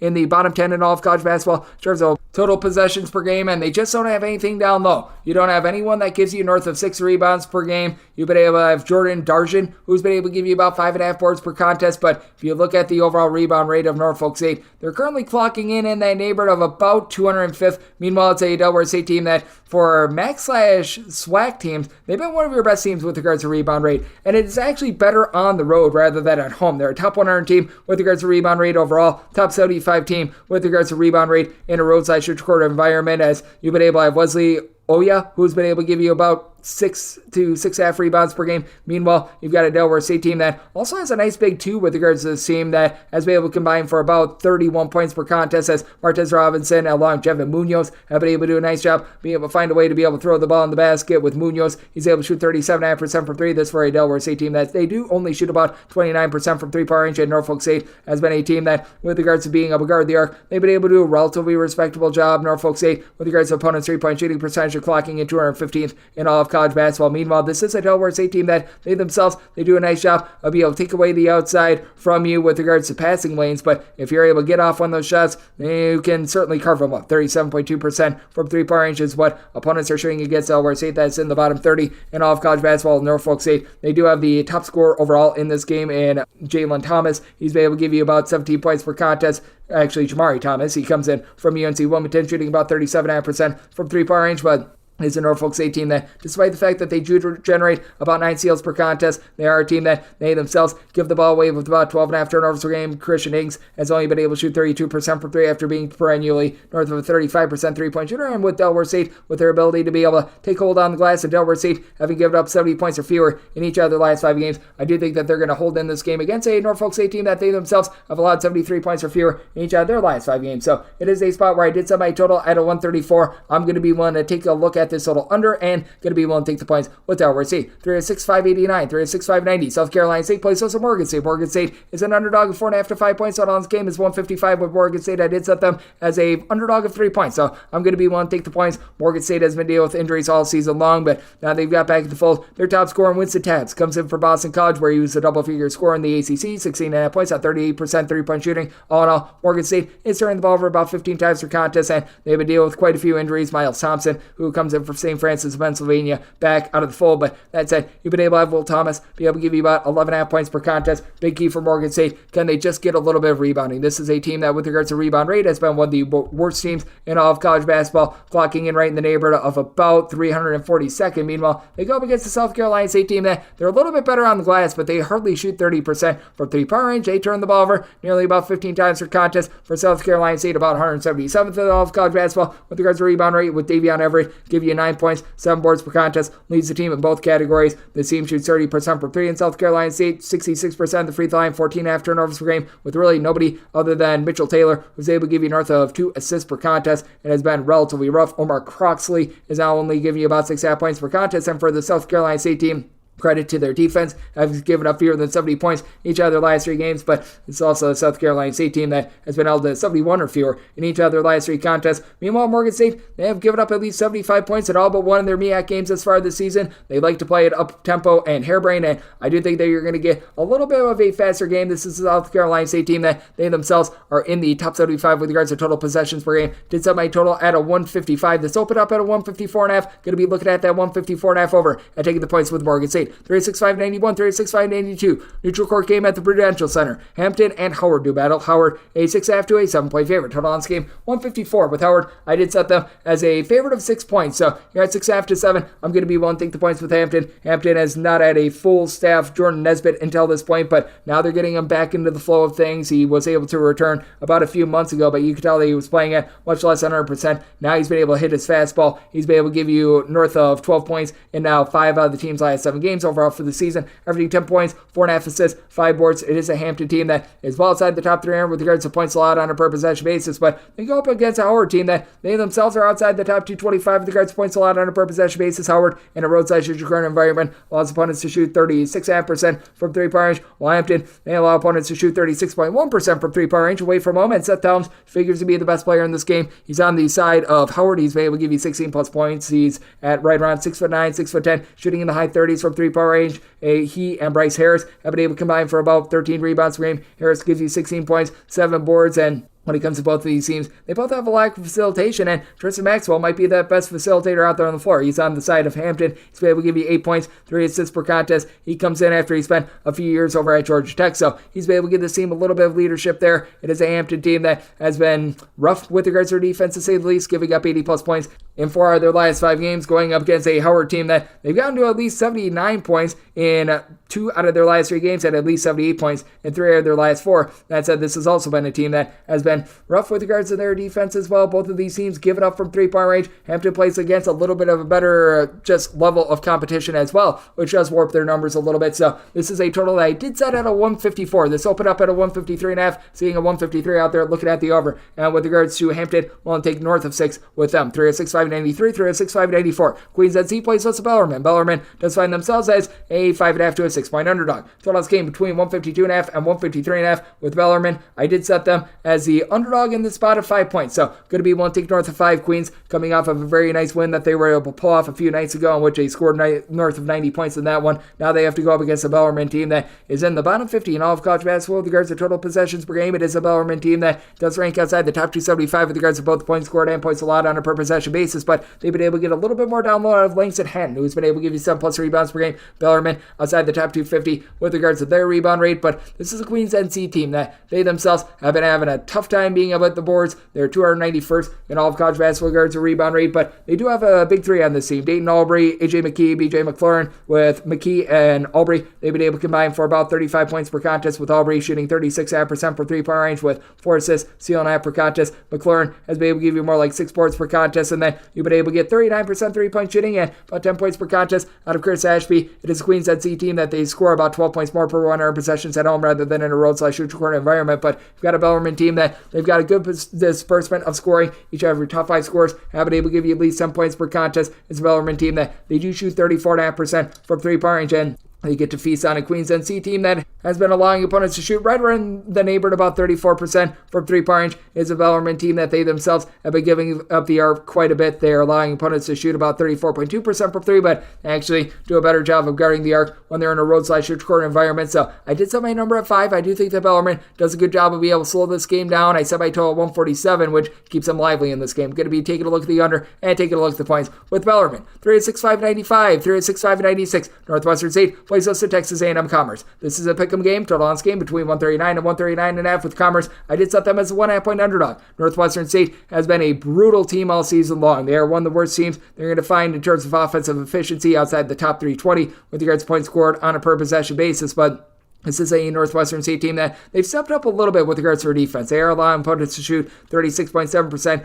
from 3-point range against them, but they're going up against a Commerce team that is in the bottom 30 in all of college basketball with regards to rebound rate. That should allow this Northwestern State team to be able to take hold in this game. They've been dealing with a few injuries down low, but that said, this is a Commerce team that they don't have anyone on the roster that's able to give you north of 5.5 rebounds per game. Jerome Brewer, along with Kalen Williams, have both been able to give you about 14 points per contest, but I do think that this is going to be a game where you're going to be able to see Northwestern State be able to step up. You've been able to have Cliff Ellis be able to give this team 16 points per contest. He's been the top scorer for this team, and then when it comes to this Northwestern State team, you've been able to get a little bit more facilitation recently out of Chase Forte, who's been able to give you about 3.5 assists per contest, and it's Cliff Davis, who's been able to give you about 15 points per contest. This is a Northwestern State team that is turning the ball over about 14 times per contest, but they go up against a Commerce team that they themselves just have not been able to put the ball in the bucket. 71 points or fewer scored in 4 of their last 5 games, and the lone exception is when their game went to double overtime against Nichols, and they had scored just 65 points in regulation in that one. Meanwhile, you do have a Northwestern State team that has been a little bit better defensively, giving up 71 points or fewer in 3 of their last 5 games. For Northwestern State, they have been gaining Braylon Bush into the mix as well. 3.5 assists, 10 points per contest. It's a Northwestern State team that has been rough with regards to their 3-point shooting percentage, but Texas A&M Commerce, they themselves only shoot about 32% from 3-point range.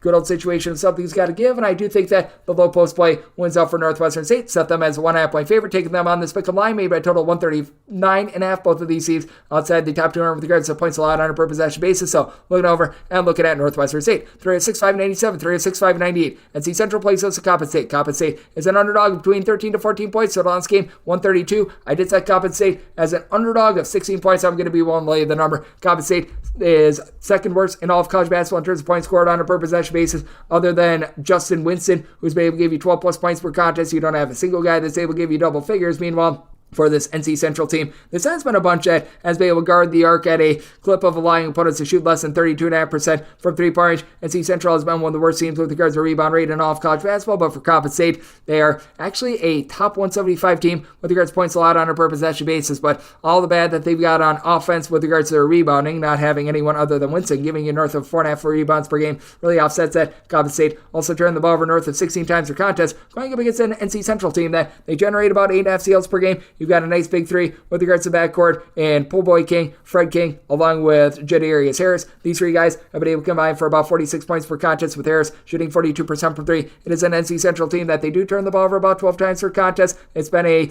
relatively league average three-point shooting team going up against the Coppin State team that, with regards to opponents' three-point shooting percentage, they are 82nd in all of college basketball, but in a roadside shooting environment that goes to about 33.7%. And Emmanuel Izabuner, though nothing amazing, has been able to give you about 5 boards per contest to be able to control things down low along from north of a block per contest. Coppin State, I think, continues to be stuck in the mud. Semi-total at a 124. Looking at the under, is the Coppin State team that has been relying upon overtime to be able to get past the 60-point plateau in a lot of their games. Meanwhile, the NC Central team, they themselves have given up 66 points or fewer in 4 of their last 5 games. So looking under and looking to lay with NC Central, 3 of 6, 599, 3 of 6, 600. Central Arkansas plays us at Stetson. Stetson is a 4.5 to a 5-point favorite. Your total on this game is anywhere between 153 to 154.5 with Stetson. I've made them the 7-point favorite. I'm going to be willing to lay the number. Central Arkansas coming off of losing by north of 25 points at home a few days ago. Now they have to go up against a Stetson team that is really able to unearth their Achilles heel. Central Arkansas outside the top 3 with regards to opponents' 3-point shooting percentage. Stetson, they shoot 37% from 3-point, with Jalen Blackman being able to give you 20.5 points per contest, shooting about 40% from 3-point range. Overall, in terms of points allowed on a per possession basis, Central Arkansas 350th in all of college basketball. This Stetson team, they certainly do have their warts as well, 330th with regards to points allowed on a per possession basis, but Central Arkansas, this team has been dealing with Cameron Hunter being out of the fold all season long. That was their top scorer from the season ago. So it's been Tucker Anderson having to headline things. 14 points per contest for the 6'9" combo player, shooting 37.5% from 3. And all in all, it is a Central Arkansas team that they're shooting about 34% from 3-point range. But this is a Stetson team that has Aubin Gesterse, who's been able to give you about 7 boards per contest. He should be able to do a solid job down low. I'll be able to offset the fact that you've got Obi Gabazi Itom, who's been able to give you 8 rebounds per game for Central Arkansas. If you take a look at the way that Central Arkansas shoots from 3-point range at home rather than in a roadside shoot court environment, it does see a rather big downtick. They shoot 37% from 3-point range on the road compared to 29.3% from 3-point range at home. While Stetson, not quite the same with regards to their outside shooting when they are away from home. They should be able to do a nice job controlling this game. Stetson as a 7-point favorite, going to be willing to lay the number in. Somebody total of 153 here at 153.5 to 154. Looking under Stetson outside the top 275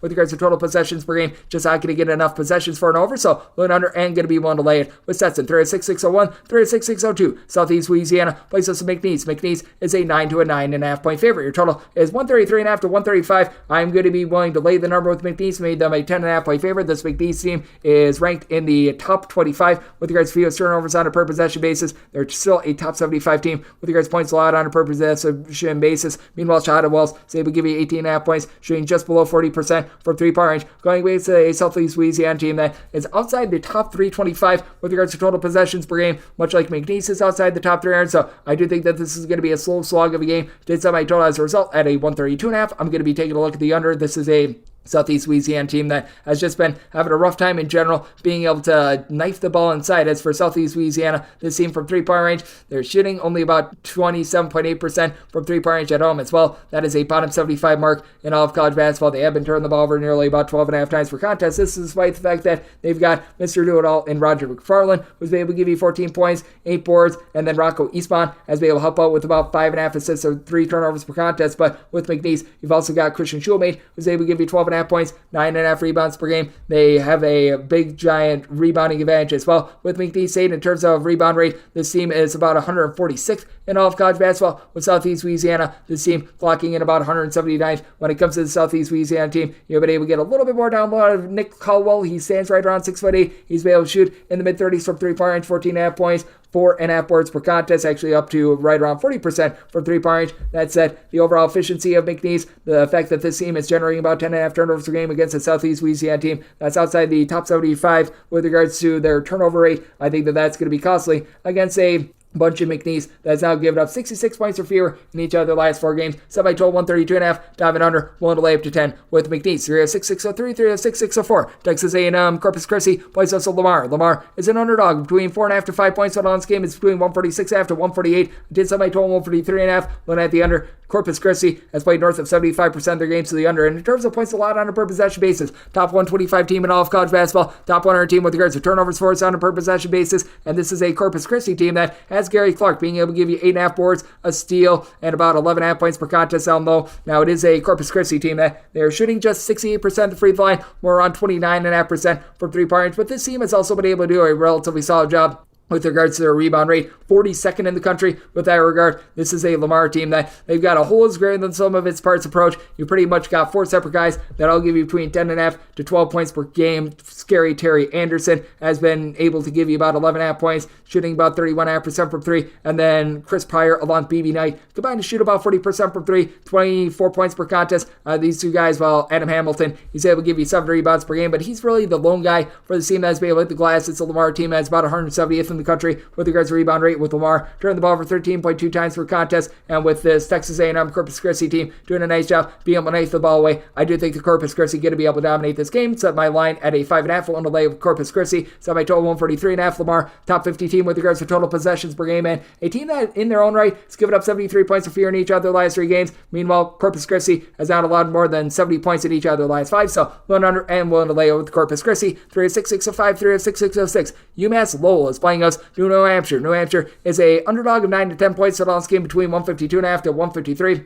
Set my line at an 8.5. I'm going to be willing to take the points with New Hampshire. New Hampshire should be able to hold in there with Clarence Daniels being able to clean things up with about 19 points, 10 boards per contest, and he's got a lot of help now in the backcourt. He's been able to get someone in Ahmad Robinson to be able to help him out with 5 assists, 16.5 points, 5 boards per contest. And when it comes to Robinson, he's also shooting about 35% from three-point range. This has been a New Hampshire team that's ranked in the top 35 nationally with regards to opponents' three-point shooting percentage. Take a look at the points allowed on a per possession basis for this New Hampshire team. They're currently a team that ranks about 120th in the country, giving up just 1.2 points more per 100 possessions when they leave home, going up against a UMass Lowell team that is in the top 20 nationally with regards to rebound rate. This is even with Abdul Kareem Koulibaly missing much of the season. You've got Max Brooks, a former All-AAC defender, being able to give you a block and a half, 7 boards per contest, and Yindi Akeem is one of the more versatile mid-major guards in all of college basketball. 15.5 points, 5.5 assists, 2 steals, but only shoots about 30% from 3. It's a UMass Lowell team that's playing a little bit slower than they did a season ago, but for this UMass Lowell team, they've been able to crank it up with their defense. 32nd in the country. There's points allowed on a per possession basis, but this is a New Hampshire team that they're a top 40 team with regards to total possessions per game. They've been playing very much up-tempo. It's a New Hampshire team that has been able to get to at least 79 points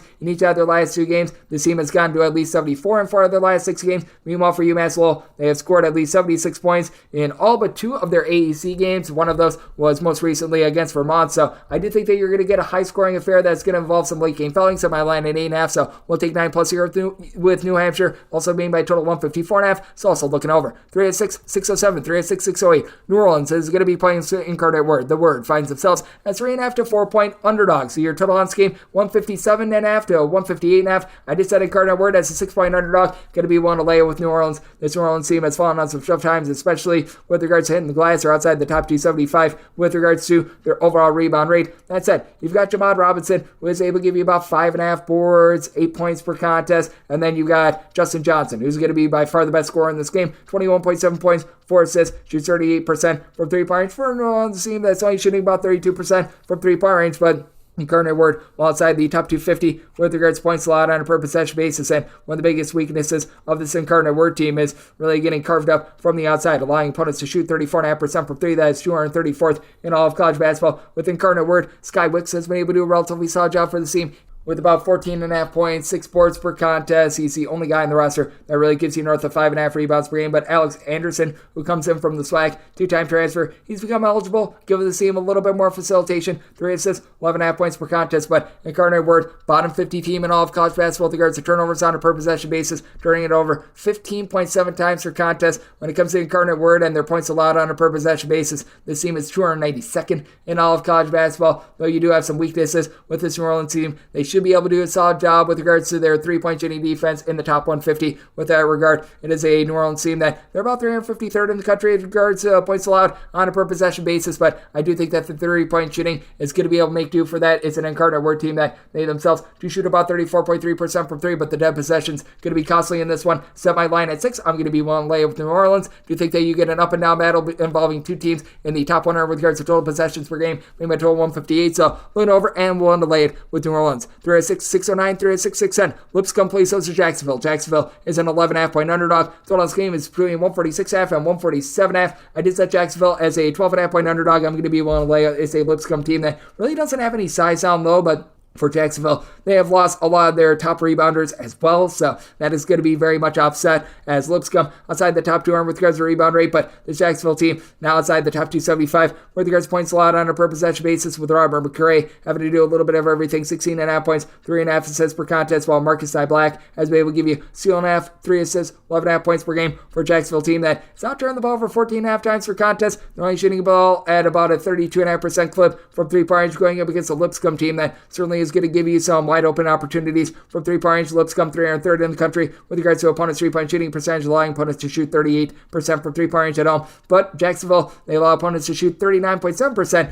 when they're away from home as well. And with this Lipscomb team, even with Jacob Jesevich, their top rebounder from a season ago, the fold the team has been able to have Will Pruitt be able to give you about 6 boards per contest, while Darren Boyd has become your top scorer, 17 points per game. This is a Lipscomb team that as a whole, they're shooting 36.8% from three-point range. Their top 6 scorers, 5 of them shoot at least 37.9% from three. All of them shoot at least 35.5% from three. They should be able to just maul this Jacksonville team from beyond the arc, hit a bunch of shots, be able to get this game to go over, as Jacksonville has been playing much more tempo this season than in past years. Set by 12, 152.5. Looking at the over, willing to lay up to 12 points with Lipscomb. 306, 611, 306, 612. This will be my last game before we hit our final break. Eastern Kentucky, it's road face-off against Kennesaw State. We have our Odell Kiffin go Owls. Kennesaw State is a 1-point favorite to a 1-point dog. Total on this game, 166.5. Set Kennesaw State as a 4.5 point favorite. I'm going to be willing to lay the number very simply as why I set Kennesaw State as a favorite. Eastern Kentucky, bottom 5 team in all of college basketball with regards to opponents' three-point shooting percentage, going up against the Kennesaw State team that ranks in the top 5 nationally with regards to their total possessions per game. You've been able to get about 36.5% three-point shooting and 11 points, 4 boards out of Quincy Aminoka. A lot of the guys that were on that Kennesaw State team from the season ago that made the NCAA tournament are back, including top rebounder Devin Robinson. So maybe we give you 7 boards, a steal, and a block per contest, while Tyrell Burton, 6.2 assists to about 2.5 turnovers per game. It is a Kennesaw team that they shoot about 33% from three-point range, but they do see a nice rise at home. Meanwhile, Eastern Kentucky, they do have the nation's leader in block shots in Mr. Isaiah Crozart, who's been able to give you 13 plus points. He's been able to give the team right around about 4 blocks per contest as well. But when it comes to this Kennesaw State team, I do think that they're going to do a nice job of being able to light it up from the outside, even though overall their three-point shooting percentage has not necessarily been too tremendous. It has been able to see a little bit of a tick up with regards to Atlantic Sun play. And for Eastern Kentucky, usually the team goes bounds away from 3. They're only shooting about 33.8% from three-point range. This drops to about 32.5% in a road/Chicago environment, with Llewellyn Walker being able to give you 15.5 points per contest. Ty Buttery has just not been able to take off this year with only about 5.5 points per contest, so he himself does shoot 41.5% from 3. And in a nip and tuck game, Eastern Kentucky, they only shoot about 67.5% of the free throw line. Meanwhile, this Kennesaw State team, they themselves shoot about 68% of the charity stripe, but with Kennesaw State only turn the ball over about 12 times per contest, and Eastern Kentucky not forcing as many turnovers in past years. I do think that Kennesaw State gets the job done, willing to lay up to 4 points with Kennesaw State, and did set my total 164.5. I do think that Eastern Kentucky sees a little bit of positivity with that three-point shooting defense, so looking at the under and looking at Kennesaw State, and we had our final break before hitting the rest of the extra games right here on Chris Kessie, teaching myself, Greg Peterson, now a part of the Houston Family Podcast.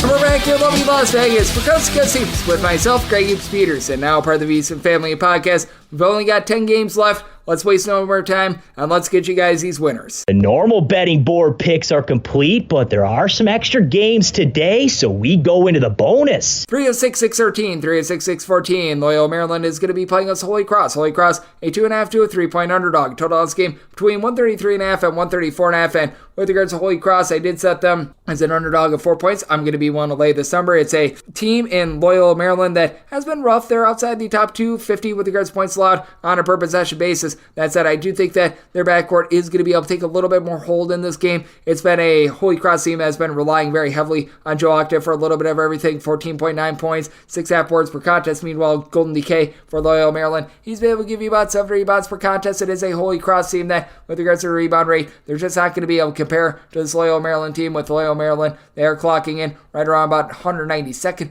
in all of college basketball with regards to rebound rate. Holy Cross about 321st with this regard, and then Deion Perry along with D'Angelo Sainz have been able to combine for about 25.5 points per contest, both shooting between 35.5 and 36.5% from three-point range. Now, for Loyola, they do shoot about 63% at the free throw line, but this is also a Holy Cross team that they shoot about 64.5% at the free throw line. Will Batchelor has been able to give you 9 points per contest, and Joe Nugent, along with Chris Kenny, have been able to combine for about 10.5 point rebounds per game. That said, this is a Holy Cross team that they have a tough time being able to play with any sort of flow whatsoever. 65 points or fewer scored in 2 out of their last 3 games, 68 or less in 3 out of their last 5. Meanwhile, this Loyola Maryland team has been better defensively, giving up 70 or fewer in 4 of their last 5 games. So I do think that Loyola Maryland going to find a way to get it done against a Holy Cross team that's well outside the top 250 with regards to points allowed on a per possession basis. Semi-total 140, looking at the over, and willing to lay up to 3.5 with Loyola Maryland 306-615, 306-616. You've got Alabama A&M playing against Florida A&M. Florida A&M is a 3 to 3.5 point underdog. Total on this game, going to be finding it anywhere between 144.5 and 146.5. And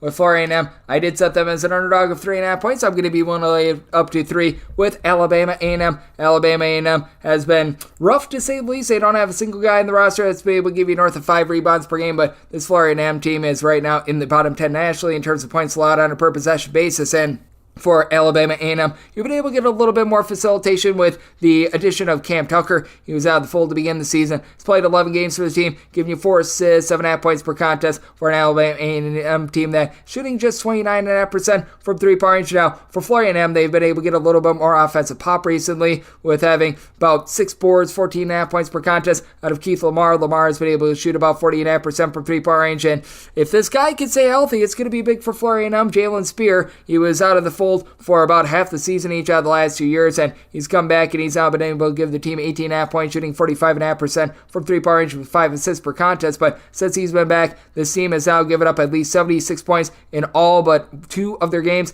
They gave up 75 points against Southern, and then they had a 52-point clunker that just led to it being just a complete wash. This is a Florida A&M team that's well outside the top 300 with regards to rebound rate, and it's an Alabama A&M team that they've now been able to get to at least 67 points in 4 of their last 5 games, but they themselves have surrendered at least 72 in every one of them. Good old situation of something's got to give, but I do think that Dalen Smith, who's been able to give this Alabama A&M team right around about 14 plus points per contest, he's been able to chip in there a few boards per game, and this is an Alabama A&M team that, while they're just 298th with regards to rebound rate, they should be able to win that battle down low against a Florida A&M team that's 300th. It's going to be able to get it done on their own floor. Semi-line at 3.5. I'm going to be willing to lay the 3 with Alabama A&M. Semi-total 149.5. Since we've been seeing the addition of Spear, much more scoring has been happening in these Florida A&M games, so looking at the over and looking to lay with Alabama A&M 306-617, 306-618. Austin Peay plays those to North Florida. North Florida finds themselves as a 2 to 2.5 point underdog. Your total on this game is 140.5. Set Austin Peay as a 5-point favorite. Want to lay the number. Austin Peay outside the top 275 with regards to total possessions per game, but they've been able to get to at least 70 points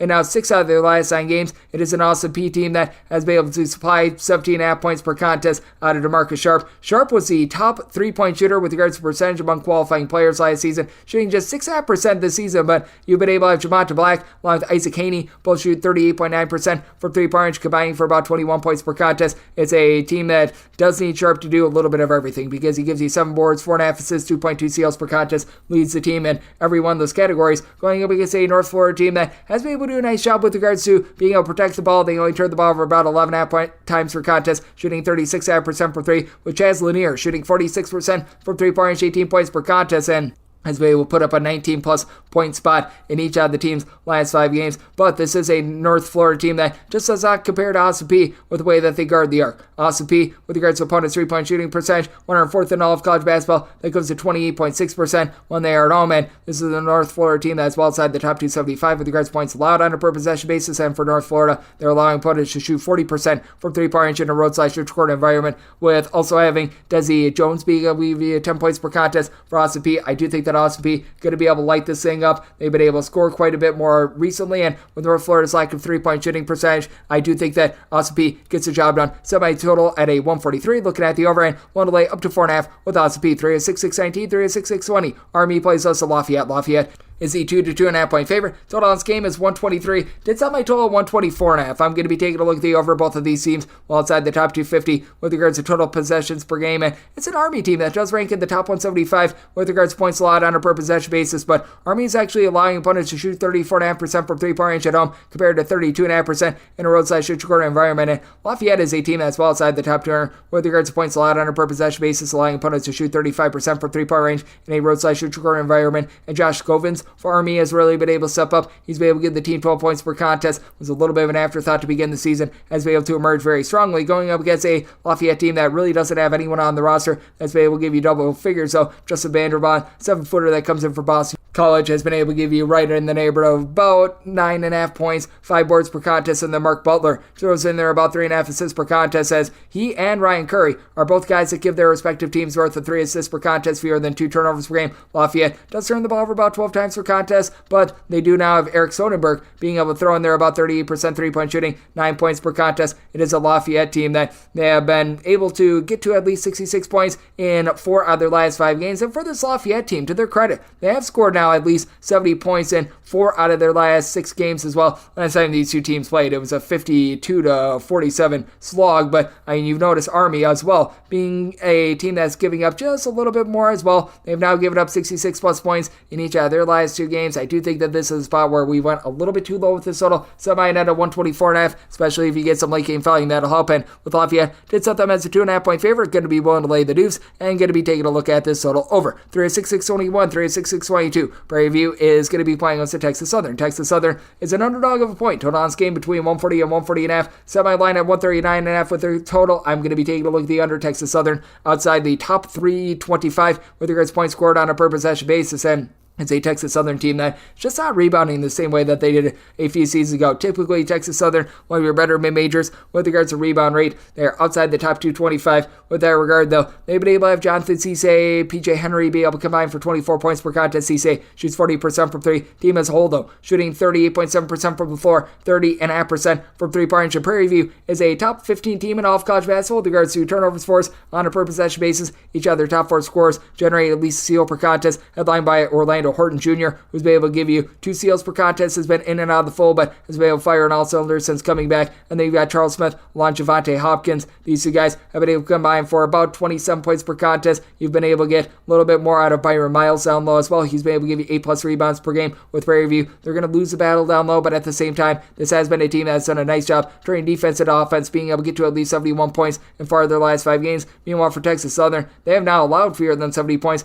in 4 of their last 5 games. Good old situations is something he's got to give. Texas Southern prefers to play a little bit more slowly. Prairie View, they prefer to rip the ball away. I do think that with Texas Southern, they're just going to have a tough time taking care of the ball in general, leading to a lot of dead possessions, and Prairie View being able to take hold of this game. So Prairie View is a 3.5 point favorite, going to be willing to lay the number, and somebody told 139.5. I think that this turns sloppy, so looking at the under and willing to lay Prairie View 3 of 6-6-23, 3 of 6-6-24. Albany plays versus UMBC. UMBC finds themselves as a 6.5 to a 7 point underdog. Totals between 170 and 178.5. I did set my total at 165. I'm going to be taking a look at the under. It's a UMBC team that has won a little bit dry with regards to their offense. This team has been able to shoot in the mid-30s from three-point range all season long, and this is a Albany team that they are in the top 30 in all of college basketball with regards to opponents' three-point shooting percentage. Now, for Albany, they do turn the ball over about 14 times per contest, but you've got Sebastian Thomas, who's been able to get 18 points, right around 4.5 assists per contest. For Albany, you've been able to also have Jonathan Beagle down low, give you about 9.5 rebounds per game. This is a UMBC team that's outside the top 275 with regards to their rebound rate. Albany, they're about 139th with this regard. I do think that Albany is going to be able to utilize that to their advantage. I set them as a 9-point favorite. This is also a UMBC team that has been dealing with quite a few injuries. They need Deion Brown, who's giving you about 18 points,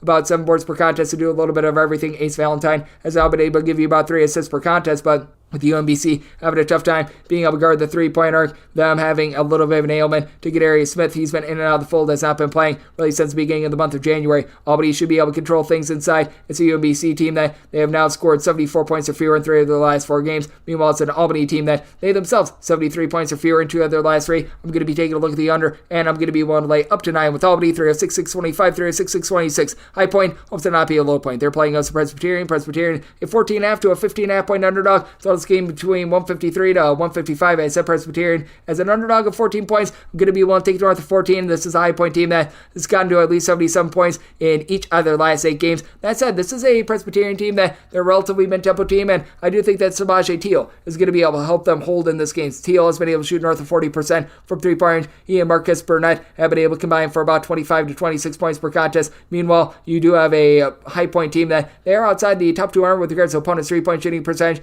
and in terms of points allowed on a per possession basis. For Presbyterian, you don't necessarily have a ton down low, so that should allow someone like Jonathan Bodu, who's been able to give you about 8 rebounds per game, and Kamani Hamilton, who's been able to give you 8 boards per contest coming in from Mississippi State to be able to control the boards down low. And then when it comes to the backcourt, Abdoulaye Thiam has been able to give you 14 points per contest to help out Duke Miles, your main point guard, with 19 points, 3.5 assists per contest, high point, turning the ball over less than 12 times per contest, top 30 team with regards to points scored on a per possession basis. But this is a Presbyterian team that has been relatively respectable with regards to their 3-point shooting percentage of defense. For our Presbyterian, they're allowing opponents to shoot from 3-point range in that neighborhood about 34%. So I do think the Presbyterian going to be able to hold in there a little bit here. I do think that this total has been a little bit too low. Set my total 154. High point has been a machine with their offense. They've also given it up on defense. So we'll take 14 plus here with Presbyterian and the over. 306, 627, 306, 628. Long Island plays those to St. Francis. St. Francis, Pennsylvania, between a 1-point favorite to a 1-point dog. Totals between 148 to 141.5. Set by 12, 142.5. Looking at the over, it's an LIU team that has done a nice job of being able to guard the arc. Top 75 team with regards to opponents' 3-point shooting percentage. We could say St. Francis, Pennsylvania team that they're 256 with this regard. Now Long Island, they shoot less than 30% from 3-point range as a collective, but they're getting gashed down low. Long Island is outside the top 310 with regards to their rebound rate, and now they have to go up against Eli Wilborn, who's been able to give you about 10 points, 7 rebounds per game. Now, what is rough for the St. Francis, Pennsylvania team, which is why I did say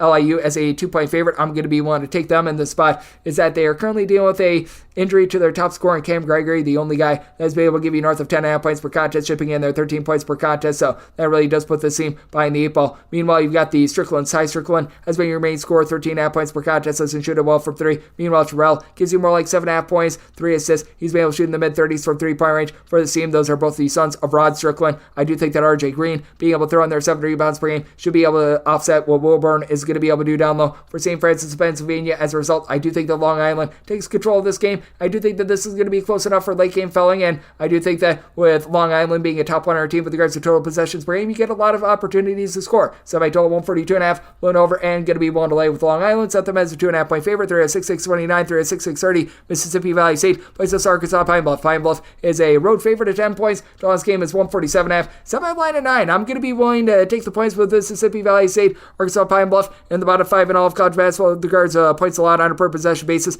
Mississippi Valley State by a country mile, dead last with regards to points scored on a per possession basis, but one of the top players in this game actually belongs to Mississippi Valley State. That'd be Raekwon Brown. He's been able to give the team 16.8 points, 6.5 boards, shoots about 28% from 3, which for them is actually relatively good because Mississippi Valley State last in the country with regards to turnover rate. Arkansas Pine Bluff, they are in the bottom 10 nationally with regards to opponents' 3-point shooting percentage, but Mississippi Valley State shoots less than 30% from 3. Meanwhile, Arkansas Pine Bluff, they shoot 38.5% from the outside with Kylan Milton along with Rashad Williams being able to combine for about 36.5 points per contest. This is the ultimate just something's got to give scenario. Arkansas Pine Bluff, they just give up 80 points by waking up out of bed, and for Mississippi Valley State, they just hit their head and they can't generate any offense. This Mississippi Valley State team in regulation has been held to 64 points or fewer in all but 3 of their games thus far this season. This Arkansas Pine Bluff team, I think that they have held one opponent thus far this season to fewer than 70 points. I did set my total 143.5. I just don't think that Mississippi Valley State is going to be able to do their part with regards to the total, but also for Mississippi Valley State, they've been able to get a little bit more out of Recco Gibson, who's now been able to give you, along with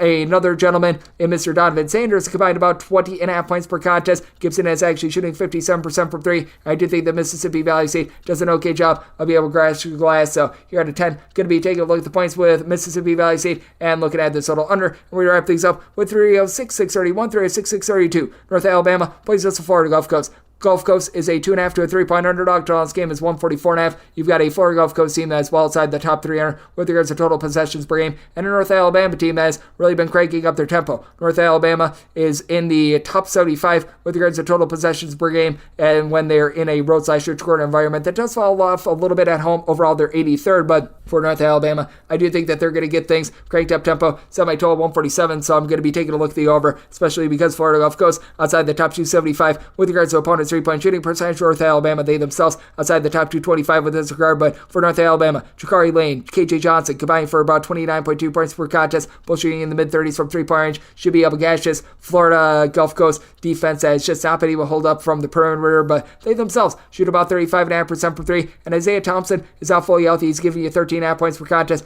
Meanwhile, Zach Anderson, 5.5 boards, 13.5 points per game. He's been on fire recently, 14-plus points in 4 of the last 5 games. It's a Florida Gulf Coast team that they do a solid job taking care of the ball, 11.5 turnovers per game, but they're dealing with a bunch of injuries. Keyshawn Kellman has been able to give you about 7 boards per contest, but I do think that when it comes to Bonnie Forrest being able to give you 8.5 rebounds per game, he's going to be able to win that battle down low, and it's been a North Alabama team that has gotten to at least 79 points in each of their last 5 games, and this is also a Florida Gulf Coast team that has been highly suspect with regards to their rebounding. It's been all over the place. They're about 110th of the country with regards to rebound rate, but it's very much all or nothing with them. Meanwhile, it's a North Alabama team that at home, they've got a rebound rate of 53%, semi-total 147, looking at the over, and willing to lay with North Alabama. That'll wrap things up for the Saturday edition of Coast to Coast Hoops, now part of the VSiN family of podcasts. If you do like hearing from this fine podcast, Coast to Coast Hoops, you're able to subscribe wherever your podcasts, Apple Podcasts, Google Play, Spotify, Stitcher, and TuneIn. If you have a question, comment, think of an idea, whatever you for this podcast, do have one of 2 ways we offer those in. First one is by Twitter/X timeline at @Jadon_41. Keep in mind that RCM, the me does not matter. As per usual, please send these into the timeline.